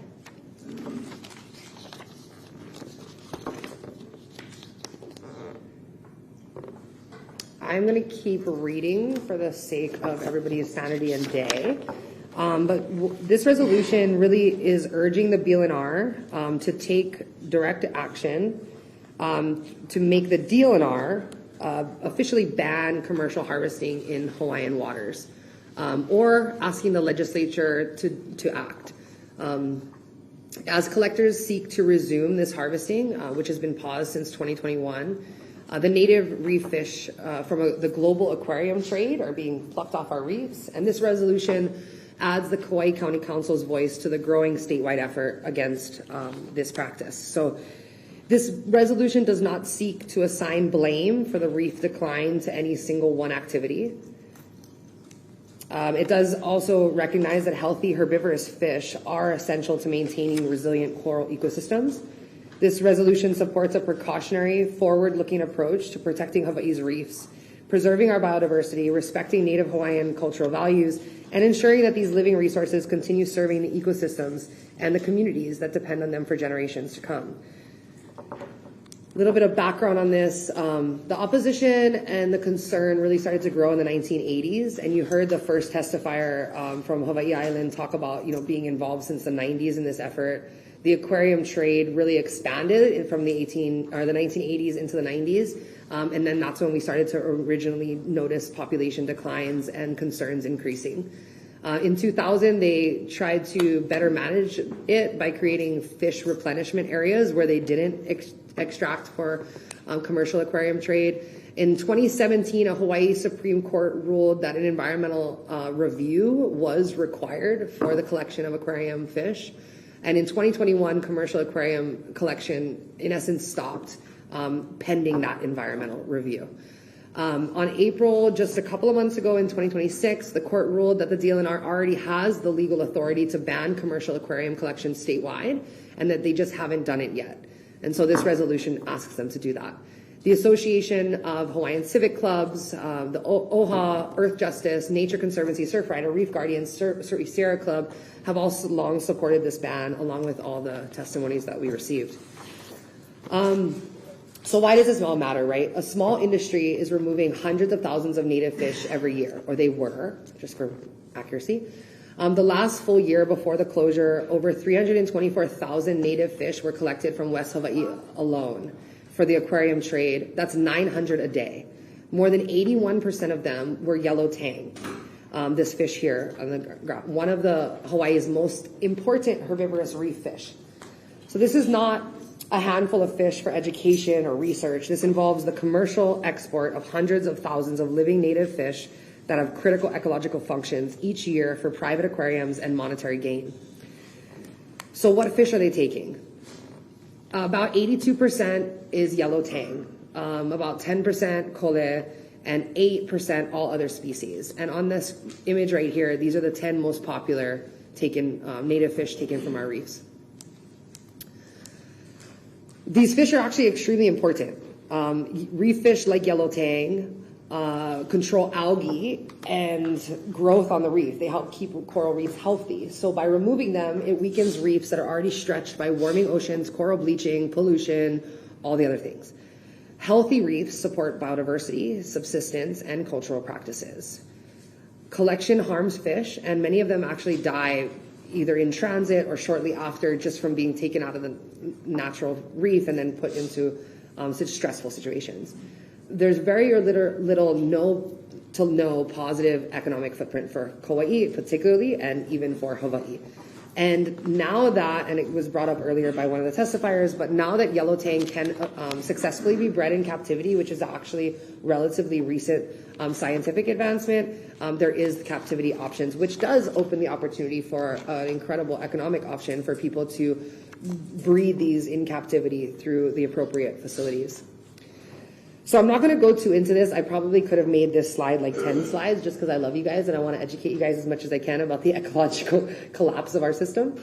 But, just briefly, if you look at the ecological impacts of such a fishery, it's really about the benefits that the herbivorous fish provide on the reef. And in ecology, there's two things that we talk about a lot. And sometimes people really kind of obsess over abundance, like, oh, is there a lot of birds in this area? Is there a lot of fish in this area? But one of the things that we often neglect in ecological understanding is assemblage. And assemblage means the mixture of varieties, the abundance of different species. It becomes the assemblage of an ecosystem. And this is critical to strong, resilient systems. And really, when you have higher biodiversity, and biodiversity is basically that assemblage of life, the diversity of the biome or the biota, it equals a higher level of resistance, which is often referred to as biosecurity. And I want to bring up this opportunity again to explain that biosecurity is not related to anything that people often misassume that it's related to, like medical stuff or disease or anything like that. It's actually related to the biological security of our ecosystems. Are they secure? Is our ecosystem secure and surviving? So today's fish and reefs face unprecedented stress. We have repeated bleaching, warming, disease, invasive algae and marine species, pollution, sedimentation, among all the other impacts that we all know about happen to our reefs. Much of the research supporting the managed aquarium collection was conducted prior to the repeated marine heat waves and mass bleaching that we've seen over the last decade. And these cumulative stressors really do provide a reasonable basis for taking more of a precautionary approach to how we protect our herbivorous reefs and our reef ecosystems. The economic benefit of this industry is surprisingly small. The statewide aquarium fishery generated approximately $2.2 million in reported commercial value before the fishery closed. By comparison, Hawaii's coral reef supports billions and billions of dollars in tourism, recreational fisheries, shoreline protections, and ecosystem services, which are often neglected. $2.2 million does not justify harvesting a public trust resource that actually supports the economy many orders of magnitude larger by actually staying on the reef. The long-term value of healthy reefs far exceeds the short-term value of exploiting the industry. And so just a little bit of graphical comparisons of what we're bringing in here. It really is a tiny industry compared to obviously our reef-based tourism, which is estimated at over 20 billion alone, commercial fishing, subsistence fishing, and then there's all the ecological and ecosystem services that are probably grossly undercalculated there about what it is to have healthy systems that create all the filtration and all the shoreline protection, erosion control, etc. So the true value of reefs is very difficult, and I could probably have turned this into 10 slides, but I care too much to do that to you guys too. So I'm just going to briefly go through some of the things that really are never calculated. And I think one of the biggest mistakes that people make is comparing a market value of an aquarium fish with nothing. And that's not the correct comparison. The economic value of healthy reef systems and what they generate because those fish remain on the reef has incredible value, even monetarily value, right? So there's obviously the direct stuff, tourism, snorkeling, diving, fishing, education. When somebody comes to Hawaii to dive, they pay for a flight, a car, a hotel, a dive instructor, etc. There's indirect use, the stuff like erosion control that we would have to pay for if we didn't have that service. Fish nursery habitat, which could be argued at being in the billions of dollars. There's the ecological values of biodiversity, nutrient cycling, and resilience. There's obviously cultural values. There's option values, because in the future, if we discover species that might have, say, for example, the cure to cancer, or some sort of incredible things, those are future value that we may not even know of. And then there's existence. There's the very existence value of a reef, just basically because it's there, like a monk seal or a whale, or usually the cute and cuddly creatures. And the bequest value, which derives from the conversation around future generations having healthy reefs. So Kauaʻi has absolutely nothing to lose on this and everything to gain. Historically, commercial aquarium collection has been concentrated overwhelmingly in West Hawaii, with relatively little documented commercial harvests ever from Kauaʻi. Yet Kauaʻi does depend very much so on our healthy reefs for tourism, subsistence, fishing, biodiversity, all the things. So this resolution asks us to protect Hawaii's reefs for future generations. For Kauaʻi, the economic cost is minimal, but the ecological and cultural benefits are shared by all.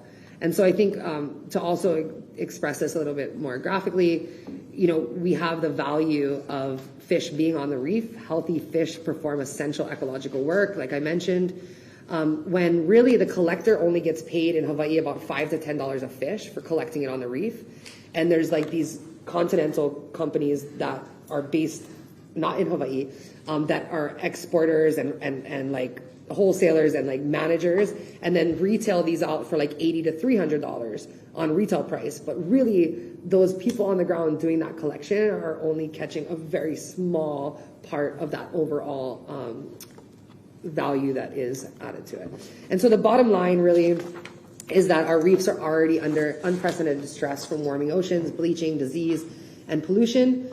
Herbivorous reef fish are among the few natural defenses that those reefs have, and the commercial aquarium trade removes hundreds of thousands of those native fish each year for relatively small economic returns. Even if the fishery can be managed, we should be asking whether exporting live reef fish is the highest and best use of a public trust resource. Healthy reefs support our fisheries, our culture, our tourism, our shorelines, and our future generations. This resolution simply asks the state to choose the long-term health of Hawaii's reefs over the short-term benefit of a very small commercial industry. And there's one other thing I wanted to add that I didn't really get to add into this, and it kind of addresses, Chair, your comments about the sustainability of this fishery in general. And there's some really good, responses that talk about the questionable data.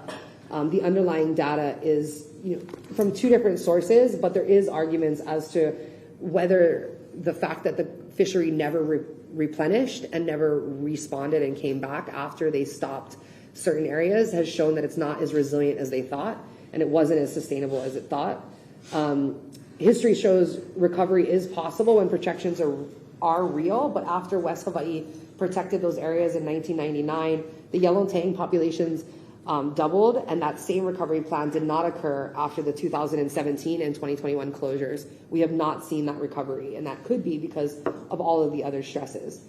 But to make it worse, DAR cut its monitoring from multiple surveys year-round to that one survey. So the data was not comparable. In that assessment that was referred to either earlier by Dar, they basically had just referred to that one annual survey that started in 2022, making recent data too limited to reliably detect any changes in true abundance. Claims of recent upward trends rely heavily on this reduced, less statistically reliable post, and quite frankly, it's just not accurate. So with that, I will open it up to any questions, and I thank you guys all for your time.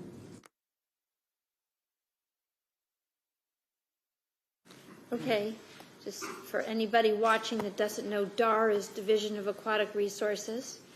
Okay, I'm going to give you a Marine Biology 101 question. Okay. Just why these are so important. When you say herbivorous fish, that means they only eat plants, they don't eat other animals and fish. Are they mostly eating the algae that's growing on the reef?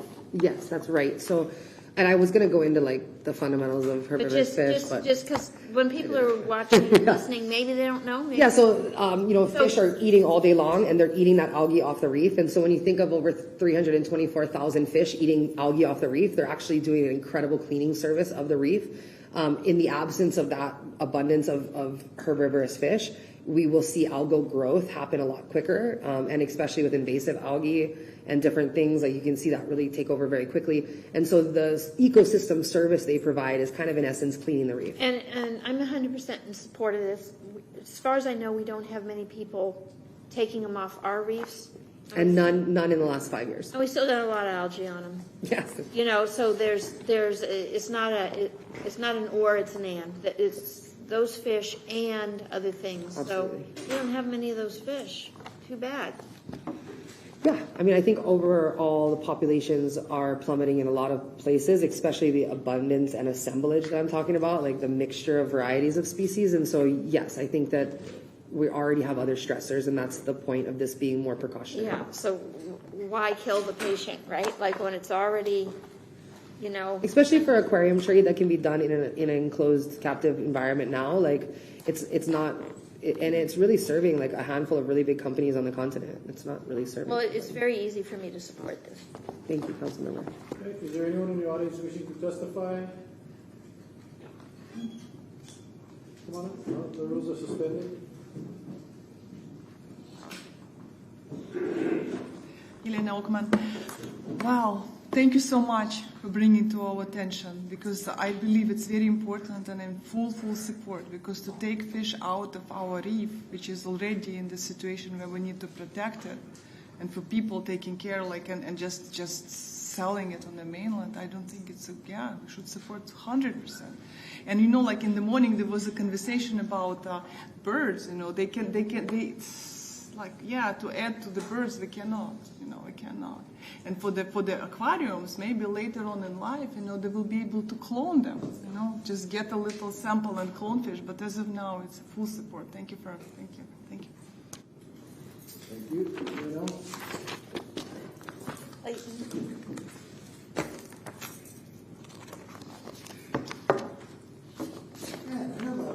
was in this building for a while. What did I got to press this button? Yeah.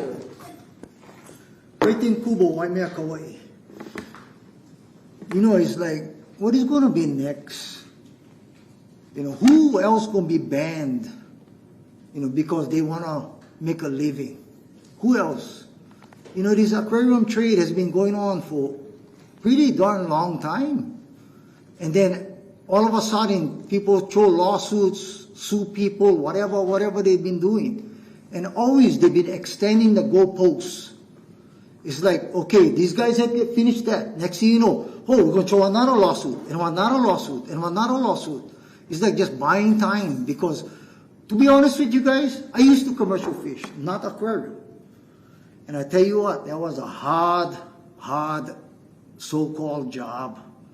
It's like you crack your back and you making, just like what Fern said, right? A little bit, but at least as a job. When the state bans this, they're going to be banning people. I'm going to guess, maybe around 32 people, maybe even less. But you see, the point I'm trying to get to you guys is this. Who is going to be banned next? What form of gathering gonna be banned next? Because this is a form of gathering. So that's my question to you guys. But I get with this other question. What is the largest herbivore in the Hawaiian waters? What is the largest? I don't expect you guys to answer, but you think about it. That's the honu. That's the largest herbivore in Hawaii waters. How much you guys think that bugger eating? And on top of all that, when you gotta, from what I understand, when you raise coral, what you gotta do? You guys gotta put fish in those tanks too. So think about it. So that means you guys gonna ban the aquarium collectors? Well, how about you guys, if you guys gonna ban, then ban them all. Not just ban a select few in maybe 3 handfuls or maybe 4. Think about it. I understand that this is just a reso, but still, it might impact a lot of people down the line. Mahalo nui. I have a clarification question. Okay, honu. I thought those are more deep water fish. They're just shoreline fish. Honu is Turtles. Oh, turtles. Turtle, Felicia. Talk about Chelonia mitis. Turtles. Okay, the turtles. Yes. Talk about Chelonia mitis, the green sea turtle, which is our largest herbivore. Okay, yeah. So the turtles. So that's the thing, you know. I hope you They're not guys getting really adopted. think this over. Algae. Yeah. Thank you, Clayton. Mahalo. Anyone else? I want you to stay. Love you. Take care, bro. Anyone else? No, call the meeting back to order. Any final discussion? Mr.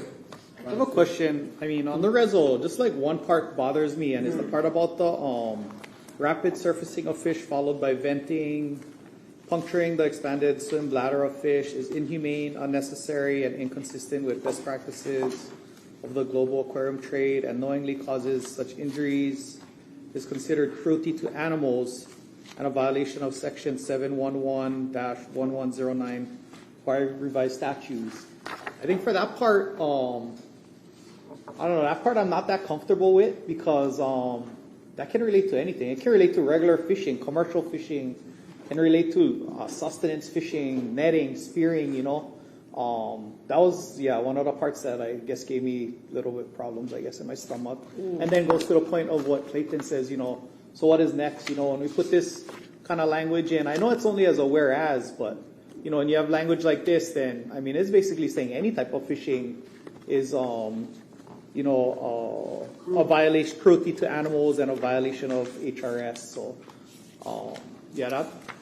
that was probably one of my biggest concerns on it. Yeah, I mean, I'll just say that part of it is about the practice of how they capture them and try to struggle to keep them alive. So when you're fishing, you're not struggling to keep them alive, you're killing them, and that's the intention of fishing for food. But because of the nature of trying to capture the fish and keep them alive, there's some stuff that's considered cruel. I hear you're saying. I mean, I think the biggest thing about like this accusation about it leading to the banning of all fishing is kind of a stretch. I mean, actually in the language, it specifically and only commercially refers to collection of aquarium pet trade. So the resolution explicitly protects by name subsistence fishing, food fishing, traditional customary gathering rights, bait fishing, captive breeding, and aquaculture and scientific collection. And so it's very specific in that. And so, I mean, there's always can be a conversation about what's next, but I think in relation to that, whatever HRS statute is on animal cruelty that was applied to this, I don't know enough about that HRS human statute of what is qualified already legally as animal, you know, or abusive treatment. But whatever it is already in that statute, and it has been brought up for a long time. I mean, I think that. Again, it's about the process of like trying to keep an animal alive when it would normally not stay alive. That is my understanding. But. Well, I mean, fishermen do that too when they catch live bait, and then they use live bait to fish for other fish, you know. So That's I mean, that's why it was giving me, I guess, heartburn on it, kind of getting me to think like, I mean, I don't want it to be so out there and vilified that like, oh, people shouldn't be doing this because it's cruelty to animals, but yet fishermen are doing it too, and I mean, that's to eat and to, you know, I mean, to sustain I'm not themselves, attached to that. Whereas, if you want to remove it so you're more comfortable with it, like that doesn't bother me at all. That was just like one of the things that was in, because other islands have already passed this. So that was one of the other things that was flagged, is that some of that treatment is considered animal abuse under that statute. But I'd be fine to remove that if it makes you more comfortable, honestly. I would, honestly, I would be more comfortable Yeah, approving I mean- it without that language in there. Just, even though it's not in the base of it, you Right. know, but it's like pointing it out as like, oh, here's another Mm-hmm. thing at these guys, but the unintended consequences, that net falls on like a whole bunch of other people. Yeah, that's a good point, Councilmember. I'm fine with that change. I don't know, how do we do that? A friendly amendment, is it? Just take that one whereas out? I mean, I'm fine with that. Everybody else is. Make a Any other motion discussion? oh, I guess we can hear more and then I can make a motion to remove that whereas. Okay. Or I can make it now. Move to remove that whereas Second. regarding rapid surfacing of fish. You wanna prepare it, yeah. It's for staffs, for the ease of staff, we'll do it Yeah. in a written form. So they can start prepping the amendment and we can have more discussion. Okay, thank you. Is Yeah, there I'll any hold other- off on the amendment then. Any other discussion? Just procedurally, if you remember, Thank we you. did the other Native Hawaiian, we heard testimony and then it was a result of testimony, so we haven't heard testimony yet either, right? We did. So there was. Remember Clayton Cooper from Waimea, Hawaii? Yeah, well, I mean, that's then why this one, We heard testimony this morning too. Yeah, we had a lot of yeah. testimony. That's where we heard a lot of testimony. And I just, I've totally missed that because I was up till 1 o'clock in the morning making that slideshow for you guys. I actually wanted to acknowledge the fact that Vice Chair actually introduced something in 2011 along this, but you guys never passed a resolution. You passed it into into the package. It was for the ledge to do. The ledge support, right? So We there, didn't do an actual count. yeah, and I believe you and Chair Raposo were on the council at that time in 2011 for that vote. So this is building upon years of this work, and thank you for doing that in 2011. Absolutely. I was only on the council 1 year. 5 months, 6 months, and so this is kind of a full circle moment. And I Oh. love that you're the one doing it. Oh, thanks, Vice Chair. Shoot, I only had one other question though. On the title, it says to adopt rules or alternatively urge the Hawaii State Legislature to enact legislation. But then in the body of it, it doesn't have the or adopt rules. It's just The result, right? yeah, it's just The result urge is- Hawaii State Legislature to enact legislation for it. No, the first result. Oh, is it? To direct the DLNR Division of Aquatic Resources. Oh, okay, to adopt sorry. rules. Oh, okay. And the reason is because August, they will be considering that. So that's coming up in August. They expect it to be on like the mid-August agenda, which is why I moved to get this passed beforehand so it can go to DLNR as a. Oh no, but this one says to adopt rules prohibiting the harvest of aquatic life. Yeah. But the title says to adopt rules or alternatively urging the Hawaii State Legislature to enact legislation. Prohibiting, yeah. Am I reading it wrong? It's just because in the title they're means referring both, to both, right? yeah. Oh, I was Either thinking or one was is meaning both. like you do rules for the industry if they're gonna do one, and the other means just not, or It's saying just stop it. they're just saying to stop it. Okay, maybe I was Yeah, I think, reading it early in the morning. I think the title basically says you're trying to get the BLNR to do their job. And if they don't do their job, then we're going to the Yeah. legislature to enact legislation. Yeah, Because I think the court ruled that the BLNR can ban the collection of yeah, aquarium, in April, yeah. but they just haven't done it. There's a strong lobby apparently. Yeah, because the sad reality is, it's exactly kind of what we were asking for All those years ago. in 2011, Yeah. so 15 years ago. Yeah, and I mean, to be fair, you guys have had some significant wins in this area. I mean, in essence, nobody has aquarium fish for 5 years. So Well, the yeah, trade yeah. has been ended since the lawsuit was, well, since they finally enacted that in 2021 and stopped it based upon an environmental review. This would make it so an environmental review isn't even necessary. We just prohibit this type of fishing in our waters. It's almost like they paused it so that the fish could become more abundant, like you say. Yeah. Now they think it's so abundant that they can let it go again. Yeah, but it they're never just recovered. looking at it from a commercial view as far as quantity. And I never knew about this assemblage part that you talk about in the biodiversity and all of that. So I mean, you got to look at it in that way too, and I do. I just looked up you just Google yellow tangs for sale, and the top page is an international fishing company, and that's like a huge market. These fishes. Oh yeah.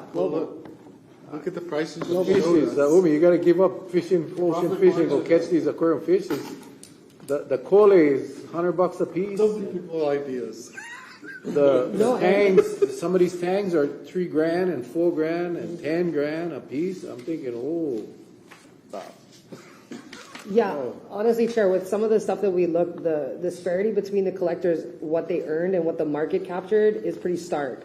Because at the peak, the collectors were paid about $4 a fish, yet following the 2021 state ban, wild yellow tang started to retail at $300 to $549. And I think they're still really high because it's not returned.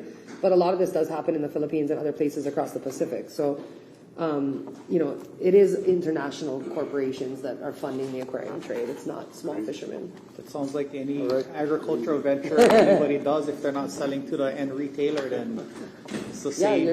Your cattle is sold at a cheap price versus what it's in the store. Thank you so much. Move to amend as circulated. Second. Yeah, so you guys heard my concerns on that one point. I just don't want it to be a sticking point on anything because I think there is unintended consequences if people are going to use this as a reason to ban aquarium fishing. All right, any discussion or public testimony on the amendment? If not, the motion, you want to see it? It's just removing that paragraph. It's just remove. Yeah.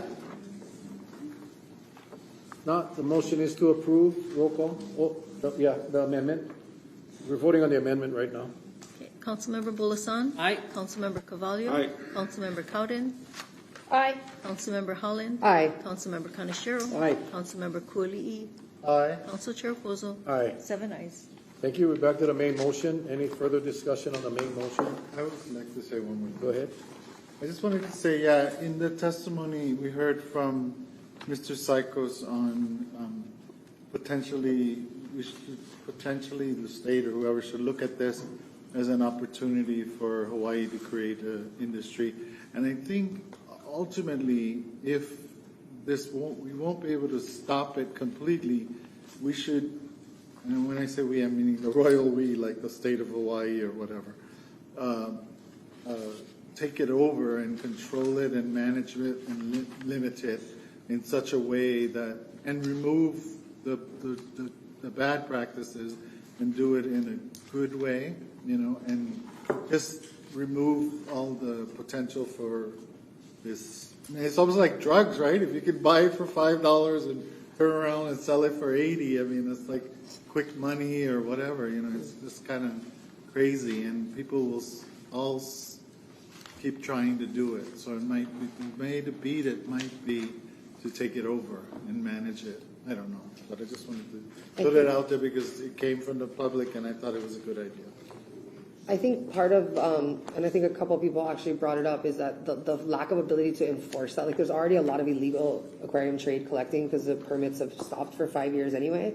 And so to do that, it was about, like, how do we enforce, and if DLNR even has the capacity, because they're so stretched with all the enforcement that they do, that I think at the end of the day, all of those conversations are valuable when it comes to all these things, but the real conversation around here is whether the public trust biology of the reef should be up for aquarium trade on this global scene with very little benefit back to Hawaii, and whether that's the highest and best use of our reef biology, really. After today's meeting, you'll have a lot more illegal aquarium fish collectors running out there. I don't think, it's like me, man. I didn't realize the market was so. God, here we go. It's big. So we got to be extra vigilant. Extra vigilant. All right. Any more discussion? No, I just want to say, I'm a lot more comfortable with that section of the resolution out. And then, I mean, for me, I think it's just, I'm not so necessarily for just completely banning it. I mean, there might be reasons why we need those fish. You know, like I don't know, Hawaii aquariums might need fish. You know, how do we get our own fish in an aquarium so people can learn about them? If we ban it, then I don't know, we're going to be buying fish from like China and then bringing it here and then calling it a Hawaii fish or something. But I mean, I'm just saying there can be more conversation on what it should look like as far as collecting the fish. Is it allowing some people to do it and limiting it? Is it allowing it specific for purposes like that? I know like, I think some hotels around the island, within the state have saltwater ponds with fish in it, you know, and I think it's a great thing, you know, to educate people about the type of reef fish we have. So I don't want it to be like, oh, we can't have that anymore, then they're going to put like freshwater invasive fish from somewhere else, you know. But me voting in favor of it is just saying I'm open to the conversation continuing, and hopefully they can come up with some type of solution that people like, some type of regulation that everybody's more comfortable with, maybe limiting how many people can do it, outright banning aquarium fishing for sale to retail, but allowing it for other situations, whatever it looks like. But and I'm definitely happy that we took out that one portion on the cruelty to animals, because I think that opens up like, just opens up like a big area of like concern for a lot of people. But with that, I will be voting in support of the resolution. So, you know, when you go to Pet Mart or Petco, whatever that place is, they sell these fish. These guys are buying it from the mainland and flying it in? I'm not totally sure. I mean, a lot of those fish that they sell here are actually probably bred in captivity. Those like guppies and the smaller fish, most of those I believe are bred. No, the saltwater fish. I don't know where you get, I mean, do they have those at Petco? I've never seen like significant size. I don't think that's the way it works. I think it's like a pretty large international trade, and there's like big companies that kind of manage it, but it's not really like something, you don't go to your local pet store and buy like yellow tang. Like it's not something I've seen. I don't think you can purchase them anywhere on Kauaʻi. I think you'd have to go through those big things and maybe make a specific order, and then they bring it to you or whatever it is. And you know, I think in a very, very short period of time, we're going to also be able to breed kole in captivity. And so there's not really an excuse to take them out of the wild when we already collect breeding stock or whatever they need, like came up earlier. But this mass, like hundreds of thousands of fish being sold for aquariums when our reefs are like struggling, I think is the real conversation here about like, how do we get to the point where we're not in the situation we are with the birds? How do we get in the situation where we're creating resilience and strength in the ecosystem so that we don't end up regretting and having ecological collapse, you know? Okay, the motion is to approve. Roll call. The motion to approve as amended. Councilmember Bolasan? Aye. Councilmember Carvalho? Aye. Councilmember Cowden? Aye. Councilmember Holland? Aye. Councilmember Kaneshiro? Aye. Councilmember Kuali'i? Aye. Council Chair Oposo? Aye. 7 ayes. Next item, please. Our next item is on page 7, Resolution 2026-22, resolution establishing or revising speed limits for Pu'u Road, Maha Road, Polaris Road, and Hokua Road, Puloa District, County of Kauaʻi. Chair, we did receive a memo from the Department of Public Works requesting that the resolution be received today. Thank you. Move to receive. Second. Thank you. Any public testimony or discussion? Seeing none, the motion is to receive. Roll call. Councilmember Bolasan? Aye. Councilmember Carvalho? Aye. Councilmember Cowden? Aye. Councilmember Holland? Aye. Councilmember Kaneshiro? Aye. Councilmember Kuali'i? Aye. Council Chair Oposo? Aye. 7 ayes. Next item, please. Next item is a bill for first reading, proposed draft bill number 2998, a bill for an ordinance amending chapters 15, 12, and 8, Kauai County Code 1987 as amended relating to wildfire and wildland urban interface. Move to approve on first reading, schedule for public hearing on August 12th, and refer to the planning committee. Moved and seconded. With that, kind of you be coming up to an overview, or? Huh? Okay. Does anyone? Call him up for just a moment. Okay. He doesn't have to say much. I will suspend the rules.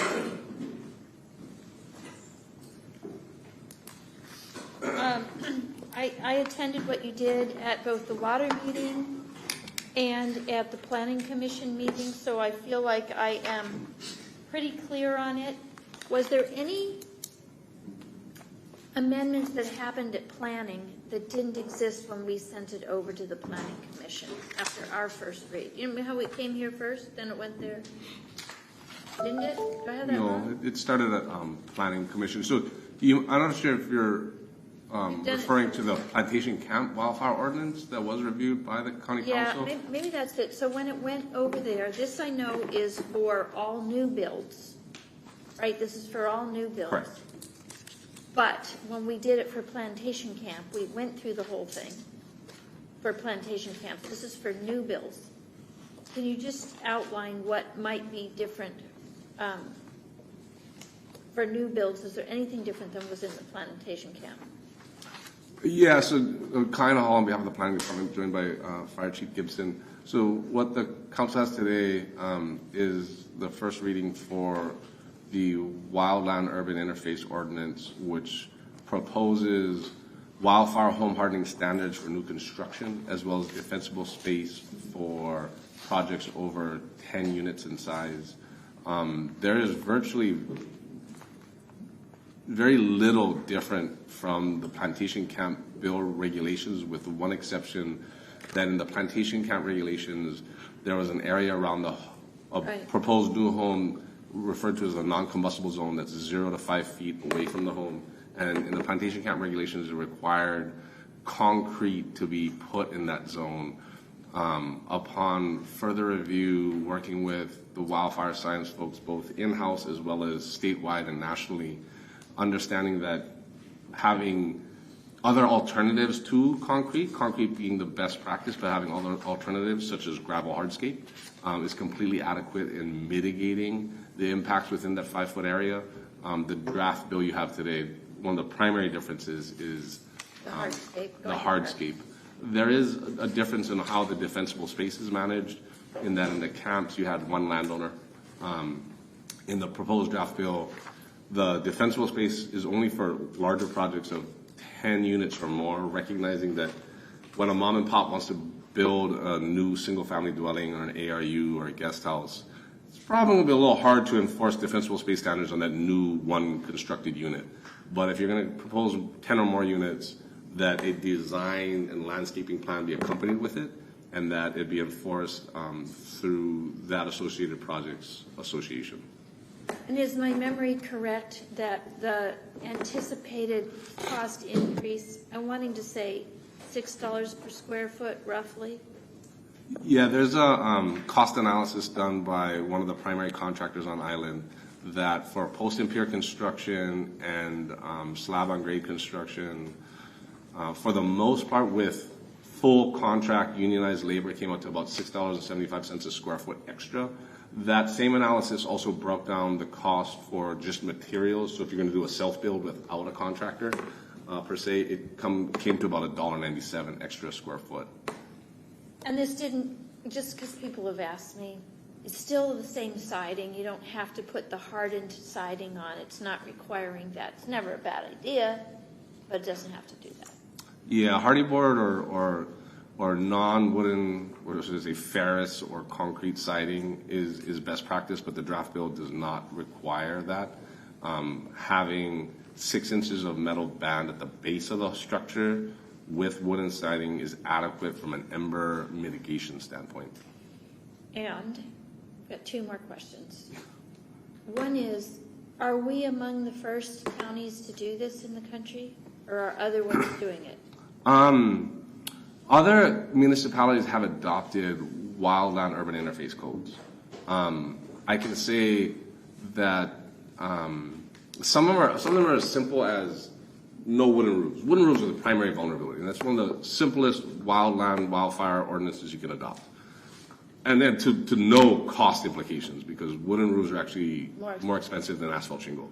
I can say we're certainly not the first. We'll be the first proposal seen in the state of Hawaii. Where it is, I think, a bit unique for Kauaʻi is that when we took the interagency task force after the plantation camps and started looking at other vulnerabilities for the island from wildfire standpoint, you don't often see other states or municipalities go robustly into the cost of construction. And we made sure that our task force was interfacing directly with the construction industry and the housing industry to make sure that we didn't have a blowout in the cost of construction. In a lot of, symposiums or documents or white papers, you'll read about the cost of construction of wildfire ordinances being to the tune of 30, 40, 50,000 extra for a single family home. And saying in those white papers and symposiums that that's an acceptable cost when it comes to the safety of a community. That was not really acceptable from the affordable housing crisis Hawaii is experiencing right now. So having been at the water meeting, that was an argument for dropping the facilities reserve charge. And you're on that water board. What I believe I heard at the water meeting is, in fact, we have now dropped the facilities reserve charge for new water meters. Is that correct? No, that's not correct. Okay. So the facilities reserve charge discussion that happened on the water board a couple months ago discussed the possibility of a wildfire ordinance and the additional cost that could be imposed through a wildfire ordinance. And what the board adopted, recognizing that, is that if a wildfire policy is adopted, whether it be administrative rule or county council or what have you, that single family construction using a 5/8 meter would be exempt from the FRC. So it does not, I'll be clear because there's a lot of confusion, it does not drop the FRC program. The FRC program is still in play. Okay. Would still be imposed on resort and commercial development, and even more particularly, it will still be imposed on single family dwelling units that wouldn't be used for residential purposes, i.e. vacation rentals still have to pay into this system. Okay. It just solely exempts residential single family guest house ARU construction. And you said if this passes. Correct. So if it doesn't pass, then it won't. But if it does, correct, it will. And then just one final question that I think is important for the public to understand, and for us to understand, and I don't know if it gets overstated. Fire insurance and the availability of it. How much is this, like, driving this whole movement? Of course, we don't want to have the houses burned down, but the loss of fire insurance, and I will say it's really rough for me this week watching all these places I grew up in. They're just blazing away right now in northern Arizona, Colorado, all that whole area, just places that were absolutely my childhood is just frying. So how does fire insurance play into this? I'll say the expediency with which the task force got this bill set up was definitely part and parcel because of the insurance issue. At the heart of the bill is wildfire resiliency, safety, and health of our communities. But when we recognized that insurance rates were going through the roof, and that was affecting the affordability of housing here in Hawaii, period. And so, especially, I don't say it's the full, impetus for it, but the task force took pause when the Appleseed Foundation, which is generally a deregulation type of nonprofit organization for housing purposes, came out with a study in December of 2025, so just a few months ago, that pointed out that the cost of multifamily homeowners insurance had skyrocketed the exodus of multifamily insurance providers out of Hawaii had skyrocketed between 2018 and 2023, where they saw a 200% increase in the exodus of providers. So the providers weren't even saying, let's renegotiate. They're just saying, we're done. This market is too vulnerable and risky for us to provide coverage on. And that has had the consequence of increasing to exorbitant rates homeowners insurance, particularly for multifamily. In some cases, I think that the study pointed out like a $2,000 increase in monthly fees. And so, discussing this with our mainland partners, those in particular that partner with the National Insurance Agency and organizations, they were clear. And I apologize, they're not here today. A lot of our partners will be flying in for the committee meeting, but they were very clear. There will be no ordinance or regulatory regime that a municipality can pass that will bring insurance rates down. But what they can do is they can stabilize the insurance market. And so the hope is that through these various measures, whether you're looking at sea level rise, coastal erosion, or now wildfire our resiliency, that's showing some type of stability in how we address wildfire mitigation will actually help to stabilize the market prices for insurance.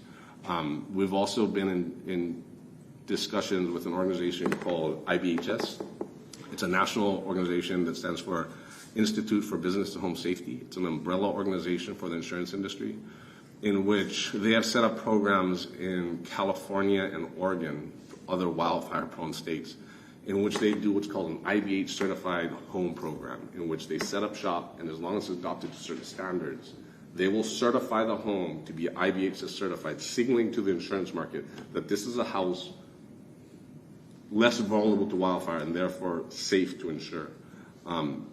The standards you folks have in front of you today and will be reviewed in committee in August were derived directly from IBHS standards. It was very much with the hope to be able to set up that actual program or a program akin to it for homeowners. Okay, and I just, try and get the attention of the viewers who might be learning and thinking about this to be paying attention, because I know 2 years ago, I almost lost all my house insurance on my 75-year-old Hicks home, and then I got it back, but barely. And so when we're doing this for new homes, what I anticipate is that retroactive requirements are probably going to end up being really encouraged in the future. I'm going to do it to my house anyway, because it doesn't seem like it's that hard. Yeah, there's no real nexus for planning policies to be retroactively applied on existing built environment. Okay. But the department is working with the fire department on a separate program to do voluntary home assessments for existing homeowners so that they can be aware of strategies they can pursue on their own, should they want to or not to. Keep it defensible. To make it more defensible. All right, those are my questions. Thank you. Any other questions? No, thank you very much. Thank you, Council. Anyone in the audience wishing to testify? Come on up. The rules are suspended.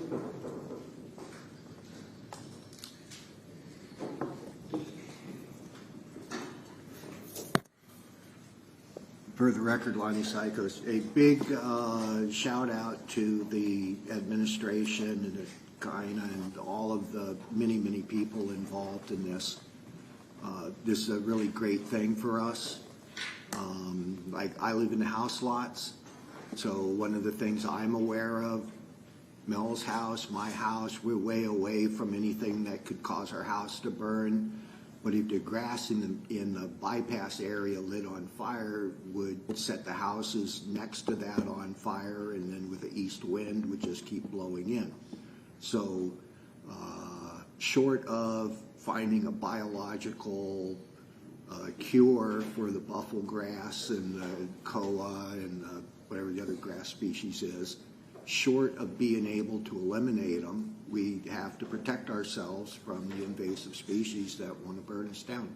So thank you very much to the administration for being proactive and being a state and national leader in this. Thank you. Anyone else? Seeing none, I'll call the meeting back to order. Any further discussion? Seeing none, motion is to approve. Roll call. Councilmember Bulasan? Aye. Councilmember Carvalho? Aye. Councilmember Cowden? Aye. Councilmember Holland? Aye. Councilmember Kaneshiro? Aye. Councilmember Kuali'i? Aye. Council Chair Reposo? Aye. 7 ayes. Thank you. Next item. The next bill is proposed draft bill number 2999, a bill for an ordinance amending Chapter 6, Kauai County Code 1987 as amended, relating to establishing the Special Duty Police Officer Program Fee Account. Move to approve on first reading, scheduled for public hearing on August 12th, and refer to the Finance and Economic Development Committee. Second.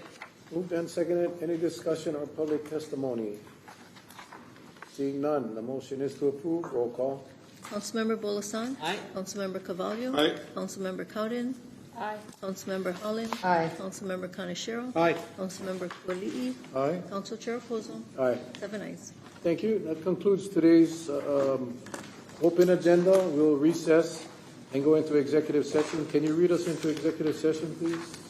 On page 7, ES 1167, pursuant to Hawaii Revised Statutes, Sections 92-4, 92-5A4, and Kauai County Charter, Section 3.07E, the Office of the County Attorney requests an executive session with the council to provide the council with a briefing and to request settlement authority in a lawsuit entitled Travis Brown et al. Versus Hawaii County Civil Number 26-00233, MWJS WRP, U.S. District Court for the District of Hawaii. This briefing and consultation involves consideration of the powers, duties, privileges, immunities, and or liabilities of the council and the county as they relate to this agenda item, and ES 1168, pursuant to Hawaii Revised Statute Sections 92-4 and 92-5A4, and Kauai County Charter Section 3.07E, the Office of the County Attorney requests an executive session with the council to provide the council with a briefing and to request settlement authority in the lawsuit entitled The Estate of Paul S. Cavallo versus Paul Wong and County of Kauai, case number 5CCV-25-000045, Fifth Circuit Court, State of Hawaii. This briefing and consultation involves a consideration of the powers, duties, privileges, immunities, or liabilities of the council and the county as they relate to this agenda item. Move to go into executive session. Second. Thank you. Any discussion or public testimony? Seeing none, roll call. Councilmember Bolasan? Aye. Councilmember Cavallo? Aye. Councilmember Cowden? Aye. Councilmember Holland? Aye. Councilmember Kaneshiro? Aye. Councilmember Kuli'i? Aye. Council Chair Bozo? Aye. 7 ayes. Thank you. With that, 5 minutes, let's meet in executive session.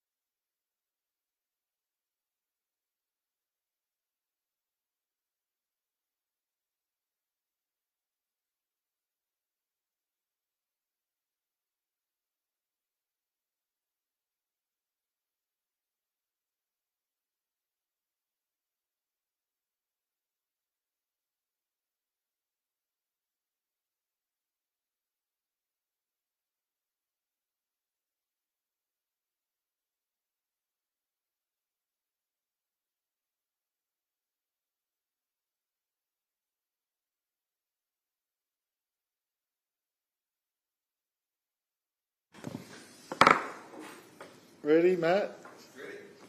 Matt, who's Matt? Max, calling the meeting back to order.